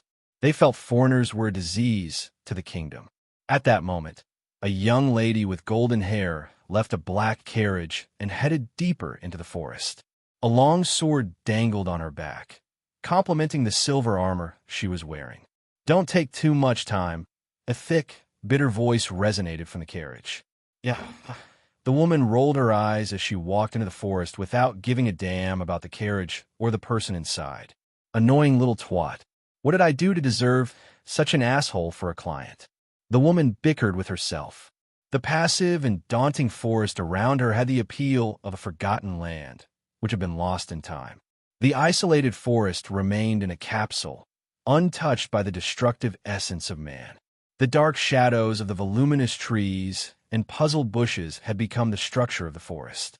All the giant trees in the forest stood proud and tall as protectors of the exigent grounds, as the impregnated bushes that had consumed the hard regions of the forest concealed the land from beneath the dynamic portals of the open sky. The woman needed some time away from her client to clear her mind.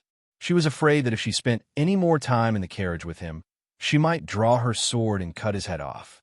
Standing before a large tree, she looked left and right. Then, she punched the tree as hard as she could. The tree trembled, shedding its leaves. Her punch formed a hole in the tree. "That's quite an anger you're holding." The woman felt a chill running down her spine when she heard a devilish voice from behind. She turned around with her sword in her hand. To her surprise, a figure dressed in complete black stood before her. The power that radiated from her body made the woman tremble.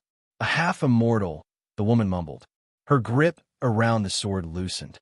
Their cultivation gap was huge, as she was at the soul-refining stage, and the black figure was at the half-immortal stage.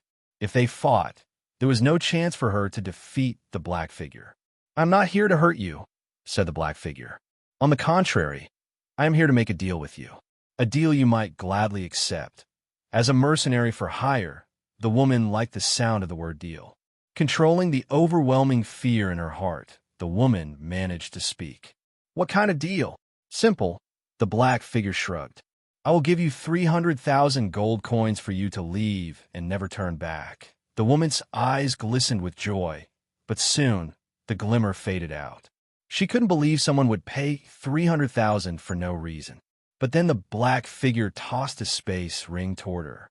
The woman instinctively caught the ring. "Check it out," said the black figure. When the woman sent a sliver of arch energy into the space ring, her eyes widened. She saw stacks of gold coins within the space ring. If she had to guess, she would say the stack contains 300,000 gold coins. "I am not very patient, so take the ring and leave, or I will take your life. The choice is yours."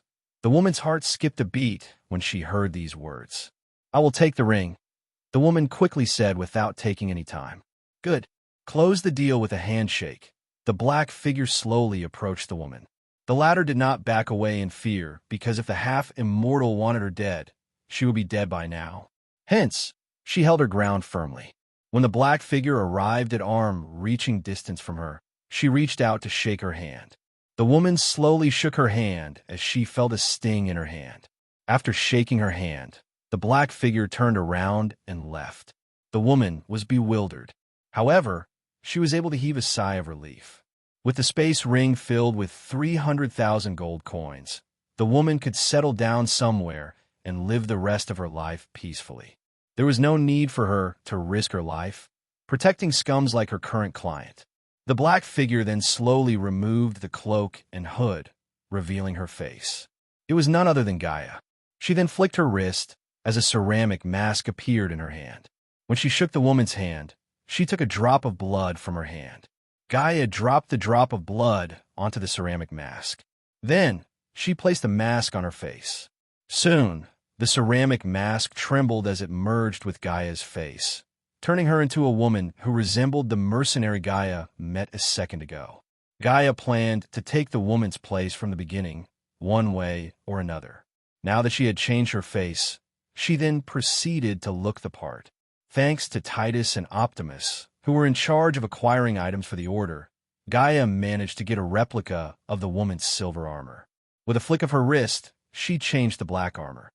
Eventually, Gaia returned to the carriage she was following behind. Inside the carriage, there was someone who could get her in touch with someone from Hontorum. To pretend to be the mercenary, Gaia needed one last thing to change: her cultivation. Thanks to Michael, she had a special rune that could mimic the energy radiation of a soul refiner. It was a pale blue rune that glistened on her palm before fading away. After everything was said and done, Gaia returned to the carriage, where she met a couple of dwarves drinking and pissing. They seemed to have no shame or care. The dwarf she was about to meet was called Valmos.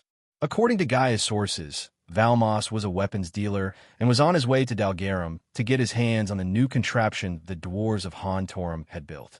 The dwarves snickered and spat on the ground, showing their hatred toward a human. Gaia paid no mind to the dwarves as she opened the carriage door. Inside the carriage, a beefy dwarf with hardly any neck drinking to his throat. He used his long bushy brown beard to clean his hand. When he noticed the woman, a strange smile emerged on his face. As far as Gaia trailed the dwarf, she could tell the dwarf had no interest in women as he had in gold coins. Simply put, the dwarf loved gold coins more than anything. He was even fueling several wars, so he could trade weapons with them and get rich. "There you are. Took your sweet little time, eh? I'm not paying you to protect the tree's love," said the dwarf. Spit and ale splat out of his mouth as he talked. "If I am protecting something else and not you, you'd have been dead by now." Gaia rolled her eyes. Since she was following the carriage and the woman for 5 days, she knew how the woman would have responded to the dwarf's comment. "Ah!" The dwarf burst into laughter after hearing her answer. Then he wiped off his mouth with a cloth and gestured at Gaia to climb inside the carriage. "Move your asses. It's time to resume our journey toward Ember Crest." The dwarf raised his voice as Gaia sat beside the dwarf. The carriage slowly moved. Gaia took out the silver sword resembling the woman's and sharpened it in the carriage. Looking at the shiny blade, the dwarf kept his distance from Gaia. Their journey was uneventful as no one targeted the dwarf. Eventually, they arrived at the city of Ember Crest. The city of Ember Crest was built at the base of a mighty mountain and was truly a true modern curiosity. Its appearance was matched by the backdrop of majestic mountains, which have helped shape the city into what it is today. The riches these mountains and the mines in these mountains brought were of great importance. Still, they were also influential when it came to architectural designs, as the vast majority of buildings have been built alongside the mountains and often incorporated many different ores from the mines. The skyline was packed with unique buildings, and a lot of them seemed to have evolved throughout the ages. Daily life wasn't too stressful in Ember Crest despite the lack of powerful cultivators. The dwarves substituted the cultivators with contraptions and engineering marvels. As Gaia looked through the window, she noticed the dwarves carrying rocks in a bag on their backs. These dwarves were heading for the city from one of the mines. Since the pavement was paved with stones, their ride was smooth and bumpless. Stone walls surrounded the entire city. In the distance, she saw some giant gears rotating under the waterfall. She read and heard that the dwarves produce lightning energy to power up the city instead of runes and orbs like the rest of the world. Something told her these gears, and the waterfall played a big part in the power generation. "I love the smell of Ember Crest. Home sweet home," the dwarf laughed. The further they traveled, the more dwarves Gaia saw on the street. Finally, they reached the city gates. To her surprise, she saw a carriage with the symbol of Guardian Guild engraved in went past them into the city.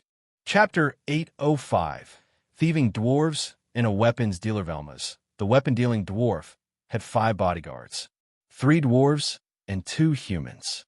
All of them were at the soul refining stage. In dwarven nations, soul refining stage warriors were like gods. The strongest dwarven warrior in all dwarven kingdoms was at soul refining stage level 5, and he served under Drogon, the dwarf king. Furthermore, Valmos had a secret hideout that even his bodyguards had no idea of. He would use a teleportation scroll to get in and out. Hence, why he survived for so long despite being one of the most wanted dwarfs and a weapons dealer. The streets of Ember Crest were bustling with dwarfs, with the air smelling like freshly brewed ale and piss. Everywhere Gaia turned, she saw the dwarves in clusters, drinking and laughing like it's none of anyone's business. Contrary to the elves, the dwarves seemed simple and honest. The dwarves were hot-headed and honest folks compared to the elves, who were always scheming and using curses for hunting down their enemies. But that didn't mean all the elves were bad and all the dwarves were good. Both sides had bad apples, really bad apples. As Gaia was following behind Valms, while keeping him close like a good bodyguard should, she noticed a couple of people following them. Even in the crowd, Gaia was skilled enough to spot her followers. Did I say how much I love the smell of the air? It feels like home. Now, who should I kill to get some freshly brewed Ember Crest ale? Valmos joined the dwarves in laughing out loud. "Hold your horses, Valmos. We've been followed." Gaia's words immediately stopped Valmas' laughter. She felt good ruining his jolly mood. The 3 dwarven bodyguards looked dumb, while the other human man with rune-engraved bow and arrows looked vigilantly around him. "Don't look back," Gaia warned the others. "Are they stronger than you dimwits?" asked Valmos. "It'd be better if we find your room soon," said Gaia. "It's just around the corner. The place is called the Drunken Whore. Fucking hell." Gaia rolled her eyes as they turned around the corner to see a dazzling place totally opposite to its name. The place glistened with neon light and toe-tapping music. Although it was daytime, the dark rainy clouds gave enough darkness for the neon lights to really shimmer. Countless dwarves stood in neat lines to get inside with their dates. In between the 2 lines was a red carpet, and a few people received the VIP treatment by entering the drunken whore without waiting. Simply put, this place was the fantasy version of nightclubs. Apparently, Valmos seemed to have the VIP card. He flicked his wrist as a golden plate appeared in his hand, but he stopped before getting closer to the place. "Where are you coming, darling?" Valms turned around and asked Gaia. "Inside." She tilted her head. "Nope. You're going to deal with those assholes who've been following us. Or, do you say?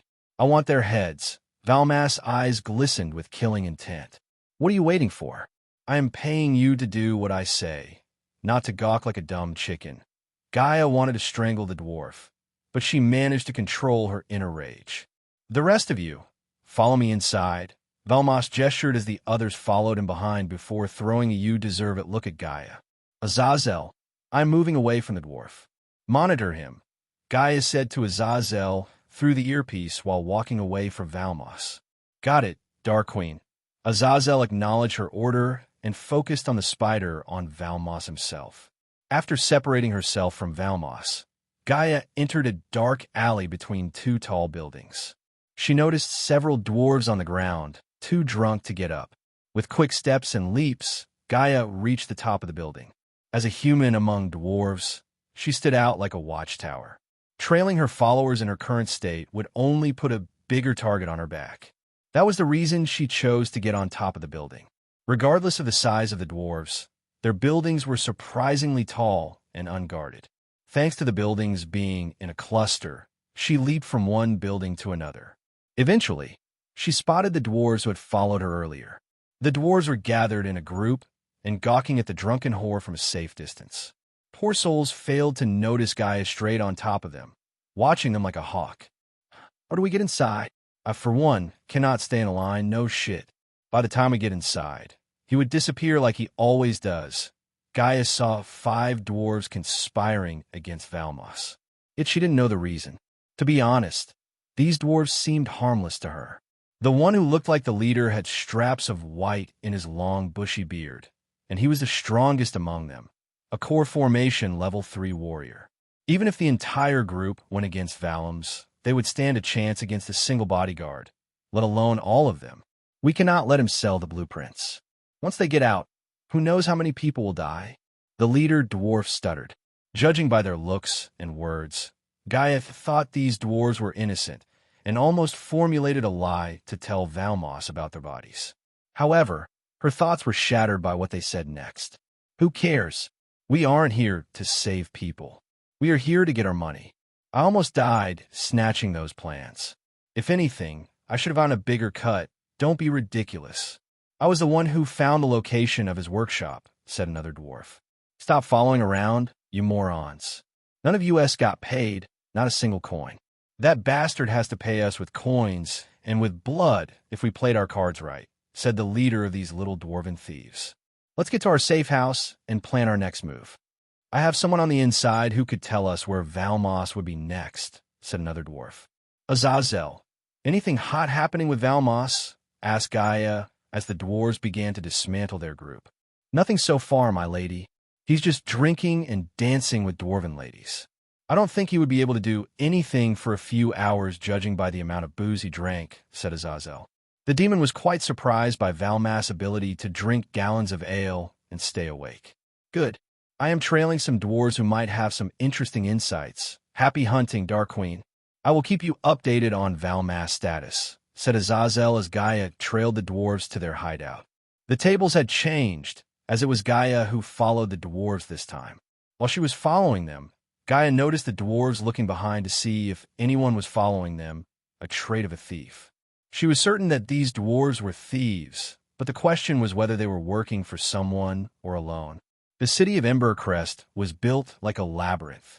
There were more alleys and turns than straight streets, and more taverns than any other stores. Luckily, no one was on top of the buildings or watching the skies. Otherwise, they would have seen Gaia jumping from building to building parkour style.